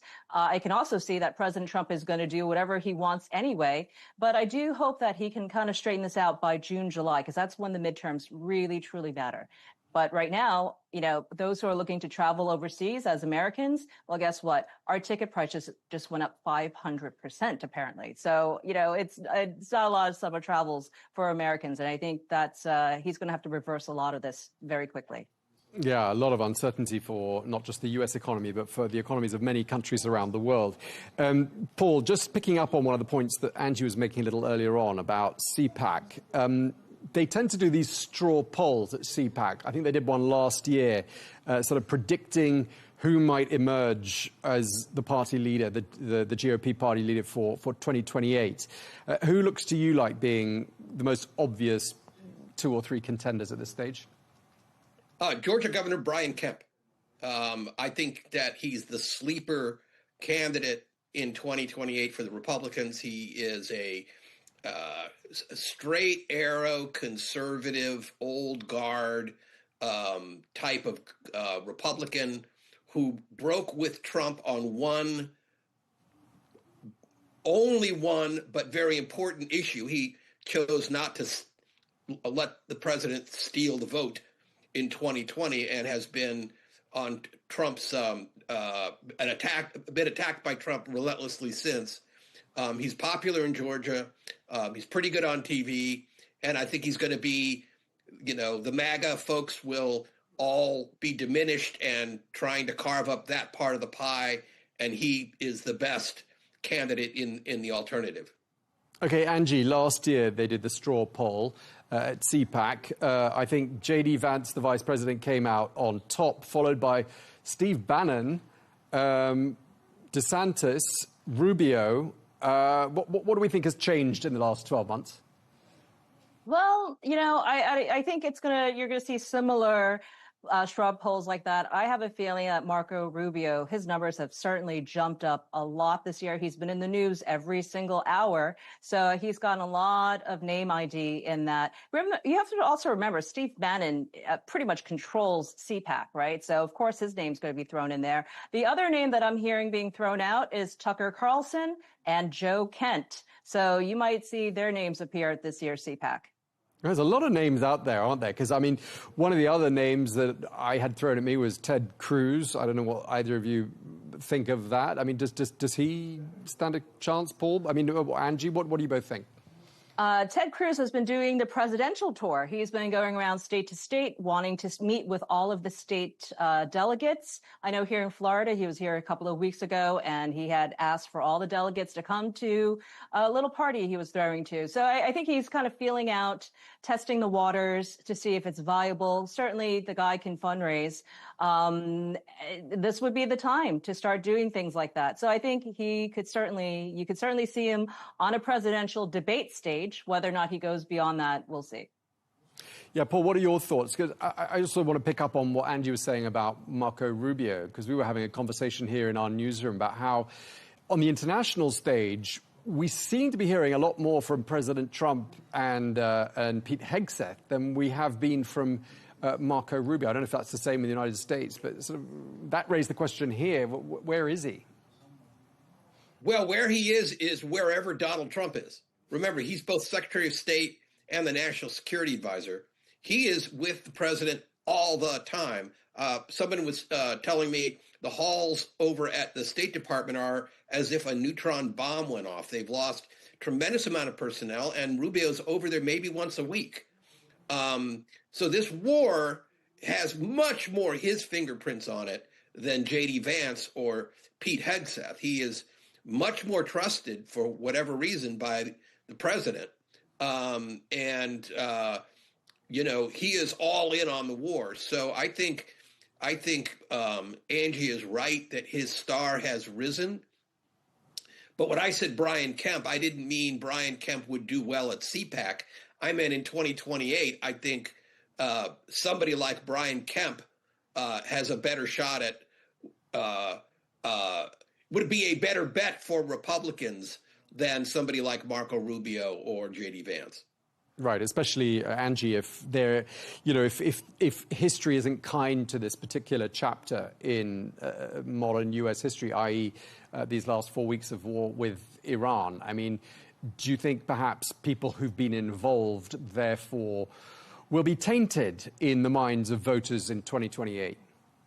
I think if this conflict keeps going on for another month or two, that is absolute, that everyone involved in the decision-making for the Iran operation will get tainted. But right now, there's this very short window to get out, declare victory, bring down oil prices as much as you can, and call it a win. And that way, everyone wins. But it doesn't seem that way right now because it seems like the world is suffering. We're hearing that, Vietnam ran out of oil and Thailand ran out of oil. And it's, the world is going, what is going on over there? So hopefully we can wrap this up very soon. Remember, just a few weeks ago, President Trump said 4 weeks and we're done. So hopefully he can keep to that. Okay, just your parting thoughts, Paul, as well. I mean, 7 months to go until the midterms. I mean, any chance the GOP is going to turn this around? Theoretically, 7 months is plenty of time to make some headway. But look, this war is catastrophic. The president has very, very little chance of getting out of it. He can declare all the victory he wants, but Iran controls the Strait of Hormuz. Iran is the lead actor here now, not the United States. They've taken tremendous damage and are still dictating terms. The tail of these increases and this devastation of the oil infrastructure in the Middle East will extend well into the midterms, even if by some miracle the president can end the standoff. But I think this is a world historic mistake and is damaging the Trump administration and the Republican Party in ways we have barely begun to comprehend. Okay, we're going to have to leave it there. We're out of time. Sorry, I wanted to give you one last word, Angie, but we're out of time. So thank you both very much indeed. Paul Glastris, former chief speechwriter to President Clinton. Thank you as well to Angie Wong, Republican strategist. Always a pleasure having you both on the program.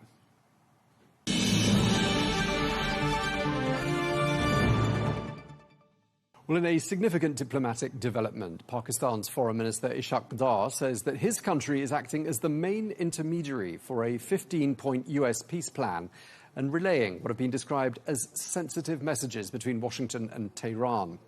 So what has been achieved by Islamabad in this mediating role? Well, according to a Pakistani official, Israel has removed the Iranian Foreign Minister Abbas Araghchi from its hit list. This after Pakistan requested Washington not to target him. Well, Saqib Tanvir is the editor-in-chief of Pakistan TV Digital and joins us now from Islamabad. Thank you so much for taking the time to speak to us. We understand there is this indirect, communication between the United States and Iran, and Pakistan appears to be the main broker of that communication. Just tell us what your understanding is of the role currently being played by Pakistan. So, interestingly, just before this interview, a lot of new information has come in. Pakistani government has spoken in detail about this. There was a press briefing by Pakistani Foreign Office. So, that Foreign Office's press briefing and also a tweet from Pakistan's Deputy Prime Minister and Foreign Minister Ishaq Dar, they've just come out and said that Pakistan has been conducting indirect talks between US and Iran, and Pakistan is relaying messages between the two stakeholders. So, and they've also mentioned that the US has presented 15-point plan, which has been shared with the Iranian sides, and they're deliberating upon it. So there has been a lot happening in Pakistan. The Foreign Office's press briefing today, it also mentioned that all the negotiations, talks to de-escalate in the region is being spearheaded by Pakistan's Prime Minister Shehbaz Sharif. And I also heard just today from the Saudi ambassador in Pakistan. He also welcomed Pakistan's efforts in terms of, vis-a-vis helping in diffusing the tension. So a lot is happening today. There are talks of weekend summit, which is still not confirmed by any of the sides, but there is a lot of chatter on that. But right now, Pakistan's role is of facilitating in relaying messages between the two sides, which is so far termed as indirect.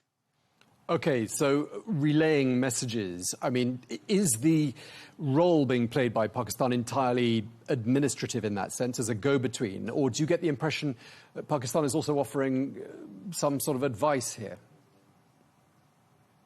So I wouldn't say that Pakistan is playing an advisory role.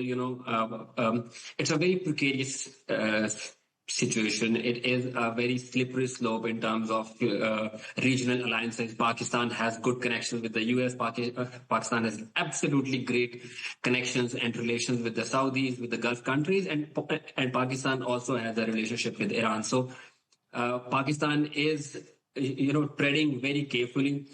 So far, Pakistan has been able to maintain a certain level of neutrality in terms of helping out, in terms of condemning the strikes by Israel on Iran, but also condemning the strikes on Saudi Arabia and other Gulf countries. So I wouldn't say that there has been any sort of advisory role, but Pakistan has explicitly and openly said and communicated it to the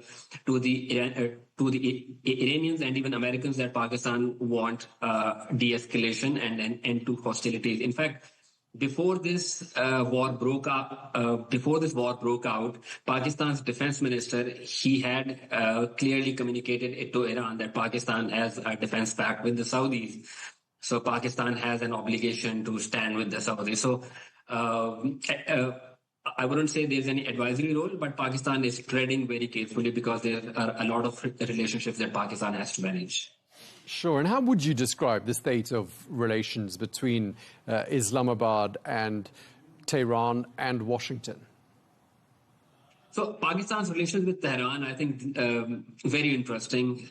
There have been a lot of instances where in the past, both the countries have not seen eye to eye. There have been issues between the two countries. A few years ago, there was a missile attack from Iran inside Pakistan, and then Pakistan retaliated. And Pakistan has mentioned about support that the BLA, the Baloch Liberation Army, that has gotten from neighboring countries without naming any country.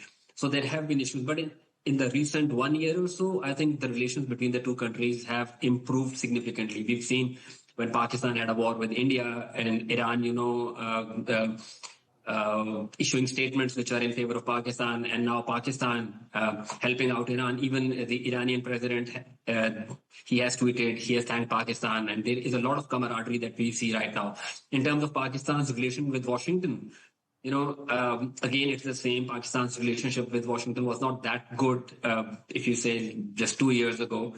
There was no relationship at all. But during Trump's regime, Trump's administration, relationship has gotten much better. Pakistan has a seat on the table. Pakistan has a say.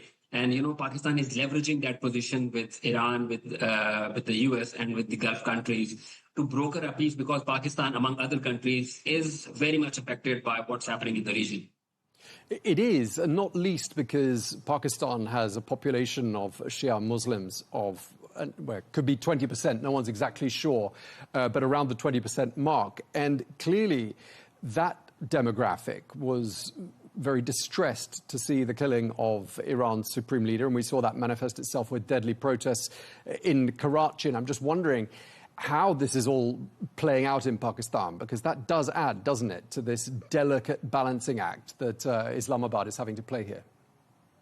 Definitely, there is a sectarian element to it. But to be fair, or to be honest, in the past few days, we've seen that Pakistani public support in terms of this war, it is regardless of the sectarian divide. There has been this impression in Pakistan and in the Muslim world across that, Israel is the aggressor, and that has been manifested through different statements. But Pakistan does have this consideration when it manages its relationship with the countries, because sectarian divide is a major issue. But for now, Pakistan is steering safe. There were a few protests a few weeks ago, especially after the killing of Ayatollah Khamenei. But since then, things have been calm. Pakistan has been able to manage its relationship, its streets, and so far, it's okay. But in the future, when time comes, or when the war escalates or situations, deteriorates, then I think it will be a very precarious situation. So as you've been saying, Islamabad has this delicate balancing act and has communications with both of the warring parties here. But I did read a posting on X by the Pakistani Defense Minister, Khawaja Asif, who wrote on X, quote, "The goal of the war seems to have shifted to the opening of the Strait of Hormuz, which was open before the war." And after that posting on X, there were some hand-clapping emojis. And I'm just wondering whether I detect there a little bit of sarcasm. Yeah, absolutely. So Pakistan's defense minister, he's known for issuing these statements. He's a very open person. He is, he's known for his statements. So, there is some element of criticism for this war in the Pakistani circles. But when you look at the official statements, so for example, if you want to talk about Pakistan's official policy on this war, the statements only come from the Foreign Office, and Foreign Office is the final authority on Pakistan's policy. So I wouldn't regard his statement as the official policy of Pakistan. I know that this is a sarcastic comment. It does come across as a sarcastic comment. But if you want to look at Pakistan's policy, it is issued by Foreign Policy. In fact, whenever we engage with the Pakistani government on this issue, we are always deflected back to the Foreign Office. So yes, a defense minister's statement is sarcastic, but the official policy is definitely relayed through Foreign Office. OK, let's talk a bit about where things head to from here. There are these reports that the US Vice President J.D. Vance might be heading to Islamabad, although that's unconfirmed. I mean, what are you hearing? Peace talks in Islamabad, does that sound likely for the weekend? So Pakistan has openly volunteered to host a summit in Islamabad or in any part of the country. But so far, there hasn't been any conversation or confirmation from Iran or even the US. In fact, when Prime Minister Shehbaz Sharif tweeted that he is offering his volunteer that Pakistan can host the summit, President Trump reposted that from his Truth Social account. That essentially means that probably there's some level of endorsement from the American side, but we still haven't heard anything from the Iranians in terms of their confirmation if they were to join these talks or not, because there are a lot of political considerations for them. I'm sure there will be an internal issue in Iran about joining the talks or not, because they feel that they are the victims and they probably haven't avenged the death of Larijani and Khamenei. So they wouldn't be, coming across as very favorable to the talks. But Pakistan has volunteered. Pakistan has said that they're able, that they want to host these talks. But so far, no confirmation. But, the weekend is in 2 days, and we still haven't had any confirmation. One interesting bit is that Steve Witkoff, he traveled to I guess, Ukraine yesterday. So, and we may not see Steve Witkoff if there are any talks. But whenever there are official statements issued by the Pakistani side, for example, when the Deputy Prime Minister issued a statement today, he tagged Steve Witkoff in his posts. So it is expected that if this were to happen, Steve Witkoff and J.D. Vance might travel to Pakistan, if this were to happen. But so far, there hasn't been any official confirmation. We've been speaking to Pakistani government. They haven't said anything on that. OK, one of the other developments I wanted to ask you about is that Pakistan has submitted a request to Washington on Iran's behalf that 2 individuals are not targeted for assassination. Those 2 individuals are the Iranian Foreign Minister Abbas Araghchi and the Parliamentary Speaker Mohammad Bakr Kalibaf. What's the rationale there, and has that message, do you think, been passed on to the American side? I think the specific report that you're mentioning is from Reuters, and it is quoting a Pakistani source. I still haven't been able to have that confirmation from official Pakistani sources. But what I can say is that there has been a history where, when the negotiations were ongoing, in fact, 2 instances. In fact, Iran alleges that there were 2 rounds of negotiations when they were going, and during the negotiations, the attack was launched. So there is this element that if the negotiations were to take place, or if they were to, or if they are to be successful, then it is paramount that the negotiating parties or individuals, they need to be safe. And that is the reason probably if a request has been made, Pakistan wants to make sure that if it is playing the role of a mediator or a broker, then it has to be made sure that the negotiating parties are sound and safe, and that this window of opportunity that is very rare, it does not, and that it does not become a missed opportunity. Sure, and I think one of the sort of reading between the lines, one of the sort of points that I garnered was that perhaps if those 2 individuals were killed, there wouldn't be anyone else to talk to. Is that sort of absolutely your understanding? When the first strikes happened, when Khamenei was killed and other leaders were killed, President Trump himself said that the people that he wanted to rule the country, they were also killed. So probably if you want somebody to run the country or regime, you need to have a leader that has some level of standing, or you need people who have some credibility inside the country to hold the negotiations. So that is absolutely essential for these negotiations. Yeah. Okay. Now, the 15-point plan that the United States has put together has been passed on to the Iranian side by Pakistan. We've heard President Trump subsequently saying that Tehran is desperate for a deal. Is that how it looks from where you're sitting there in Pakistan? I think everybody is desperate for a deal. I think all the parties, I think the stakes are way too high. I won't be able to say the same about Iran, because Iran feels that they are the victims and they somehow still have to avenge the deaths. Or at least that's what the domestic rhetoric in Iran is right now. But everybody is very eager for a deal. I'm sure the Iranian side would feel the same. A lot is on stake. And sitting here in Islamabad, we understand that, Washington did wanted an off-ramp, especially after that 48-hour deadline by President Trump. They needed an off-ramp because they don't want to attack Kharg Island. But there is also the sentiment in Islamabad right now that the additional troops deployment, that might be something that could be worrisome for the region.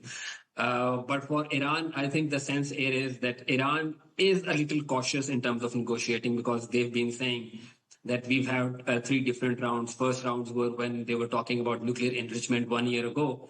And during the negotiations, they were attacked. And now recently, there were 2 rounds of negotiations. And during the negotiations, they were attacked. So they have they don't trust these negotiations.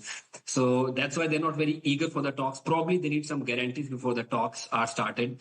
And much remains to be seen as to what those guarantees are. I think Press TV yesterday, they issued a statement, their own 5-point plan from the Iranian side, which they said which was a counter to the 15-point plan. So those 5-point plan, if you look at this plan, which includes that there is a guarantee that the war will not be reimposed on Iran, I think these are the guarantees that they're seeking before any talks can begin.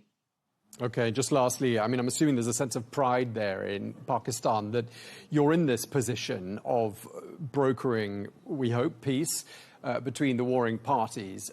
Clearly, a lot riding on Pakistan right now. What do you think it means for your country's standing to be in this position of being chosen as the sort of the ideal broker in extremely important circumstances? Yeah, absolutely. Pakistan is on the rise. I think since the last, I think it's been 11 months since the war that Pakistan had with India. And since then, Pakistan's diplomatic stock has gone up tremendously. Just 2 years ago, Pakistan had difficulty engaging with international countries, international organizations. IMF was not talking to Pakistan. And now Pakistan has access to almost every important table in the world, from Trump's Board of Peace to these recent negotiations. Pakistan is enjoying, in the sense, in the street and even in the government circles, is that this has been probably the highest point in Pakistan's diplomatic history, that Pakistan is standing where it can, avenge a third world war. Not avenge, avert a third world war. And that speaks volumes. In fact, Pakistan is also happy with the fact that Pakistan's arch rival, India, is pretty much isolated in terms of this war. Pakistan has a major role to play. So yeah, everybody's happy here. Okay, well, we really appreciate you taking the time to speak to us. Saqib Tanveer, Editor-in-Chief of Pakistan TV Digital. Thank you for your time, sir. Thank you.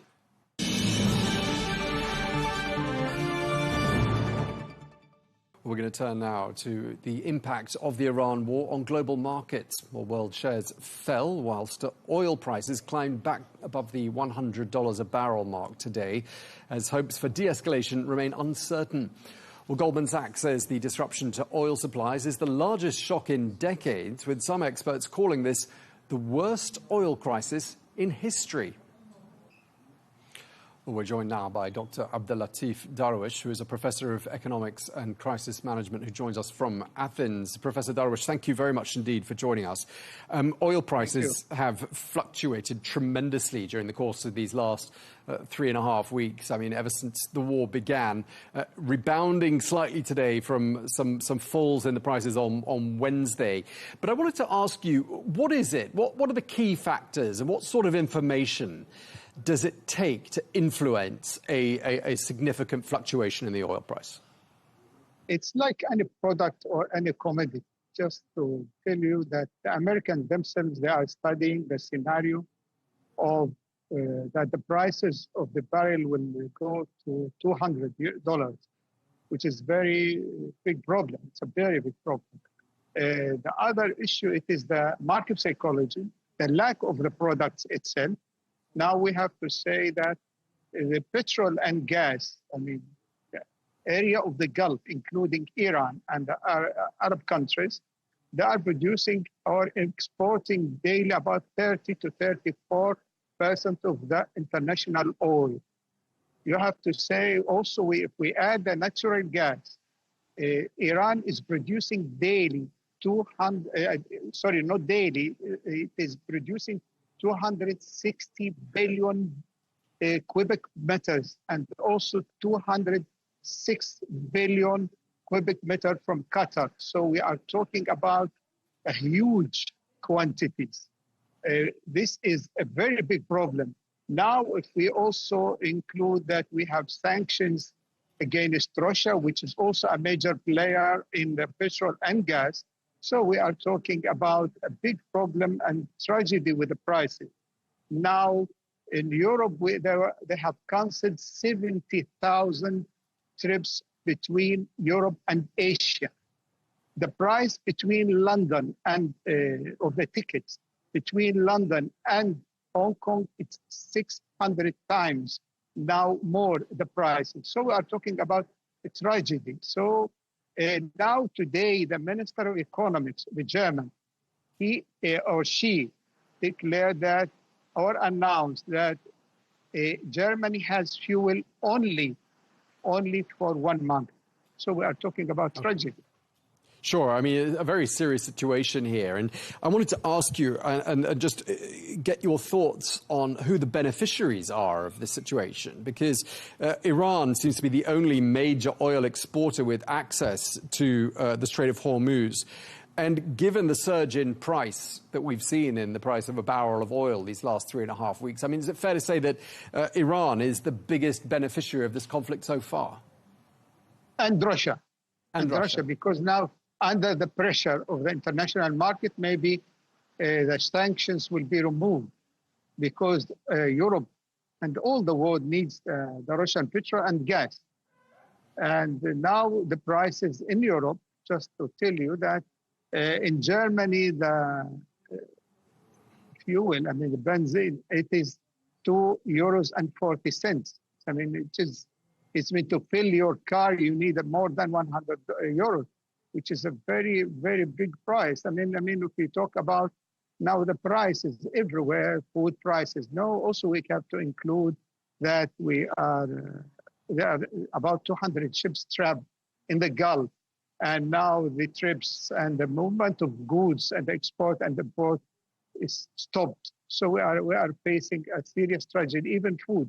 I mean, we have in Greece, I mean, the prices, it's about 4 or 5 times more. So it is a very big problem now. Yeah, and not just oil products, but so many other derivatives of petrochemicals and so many other key items in the world economy, whether it's fertilizer, whether it's any other commodity that passes through the Strait of Hormuz. I mean, this is having a major, major impact on so many countries. And you mentioned Germany. We've also been told that the Philippines is declaring a state of emergency as well based on oil reserves. I mean, how long can a situation like this go on for? I believe if we don't stop this tragedy or this war, I can say till this moment we are in a conflict or crisis. Then we will be moving to a disaster for the international economy, especially after COVID and after the Russian-Ukraine war. So we are moving to a disaster. If countries cannot have energy, means that all the engine of the economy will be stopped. Hospitals will be stopped. So no surgery will be taking place. The food will be, in a very high price. So many people in the society cannot afford living.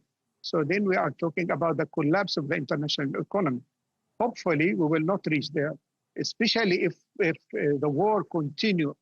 I mean, after the 5 days that Trump gave to Iran.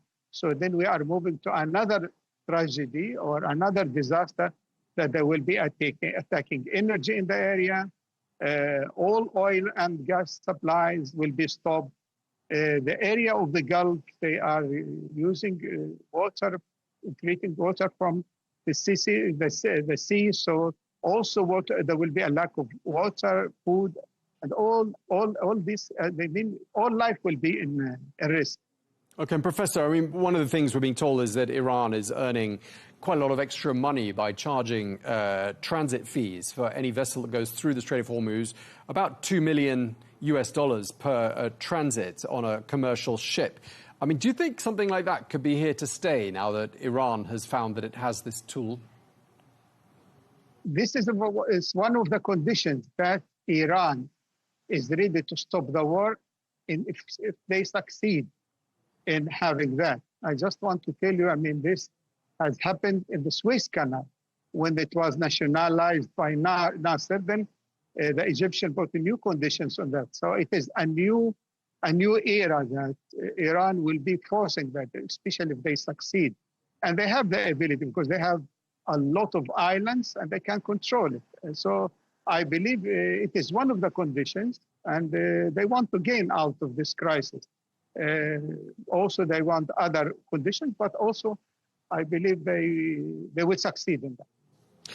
And what about alternatives to the Strait of Hormuz? I mean, do oil exporting nations have other options for exporting their crude? I mean, might we see them perhaps develop those other options so that they don't find themselves in this situation again in the future? Right now, no. I believe that Saudi Arabia have succeeded in having like strategic projects like transferring petrol to the Red Sea. But still, if the war continue, then Iran will have influence on Yemen, and they will close also the other, the Gate of Tears or Bab el-Mandab, as it's said in Arabic. Then we have another tragedy of the movement of goods through the Suez Canal. So it means that between East and West, there is no way to move goods. Or now Kuwait now cannot export and import. Iraq, the same. So I believe that there was no choice. I believe they have to learn after the war to have other options, to create other options to the Indian Oceans and other projects. But right now, no options. I don't see any options. I believe the only option is to find a way to a common ground between Iran and these states, between, I believe the United Nations must be involved in finding solutions. Otherwise, we are going to a disaster in the international economy. Yeah, we've had a lot of world governments talking about how they're preparing for worst-case scenarios. The foreign minister of Singapore made a comment that I found quite striking. He said this was very much an Asian crisis. I wonder why you think he's saying that. And I wanted to ask you who you think is feeling the worst effects of this crisis we're in. Imagine if we talk that Germany has only for 1 month, fuel. If you talk about African countries, about Asian countries, and about third world countries, that they don't have really the ability of storaging or having reserves, then we are talking about a big tragedy, a lot of disaster, a lot of economies will be collapsing. Even the dollar. I just wanted to remind you that when they nationalized Suez by Nasser, then Britain lost its ability to control the international economy by using the British currency. Now, if the Iranians succeed in that, then you can say that dollar is losing its position, and we will be having a new era of the development of new powers around the world, superpowers like China and others. So I believe that the disaster will take place in many places. Philippines, the weak economies. China is, in spite of all the development that China succeeded by using new sources of energy, but still China is one of the major importer of the Gulf oil. And I just want to say to the Americans, I repeat what President Bush said, this is the Gulf, not the Gulf. Okay. I mean, we're coming to the end. I just wanted to ask you, one of the reports I saw said that Tehran is earning an estimated $139 million a day in the sales of Iranian light crude oil. Does that sound about right to you? $139 million a day?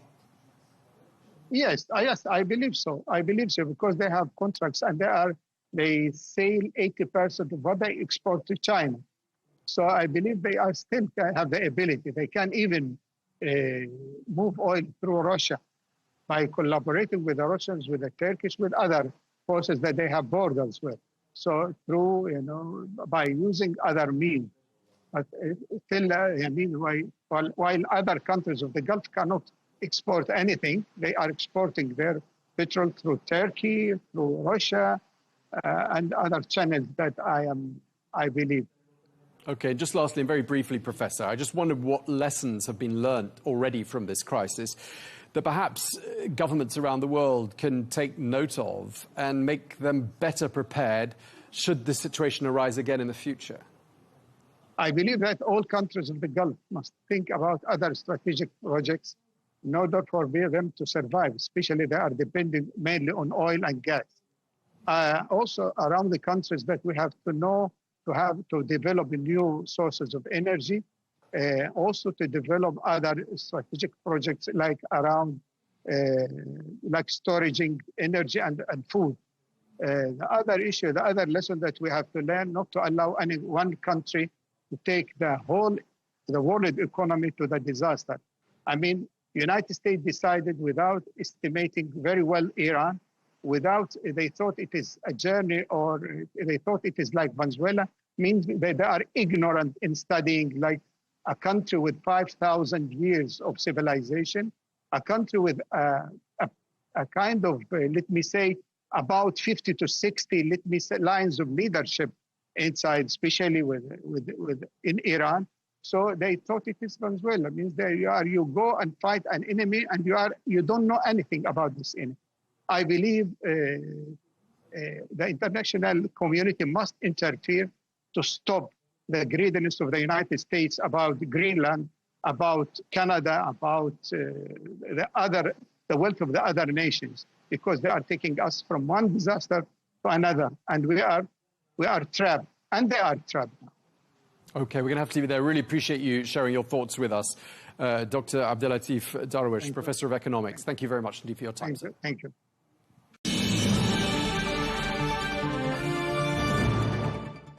Now, in Lebanon, the deadliest spillover of the US-Israeli war on Iran continues. Israeli airstrikes have hit Beirut, striking apartments and entire buildings, and attacks that Israel says are targeting Iran-backed Hezbollah.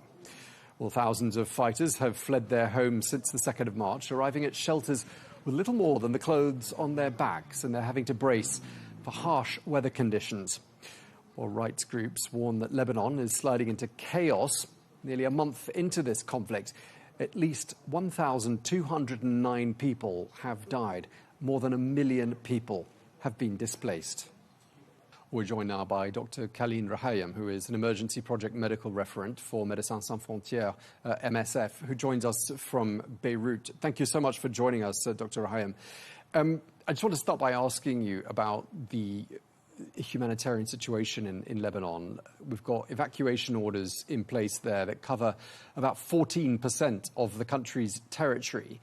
And I'm also reading reports about cold, wet, wintry weather in Lebanon at the moment. And I'm wondering what all of that translates into for the more than 1 million people who are displaced across the country. Thank you.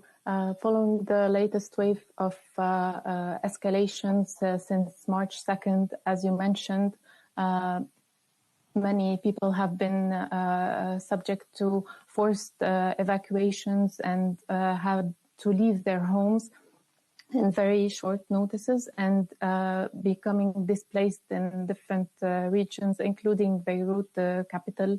And they are hosted in different shelters that have been organized in order to be receiving them. This displacement comes after 15 months of ceasefire that did not allow the actual stopping of impact on these populations given the non-respect of the ceasefire during these 15 months. And so many families are fleeing their homes under risk of bombardment or airstrikes or due to the evacuation orders. This leads to a dire situation among these displaced communities, given that they often leave without without the possibility to be bringing along any of their documents, sometimes medications, essential needs, and leaving them in a situation where they have challenges to access healthcare or also essential items, including water, safe water for drinking, blankets, covers, etc. Right, and I wanted to ask you about you and your colleagues and your work there, because according to the World Health Organization, there have been more than 60 attacks carried out on healthcare facilities across Lebanon during the last couple of weeks. 40 medics have been killed. And I'm just wondering, how dangerous an environment is this for your teams to be working in? As Médecins Sans Frontières, we are present in the field through our projects in the country, our long-term projects, but also in terms of responding to the current emergency through 15 mobile medical units that are visiting the people in order to provide medical care and support them also in the other essential needs. In addition to that, we support hospitals in terms of donating supplies, fuel, and food parcels for the healthcare staff that are present in these hospitals. We always call for respecting the healthcare workers and protecting them from being a target. Right, I wanted to ask you about Lebanon's healthcare system, because with a war going on, I'm assuming that there are mass casualty events. But even before the war, there was a chronic problem of underfunding in the healthcare sector. And now with hospitals being forced to evacuate, I mean, where does that leave the Lebanese healthcare system? The last 4 weeks have led to more than 1,000, around 1,094 killed based on yesterday's data, as well as more than 3,000 people injured, of course, including a high percentage of children among them. And with that, whether the casualties or the displacement and the risk that it brings in terms of deteriorating health conditions, the living conditions also inside the shelters that are hosting the displaced people are sometimes not adapted or not being maintained in a way that could also constitute a health risk for the people living in these shelters, in addition to the water, sanitation and hygiene situation that in itself brings also different health risks related to skin-related conditions or diseases. And with what I mentioned earlier about the last 15 months or the previous escalations and this one being an additional one, of course, this brings high needs to the healthcare system that itself is strained. Some of the healthcare workers are displaced themselves or their families are displaced, and some have lost homes or close ones during the past weeks. And throughout that, including some of our staff members that have been displaced and continue to come on a daily basis and provide support to the communities that we are serving. Right. I mean, some people have decided, despite the evacuation orders, that they won't evacuate, or perhaps they can't evacuate. They don't have enough money. They're elderly. They may have health conditions that prevent them from doing so. And some people have this attitude that, if we're going to die, we'd rather die on our own homes and die with dignity. That's what some people are quoted as having said. I mean, what sort of numbers of people do you think have not been evacuated, who are essentially in an area where perhaps they're very isolated? What sort of numbers are we talking there, and what does it mean for them to be in those situations? As you mentioned, people might have different reasons in order to be staying in their homes or in their villages. or the area, despite evacuation orders being given or ongoing airstrikes happening. With that said, there is a movement of solidarity, but also a call for attending to the support that is possible for these people. The numbers vary from one area to another, depending on the region we are talking about and the communities present there and their capacity to be reaching a safer place, or also the financial constraints that they face, as you mentioned. We are also trying to, through our support to hospitals, for example, in the areas that are directly affected by the airstrikes, to be supporting the healthcare workers that have stayed and are trying to continue providing healthcare on site in order to maintain access to healthcare to the communities that have that have not had the choice or the possibility to leave their homes. Okay, and just lastly, Dr. Rahayem, I just wonder whether you had a message, or whether MSF, Médecins Sans Frontières, had a message to the warring parties, and if so, what is it?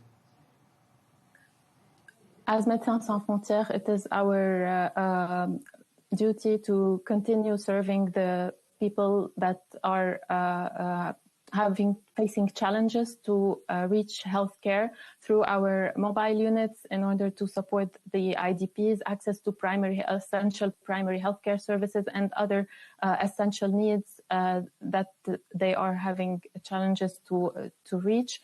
And we continue providing these services with the hope, of course, that all the communities remain in safe as possible environment, and that the targeting of healthcare workers is not done at all, in order to be respecting the work that all healthcare organizations and humanitarian organizations are doing.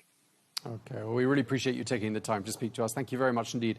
Dr. Leigh Rahayem at Médecins Sans Frontières, thank you for taking the time to join us. Thank you.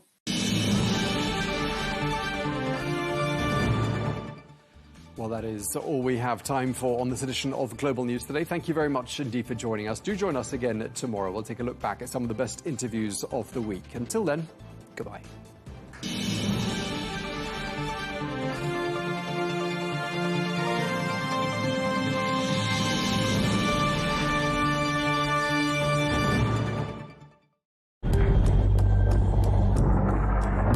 What are the scenarios for an end to this war? Deal, deadlock, or something worse? President Trump has made his stance clear. He's rejected negotiations unless Iran surrenders unconditionally, and he's left open the possibility of U.S. ground troops. His message has been maximum pressure first, any deal comes later. Iran's government has pushed back just as strongly. President Masoud Pezeshkian rejected the idea of unconditional surrender, calling it a dream, and said Iran would not back down. So politically, both sides are talking about very different endgames. So here's what could happen next. First, a negotiated pause. Leaders could agree to stop large-scale fighting without a full surrender on either side. If regional pressure and back-channel diplomacy intensify, a ceasefire deal becomes possible. Not full peace, but a stop to major strikes. Markets have already reacted at times to hopes of diplomacy. Second, a longer drawn-out conflict. Neither side looks ready to step away. Trump has signaled operations could continue for weeks, while Iranian officials say they're prepared for a prolonged confrontation. That points to cycles of strikes and counterstrikes with no decisive ending, a slow grind rather than a quick finish. Third, de-escalation under pressure. Wars sometimes fade when the cost becomes too high, politically, economically, and militarily. If regional stability and global markets take heavier hits, leaders could shift toward limiting the conflict. And last, wider escalation, the riskiest path. More countries or armed groups get pulled in, making the war harder to contain and harder to end. So the short answer is there's no clear finish line right now. The most realistic paths are a negotiated pause, a drawn-out war of attrition, or escalation that complicates any peace effort. And what matters most is simple: what leaders are willing to compromise on and what they consider a win worth stopping for.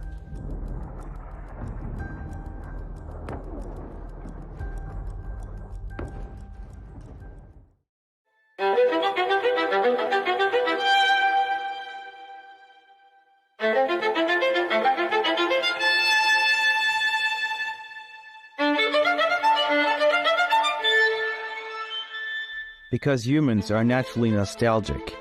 They search for their beginnings and the first moments of everything around them.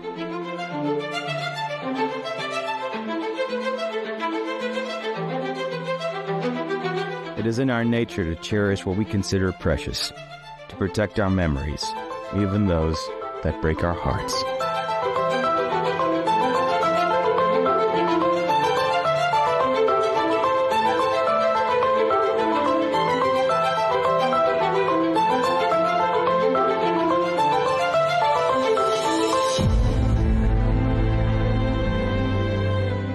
Who among us has not kept the letter yellow with time? A lover's perfume in a glass bottle. A grandmother's earrings passed through gentle hands. A photograph. A record. A book that carries the warmth of a heartbeat. Can we say that everyone has their own museum?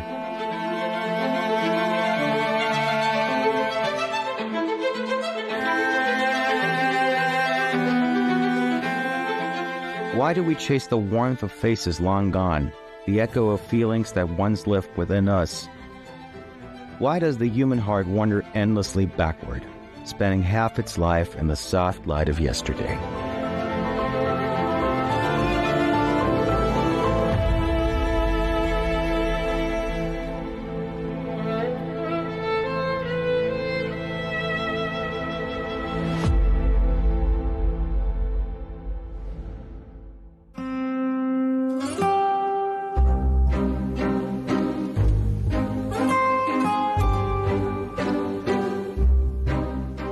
What are the origins of the museum? When did humanity decide that its treasures should belong to everyone? The story of museums, those guardians of culture and memory, begins much earlier than most imagine. From a princess's private trove to vast institutions welcoming millions, the museum has evolved into a space where the boundaries between the private and the public dissolve, transforming personal passion into a shared heritage.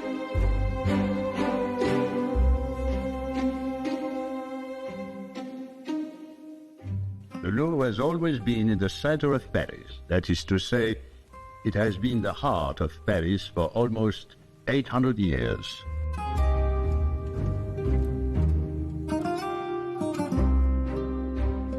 And Paris, in the year 1190. It is necessary to go back that far to find a Paris without its Louvre. It was in that year that King Philip Augustus built himself a fortress, a place to keep his jewels, his dogs, and his prisoners of war. As everyone knows, the Louvre Museum is not just a museum. For decades, it has been one of the tools of soft power, and the actual decision regarding its management and security rests with the Élysée Palace. Around the world, there have been nearly hundreds of famous museum thefts. This isn't the first time the Louvre has been targeted, but the October 2025 heist, which unfolded in plain sight of guards and visitors, may be among the boldest in its history. The heist of the Louvre was a tremendous shock on October 19th. We had several small burglaries in museums right before. The Museum of Natural History, golden pellets were stolen. So this was like a series. We were like a nation in shock. Why can't we protect anything of value? And secondly, there was a sort of shock about the fact that there was insufficient security. So we were blaming insufficient security, so laxness and indifference, and at the same time, some sort of national curse. From the Apollo Gallery 50 years ago, the sword of King Charles, made around 6 kilograms of gold, studded with precious stones, vanished from its display and has never been recovered. But the real story here isn't the theft itself, but what it says between the lines. Why are museums robbed more easily than jewelry stores? Why do surveillance systems, guards, reinforced glass, and alarms so often fail to do their jobs? Let's say that a jewelry store has a limited perimeter, it's a small area, and they have strict access control. and they have standardized procedures. But for a museum, it's by nature an open venue. They welcome people, so you have a lot of flows, and it's always a compromise between access, conservation, and visitor experience. So, of course, it's a whole chain of security that has to be set up, and that is a very complex way how to set up. And also, if one aspect is not well secured, it's the whole chain which is deficient. Well, jewelry stores expect to be robbed. The National Museums, any museum, knows it's a possibility, but too many armed guards inside the museum would give a bad feeling, and plus they really don't want a guard to pull out a gun and shoot. In most museums, the artwork is not insured, and jewelers are insured. So the jewelers, you know, they can put up a fight, but in the end, it's not that tragic for them. For a museum, they don't put up a fight. It's almost counterintuitive, but, you know, they should be guarded like crazy since they don't have insurance. But it's exactly the reverse that happens.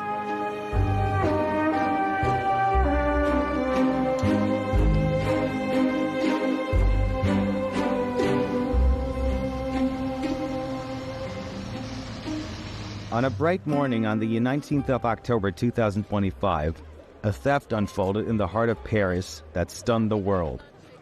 Not for its scale alone, but for its symbolism.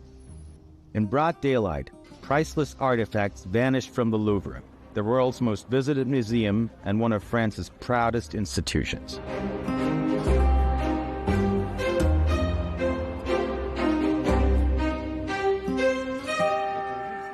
Considering this latest Louvre heist, the getaway truck was itself stolen from a small town on the outskirts of Paris called Louvre. It somehow made its way into one of the busiest, most heavily monitored areas of the French capital. The truck stopped, 4 men got out, 2 entered the gallery, took what they came for, and left. All happened in just 7 minutes. This is what has been confirmed. Digging into details, sources say that those 7 minutes were invested wisely. 3 minutes and 57 seconds were enough to smash the glass, snatch 2 displays of jewels, and escape without anyone lifting a finger to stop them. All this in a city where Parisians swear that if anyone parks his car in that same spot for even a minute, police patrols would appear from every direction, issue a fine, and order the driver to move immediately. It's a symbol of France. What happened in the Louvre was shocking. We always see police cars all over Paris every minute, but here in this spot and specific minute, no police car was there to stop the robbery. It is shocking. So that's what really shocked us. The easiest way they could use to do that, it was like acting normally, you know, being part of the environment. The world is expecting more security from this kind of places, of course. One day or one other, we will have also a security failure in the Tour Eiffel. The thieves did know everything about the Louvre's method of operation. They knew that the jewels were reinstalled every morning. The jewels are taken away at night and hidden in a safe place and brought back at exactly a few minutes before opening.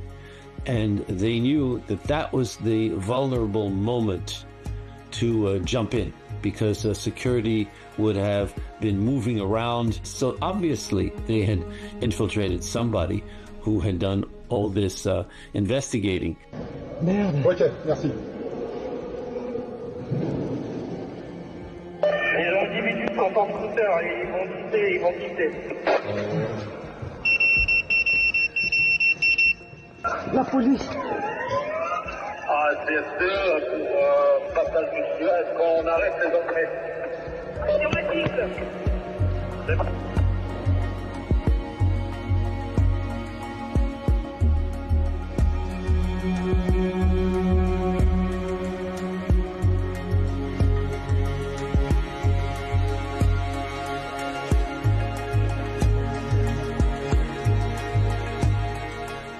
Experts say museum officials long believed that a daylight robbery of a major museum was virtually impossible. Yet growing evidence suggests the Louvre thieves may have received assistance from inside the institution itself. Some even speculate that the perpetrators had a digital or human Trojan horse inside the museum, a secret accomplice who is now just a stunned observer like everyone else. Still, these are speculations nonetheless. All kind of cyber intrusion or any insider that could link some crucial information are always options that has to be taken into consideration for investigation. I am not inside the investigation, but it's very probable that they had somebody inside who told them how weak the system was. It's very plausible. Very plausible. But we have to wait the end of the investigation. Is it somebody like a one guard or some cleaner or something like that? That's where the suspicions would go.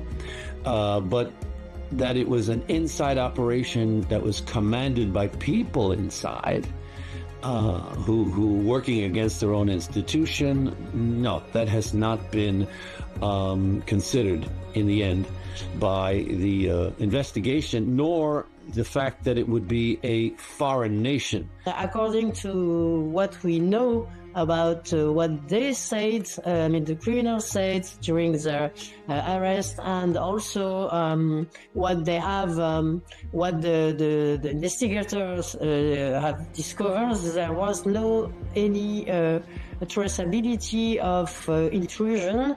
Could be internal insider providing with crucial information, or any kind of cyber attack on the system in the Louvre. So for the moment, nothing goes to that explanation.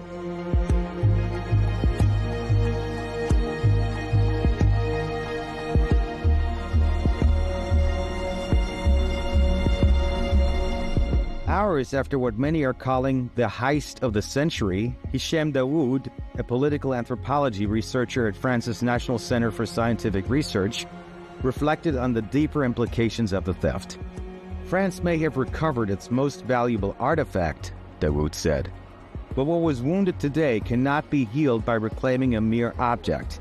What was shaken was the belief that the symbols of the French nation are untouchable, that the pride of an entire country could not be threatened in a matter of minutes. He continued, "The crown has returned to the Louvre and may soon shine again, and perhaps the remaining stolen pieces will be recovered. But the image of that crown lying abandoned on the roadside will haunt the national memory. Deep down, the French fear that one day their country could resemble that crown, stripped of pride, of grandeur, and of protection." You know, everybody, the newspaper reported that something very easy, and then the jewelry is lost forever.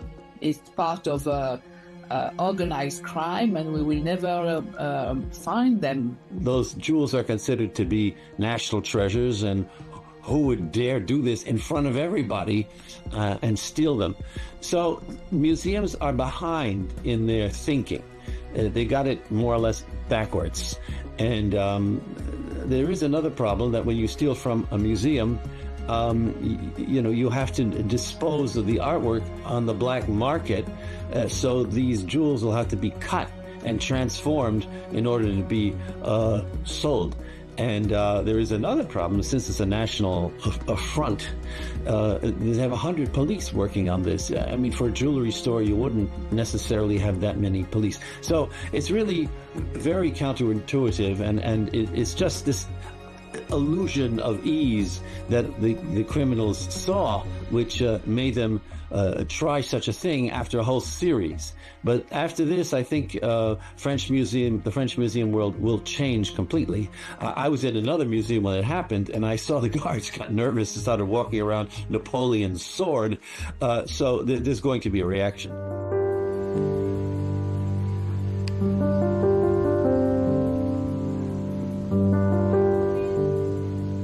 Ironically, some observers note The stolen items may be the only pieces in the Louvre that weren't already stolen from somewhere else to begin with. Historians estimate that nearly 80% of the museum's collection originated from colonial conquests and imperial expeditions. That uncomfortable truth, many argue, is the real core of the story. European analysts see the heist as a mirror held up to France itself, a nation strained by political instability, economic fatigue, and growing social unrest. I guess you are not expecting the President of the Republic to be in front of the museum and be like that and prevent robbery. I mean, it's not his role, okay? I think that somebody has to be blamed is the lady in charge, the director of the Louvre. She has to be blamed because she receives the report and the warning. She is the one who should dismiss. She's the one who has to resign, not the president. I mean, the president, you cannot expect your president to be in front of each of your museum, I guess.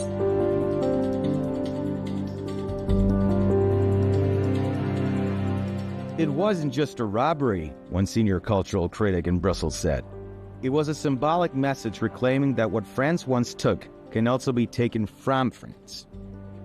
Investigators remain tight-lipped about how the thieves managed to infiltrate one of the most secure museums in the world in broad daylight. Yet the brazenness of the act and its timing between a collapsing government and another trembling under pressure has deepened public unease. To many, it feels as though the country's sense of pride and protection has been breached. It's a symbol that has been attacked, and for France, it's really a very critical and even political issue, let's say. And also the amount of the law, which is the value of the jewelries are around 88 million euros. With considerable intelligence, because really the timing was incredible. And they got lucky because the police went to the wrong place when they finally got the alarm. And they were also lucky, these burglars, because the casing of the jewels was not as, it wasn't impenetrable. Okay, this was not Fort Knox. So they did have some time to drill a hole in the glass, and the Louvre doesn't have armed police inside. You have to go get them. You just have security, and they came in, and the burglars threatened them with these drills, and so really nobody wanted to be attacked. And in the past, there have been guards who were overpowered and gagged and tied up a few decades ago. So nobody wants to go through that.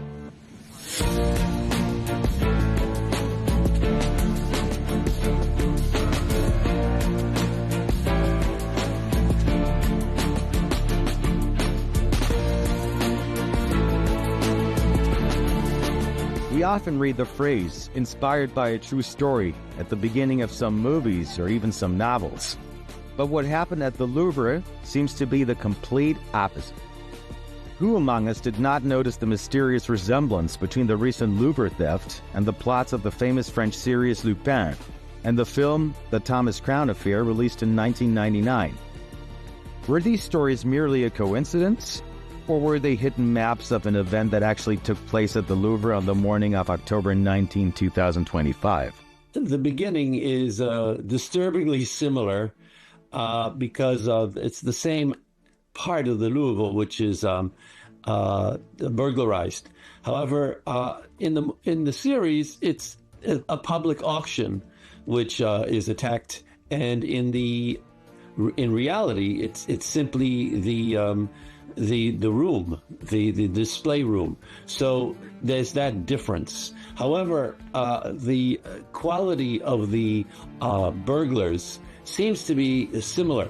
They are not, international robbers like Arsène Lupin is supposed to have been. This imaginary figure, it's not Ocean 11 or one of those kind of high-class mythical movie attacks. These were just general, jewelry robbers. who did this. The comparison is a bit exaggerated because, okay, we have the Louvre, which is a world icon, and it's very romantic place as well. But the idea of also acting during the day, so the fact this is very surprising. Unfortunately, I have to say that as I mentioned previously, obviously no political and no other objective in this health to get profits and to exploit a security gap, and that's all. Astonishing that they were able to do something like that in such a short amount of time with no one really noticing what was going on. Right. So it really was like an ultimate heist in the middle of the day. Yeah, it almost sounded like a movie. Well, you would imagine like high level of security, especially protecting certain things. So when you have something valuable at home, you try to protect it, right? Imagine a museum with lots of history, lots of years worth of, right? So yeah, very surprised.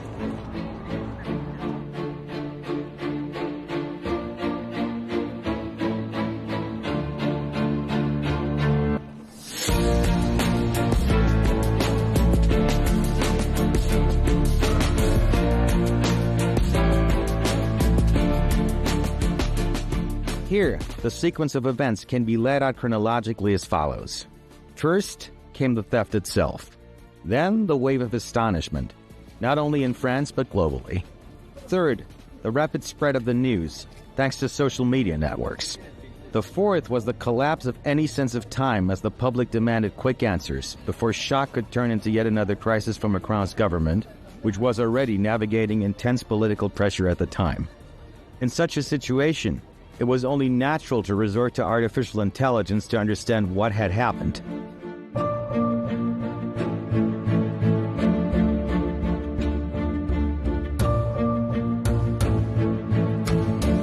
Today, technology does not grant the luxury of time. For example, in the recent Louvre Museum theft, just a few hours after the incident, social media was flooded with countless fantastical videos, perhaps exaggerated, created with the help of artificial intelligence, all seemingly mocking the theft.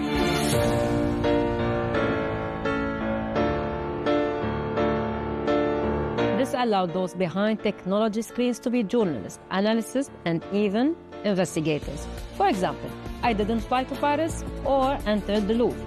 The only truth about the video you've just watched in the Louvre is my photo, just a silent photo that I gave to AI to generate this video. I didn't leave my chair, and I didn't say a word there. Only AI did. This was nothing but an experiment to understand today's powerful technology.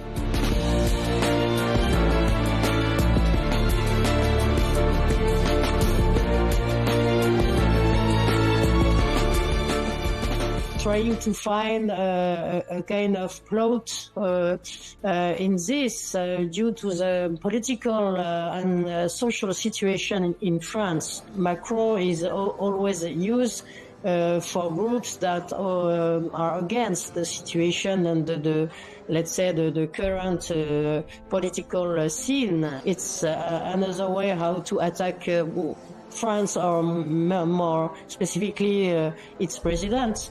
On ne tire pas sur une ambulance. You don't shoot ambulance. When somebody is weak, it's always easier to ban him and to blame him. Okay? I myself, I don't blame the president for that. I blame the lady in charge, the director of the museum.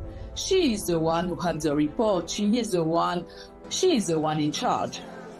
She is the one who must be taken accountable on that.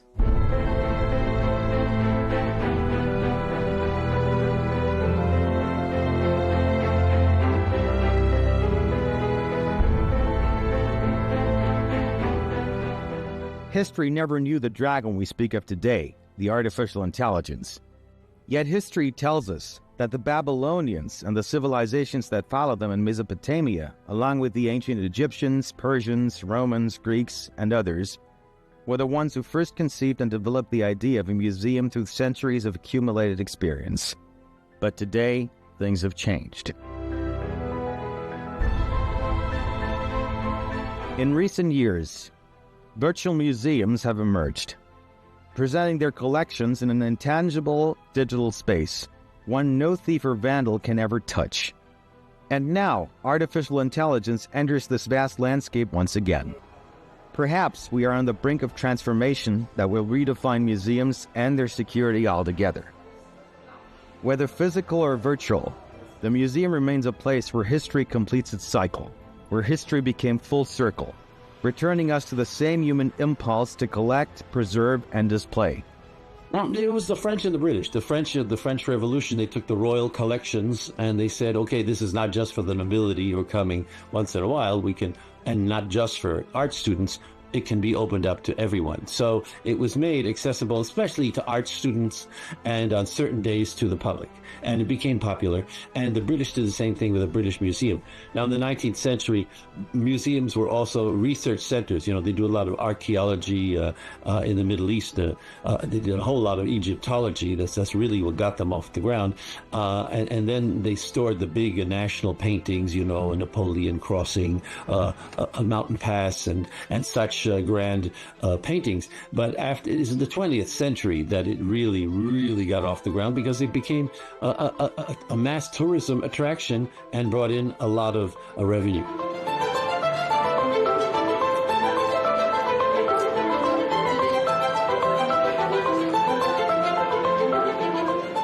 Museums, despite their symbolic and cultural weight, are not all fortified like high-end jewelry stores. They rarely anticipate the possibility of a bold daylight robbery. And so, the weaknesses are far greater than the average visitor ever imagines. In just minutes, the heist of the century, as the French now call it, along with royal crowns and historic necklaces, vanished into the bustle of Parisian streets. The spectacle stunned the French and the world, revealing the fragility of a place long thought to be one of the safest guardians of human heritage. Isn't a museum the most protected space on the planet? The world found itself witnessing an event where time seemed to stand still. An audience surrounded by a forest of phone cameras inside a hall devoid of surveillance. In the past, before the era of artificial intelligence, people reacted to such shocks by taking to the streets, joining strikes, waving flags, writing songs, demanding justice. Technology no longer grants time the luxury of time.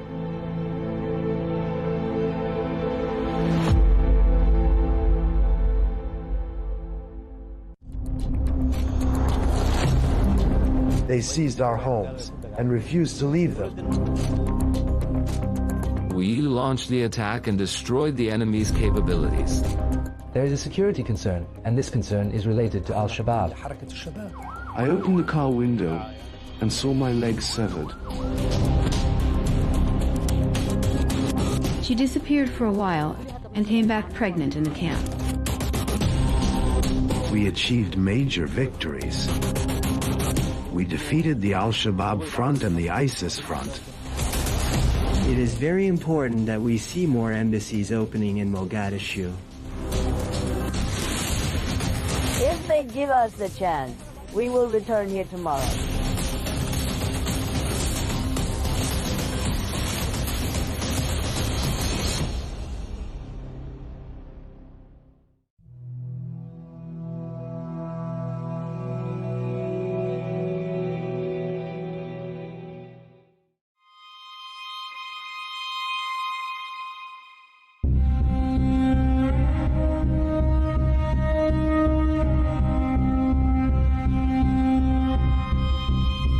Somalia faces major challenges, with more than 60% of its population affected by nearly 2 decades of ongoing clashes with Al-Shabaab.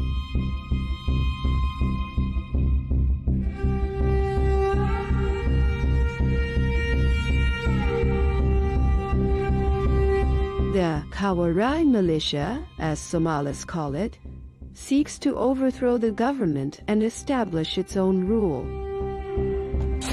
There is a security concern, and this concern is linked to Al-Shabaab, which is not only an extremist movement that uses violence to achieve its goals, but also a movement that runs parallel to the state and tries to impose a complete alternative reality in parts of this country. واقعا كاملا في أجزاء من هذه الدولة. Al-Shabaab was founded in 2004, and its first public appearance under its current name came in 2006 on the ruins of a state that had been torn apart and exhausted by civil wars. In that same year, the United States designated it a terrorist organization. It served as the military wing of the Islamic Courts Union, which had consolidated its control over Mogadishu and the south of the country, becoming a major force through a system of Sharia court.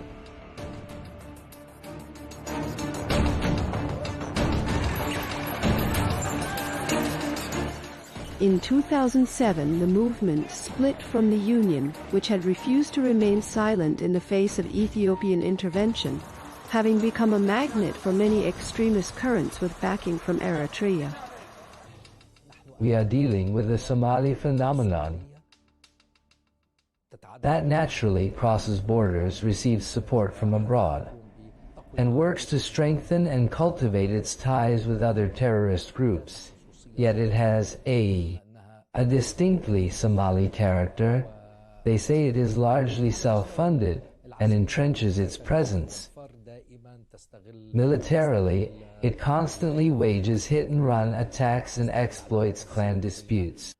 And it exploits the lack of coordination between the central government and the regions, attacking weak positions. The movement's current emir is Ahmed Diriye, known as Abu Ubada al-Somali, succeeding Ahmed Abdi, known as Mukhtar Abdul Rahman Abu Zubair, who was killed in a U.S. airstrike in 2014. 2 years earlier, the movement had pledged allegiance to Al-Qaeda, revealing an even more brutal face.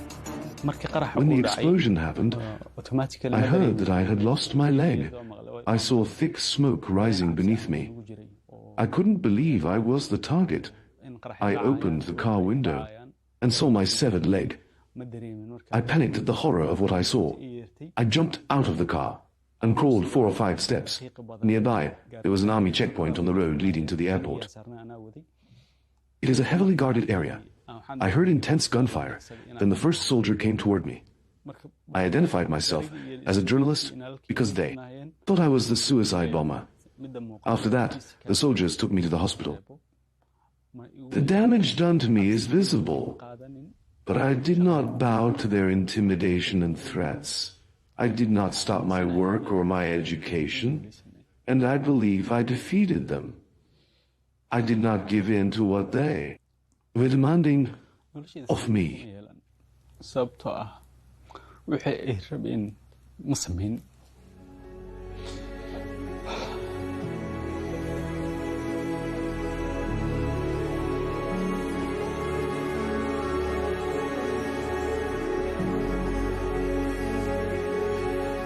It was a bloody period after which the Somali army entered. A new phase of decisive, intensive field operations targeting the rebels' strongholds. Battles between Al-Shabaab and the state keep recurring. In the past, we would leave our homes and then come back. But now, the fighting methods have changed because Al-Shabaab fighters seized our homes and refused to leave them, so the state brought in its artillery and began shelling them.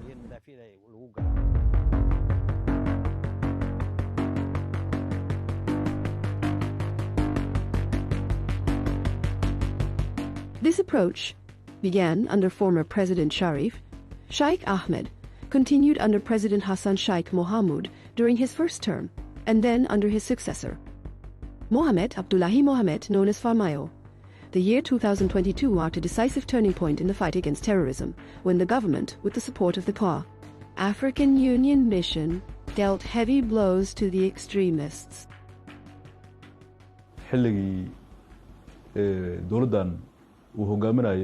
Since the arrival of President Dr. Hassan Sheikh Mohamud to power in May 2022, the state declared a war against those outside the law. Major campaign in which the state prevailed and the rebels suffered heavy defeats. We drove them out of many areas they used to control. when we speak of a distance of 30 kilometers from Mogadishu, we mean the towns of Balad and Basra. We also pushed them away from the Haradhir area, 8 kilometers from Mogadishu. We can say that the Somali state now controls around 90 to 95% of the territory.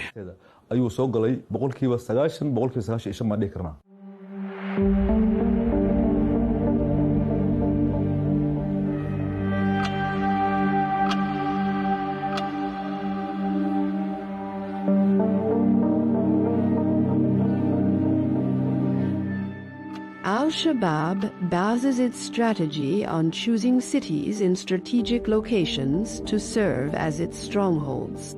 The latest area to be liberated from its grip was the town of Baria.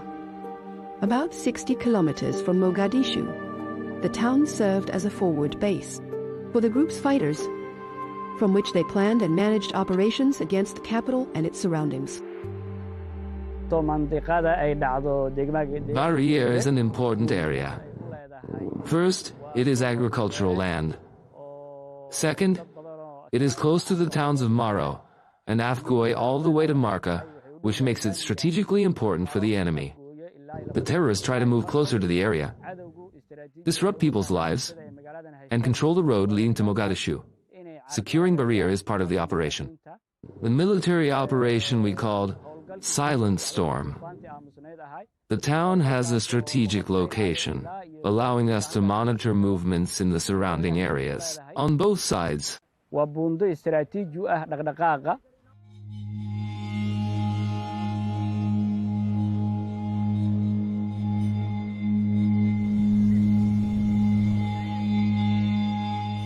Clashes have changed the face of the town after it spent a period behind the front lines. Motionless bodies bear witness to a fierce struggle, and hope is renewed for residents to return to their homes again. Shabab fighters came and ordered all the residents to leave.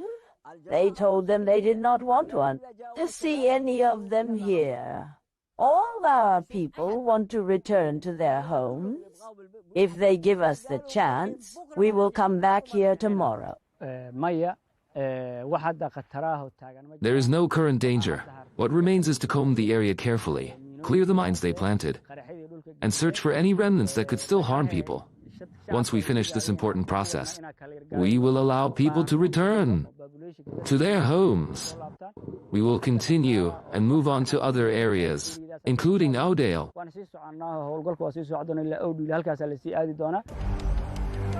Somali clans have also stepped in after growing fed up with the extortion payments imposed on them by force. A tribal uprising was a decisive factor in tipping the balance of the confrontation, drawing on its intimate knowledge of the terrain and the fighters' movements.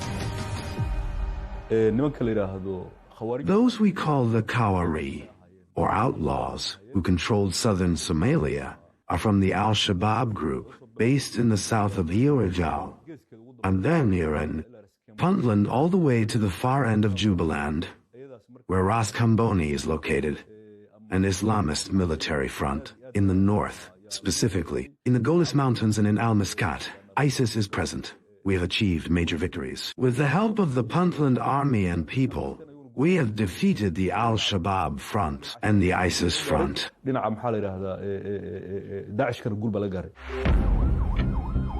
escalation peaked in March 2025, when there was an attempt to target President Hassan Sheikh Mohamud's convoy with a roadside landmine near the presidential palace. This bloody approach is not limited to striking state institutions and symbols. It targets anyone who opposes the movement's extremist ideology.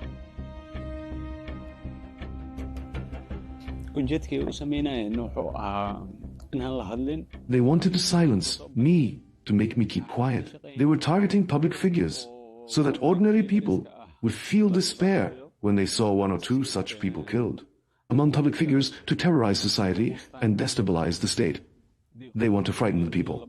Personally, I did not feel fear. and did not leave my country as other journalists did. We stayed and continued talking about them. They will come to an end. One day.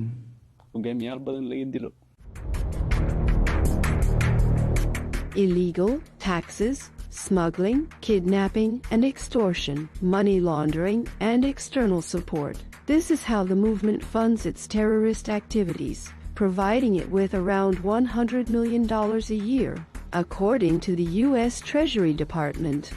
هذا التمويل ممتد ويساعده في This funding is sustained, and it is aided by a kind of pragmatism in dealing with clans, sometimes trying to win them over, sometimes standing against them, and terrorizing those clans, dealing with them in ways that avoid direct confrontations. Addressing this requires a great deal of work, not only from Somali society, but from the Somali state and from the country's brothers and partners. We have put in place an economic program to combat the Al-Shabaab terrorist movement, and we established a financial intelligence center to fight terrorist groups economically. We have succeeded in tightening the economic noose around them and cutting off their financial support. According to the latest reports, we have managed to close 575 accounts linked to the movement and have frozen 21 bank accounts.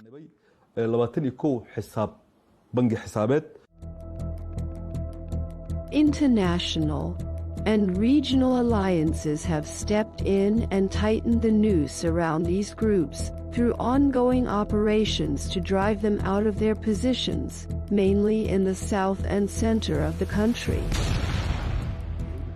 Neighboring countries such as Kenya, Ethiopia, and Djibouti have helped us. They have been part of the African Union peacekeeping mission since 26, as well as Uganda, one of the African countries supporting us. These states have joined us at every stage of the fight against terrorism. Their soldiers are part of the PIA, African Union forces. Without their efforts on Somalia's security, terrorism would also have reached neighboring countries such as Kenya, Ethiopia, and Djibouti. Somalia itself is deeply interconnected with its neighboring states. The movement has lost much of its influence after the renewed pressure on it, combined with intensive U.S. airstrikes, and a series of defections has also thrown it into disarray and undermined its organizational structure. I broke away from Al-Shabaab after a long ordeal. Their only goal is destruction and sabotage. They show no mercy to the weak, and life among them was harsh and difficult. I surrendered to the government. I want to live a dignified life, and pledged to fight them alongside the government forces and defend the country against those who kill people. I used to think they represented Islam, and that anyone who opposed their ideas was a disbeliever. I even joined them and believed in their ideology. But their brutal killing of innocents and my inability to bear it pushed me to flee, especially after they ordered me to carry out a brutal killing operation. Before carrying it out, I decided to escape. لكن قبل تنفيذ ذلك قررت الهروب.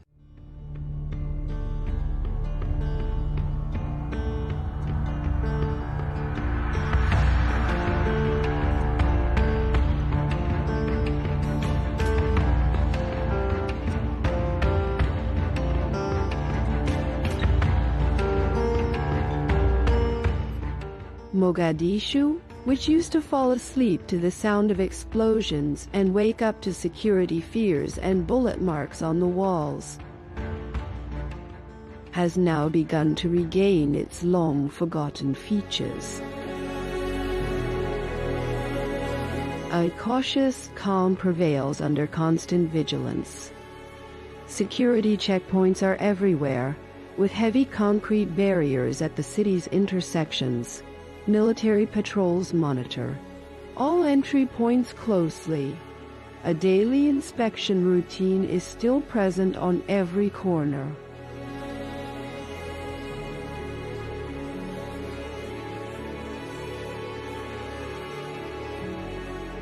Zoba Street, which witnessed the deadliest terrorist attacks in the capital's history in October 2017 and October 2022, is now entering a new phase of construction and development in an effort to restore the security that years of violence have taken away.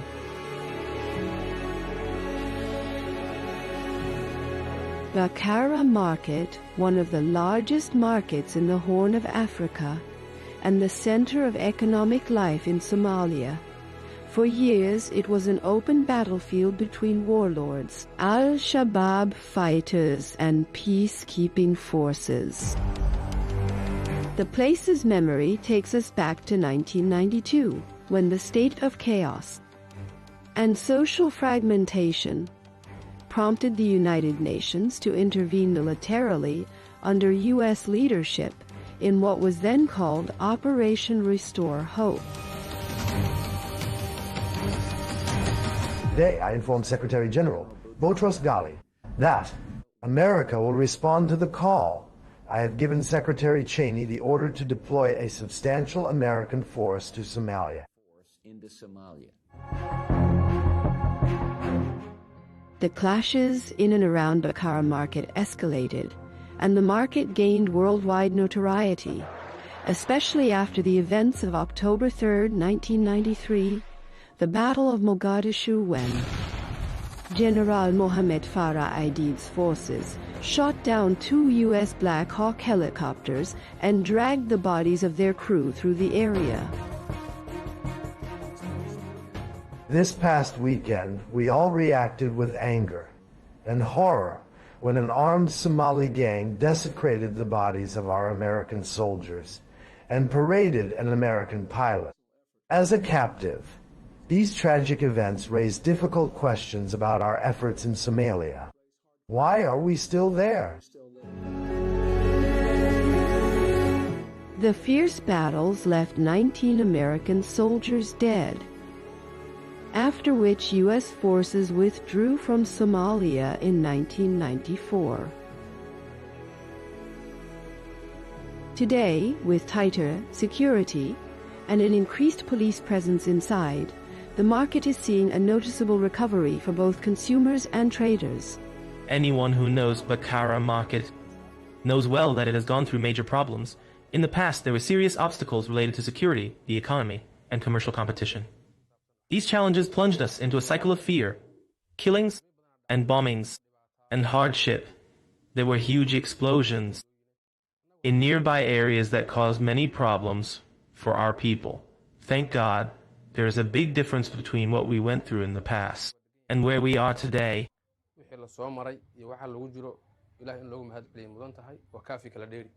The relative stabilization of conditions has boosted commercial activity and extended to livestock markets, the backbone of Somalia's economy for centuries, the main source of livelihood for most of its people. This market was established in 2005. Large numbers of goats and sheep are brought here. Trade is going well. Prices rise at times and fall at others. A sheep costs between $250 and $300, and a goat between $120 and $160. The market receives around 6,000 head of sheep each month, and during the Eid periods the number rises to about 60 or 70,000 head.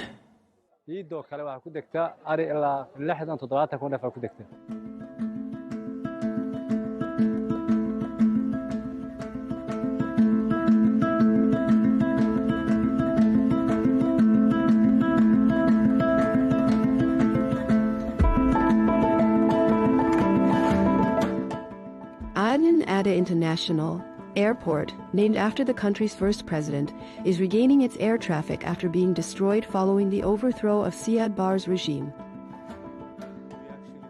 We have here 23 domestic flights a day to local airports, and we also have 17 international flights. We work with Interpol, which makes it easier for us to identify all those on watch lists. We are keen to arrest criminals, and those working with organizations such as Al-Qaeda, ISIS, and Al-Shabaab. It has also become easier for us because we have a system known as the Fraud Detection Unit, FDU, which allows us to detect forged passports and visas and catch forgers. The airport is one of the most heavily guarded sites in the capital, particularly in the Green Zone. It is a strategic hub for the government and international organizations, which makes it a target. We facilitate the arrival and movement of our international partners here, but dealing with Al-Qaeda, Al-Shabaab, and ISIS is very difficult at times, because they can easily change their names and alter their records. Sometimes there are people who work with them and try to bring them into the country so that they can operate here more easily.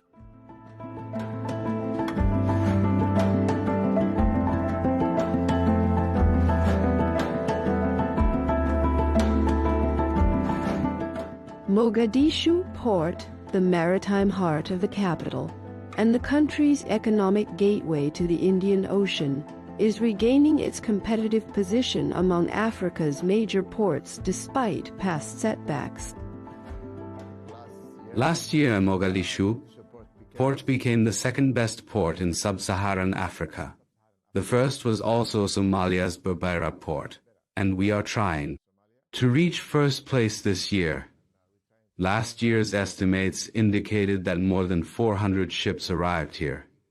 And as conditions improve and peace returns to Somalia, many business people have begun to benefit, not only in imports but also in exports, for example, to Kenya, Asia, and Arab countries. This is very positive for our business community. We have also put in place an advanced system under which all incoming ships undergo thorough inspections. Everything entering through our ports is checked. Everything entering through our ports is checked. And we have one of the most modern scanning devices in the region.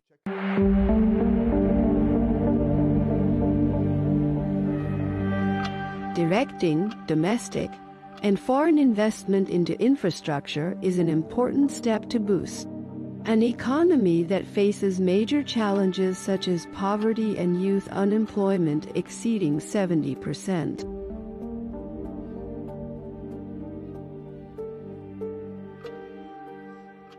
In Somalia, young people make up about 75% of the population, and their ages range from 18 to 50 years old, which means that we have an overall promising human capital.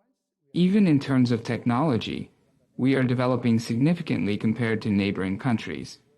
We have very good internet, so it is expected that the government will raise the economic growth rate to about 5 to 6%.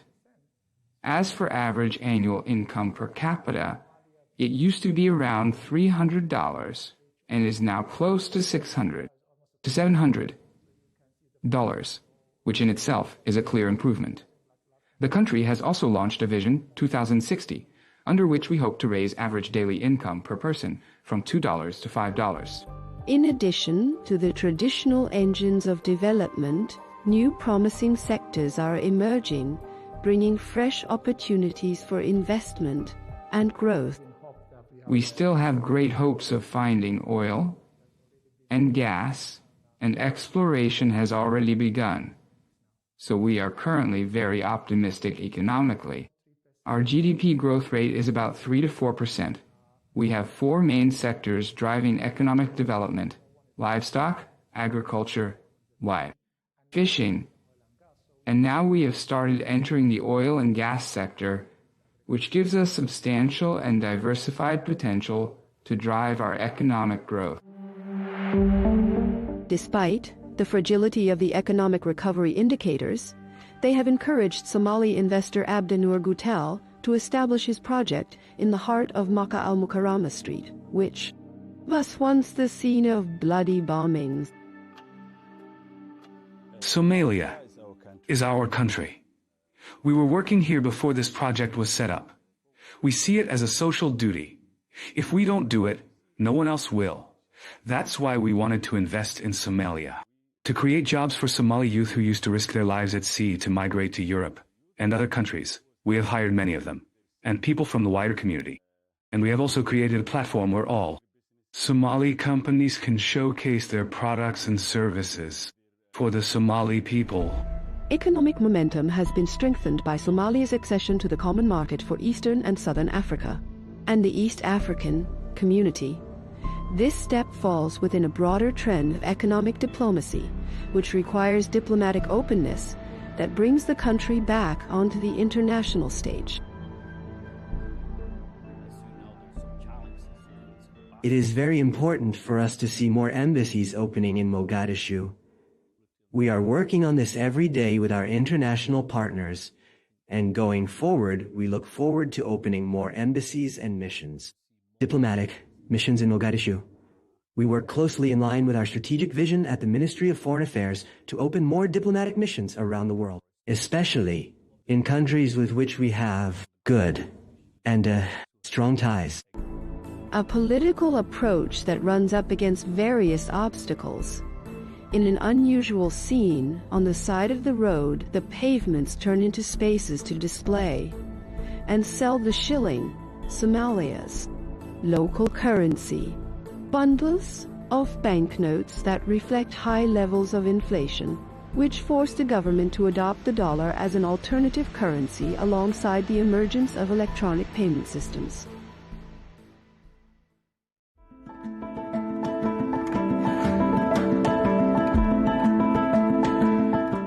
Somalia's location has had a major impact on its political and economic makeup, past and present, making it a constant focal point of competition between great powers.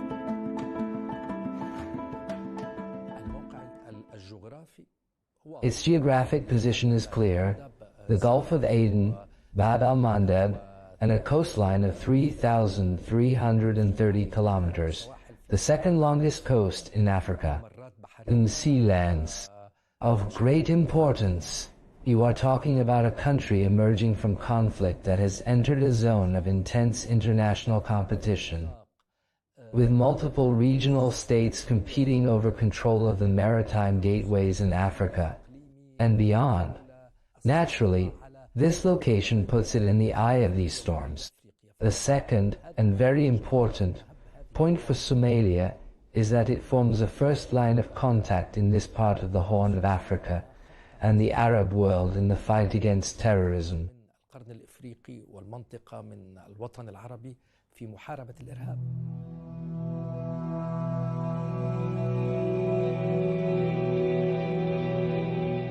The same strategic location takes us back to a pivotal era in Somalia's history, when its unique geography in the Horn of Africa drew the interest of the major colonial powers, which redrew its borders according to their interests.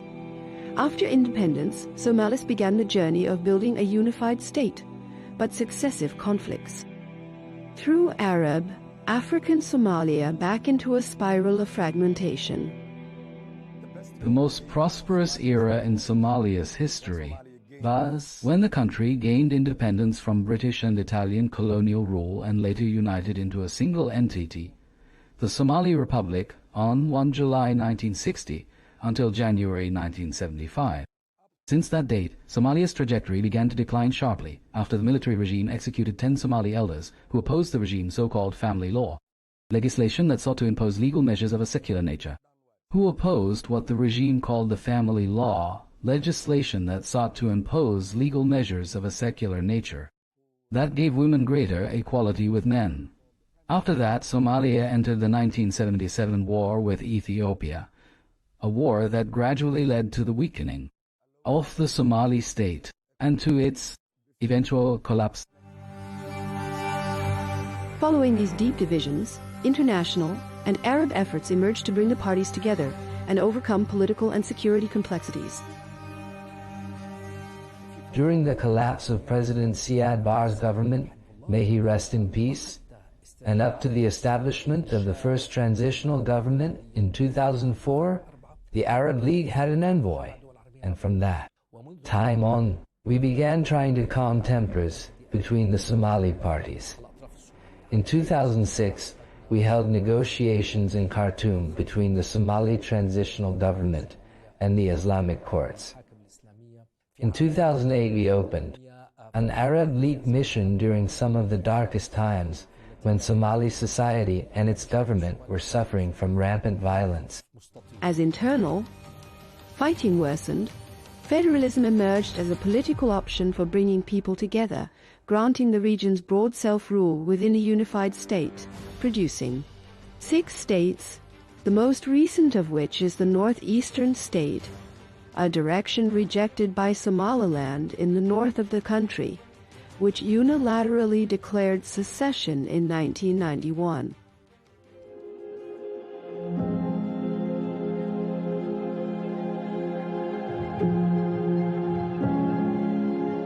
Today, this African country stands in the middle, seeking a delicate balance between its internal obligations and the pressures of geopolitics. From a geopolitical perspective, our core vision is to work closely with all our partners, including our neighbors, because every challenge we face. As a government, we see as an opportunity to cooperate with states that are serious about working with us on the basis of respect for our sovereignty, our unity, and our national and international interests. In the outskirts of the city, tin shack neighborhoods appear as a forced refuge for thousands of families fleeing conflict zones. Most live on limited means amid a total absence of infrastructure and basic services. A fragile social fabric further burdened by an extreme climate. It struck local community, stability, and left nearly 4 million people suffering from food insecurity out of a population of 19 million.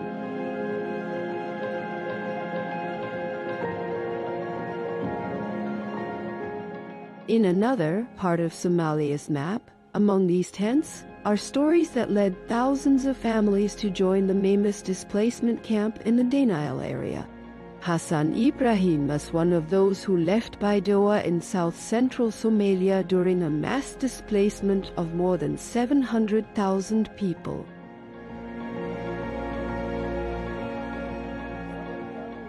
I left my area because of drought, hunger, and problems. We've been here for 4 years. We have nowhere to go and cannot find good work. I used to farm and herd livestock. My wife, my children, and I fled after our animals died because the pastures dried up. We came here suffering from many problems.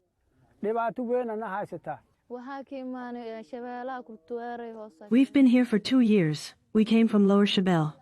My younger sister, Lula, lost her eyesight. We took her to the hospital. But the treatment was very expensive. They asked for a large amount, around $700 or $800, which we cannot possibly afford.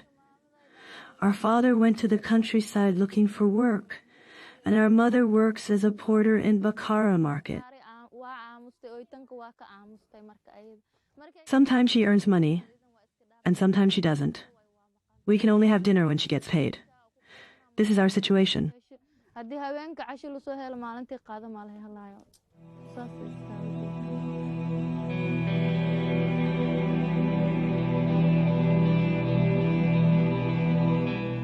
Forced movements with different causes, yet all meet at one point, the struggle for survival. The number of people here is large. They came from the regions of Middle Shabelle and Lower Shabelle, from places like Bay and Bakul, and all the areas beyond Afgoy, Kurioli, and Shalambud. Water shortages and clashes pushed them to come to this camp. Last week I was told that one woman suffered a psychological breakdown because of the fighting. She disappeared for a while and returned pregnant to the camp. There are also some wounded who were hit by gunfire.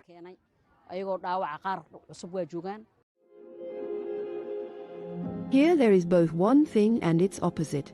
In a striking shift in migration routes, Somalia has gone from being a source of refugees to a destination for those fleeing crises. Crises no less complex than the reality of this Arab African country. During the war in Syria, there was a lot of chaos. After I graduated in 2017 or 2018, work conditions were bad. few job opportunities, difficulty starting your own business, and many hardships. Also because of the military situation, we had compulsory service, so I was forced to work abroad. I contacted friends who were already in Somalia. They encouraged me and said job opportunities were good. The climate was good, life was comfortable, and there were no problems at all. And now I am bound by a contract with the group here, and I'm comfortable. And of course, I'm thinking of returning, now that Assad is gone. أنا يمنية أعيش في الصومال وصار لي من 2021. I am Yemeni. I've been living in Somalia since 2021. I was in Turkey with my father when I met my husband there, and it happened that I returned to Somalia because of my husband's job. He's an engineer here. I came in 2021 and started a project. The project was a simple idea with a big dream. I love that Somalia is truly a country worth investing in, and I advise anyone to invest here. So I wanted to start a home-based project with simple handmade touches. أنا أفتح مشروع من البيت بلمسات يد بسيطة.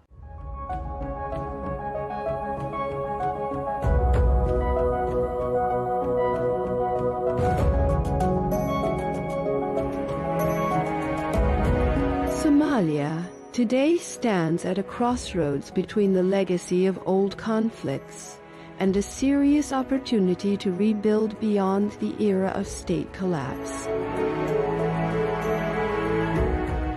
Somalia's story may shift again given the current situation, and as the model of direct elections appears on the horizon, promising new rules with no war and no division.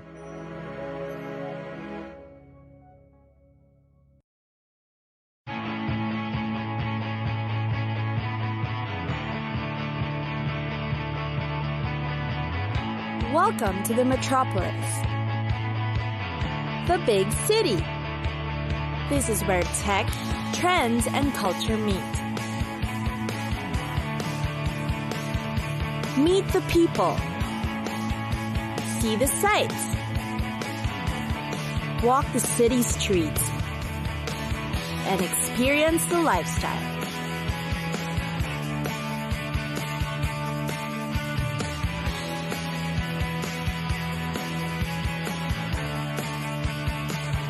This is your first-class ticket to the cities of the world.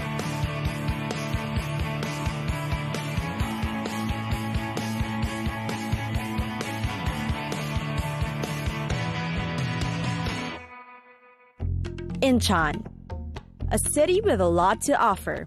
Incheon in South Korea. There are many things to do, places to see, eat and drink in, and events to take part in. It's got a rich history, plus interesting cultural sites to visit. It's probably most known for being the home of the International Incheon Airport. Incheon City is located in the northwestern area of South Korea.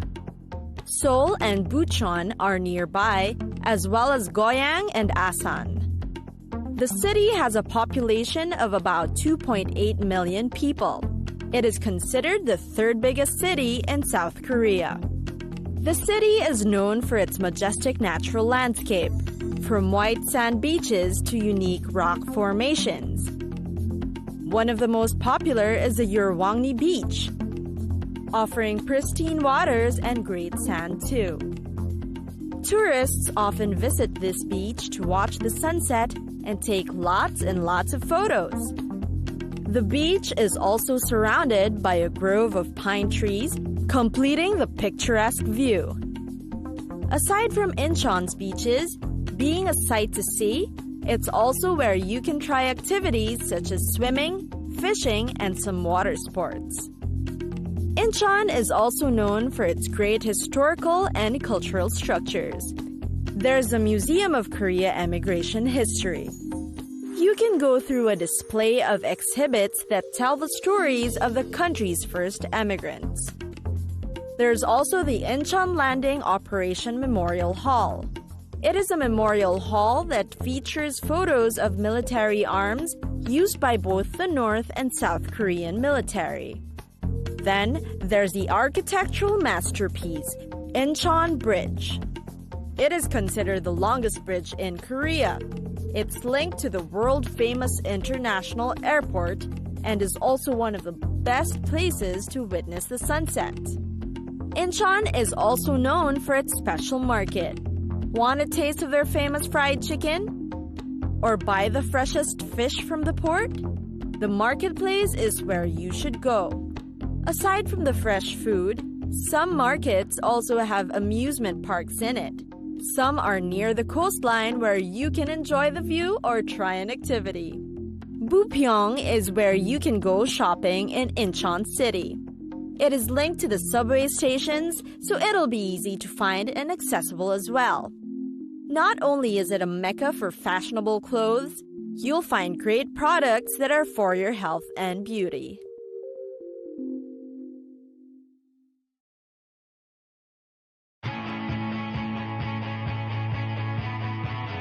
It's time for us to go. Pack your bags and get your tickets ready. And we'll see you on the next destination. Catch us again next time on Cities of the World.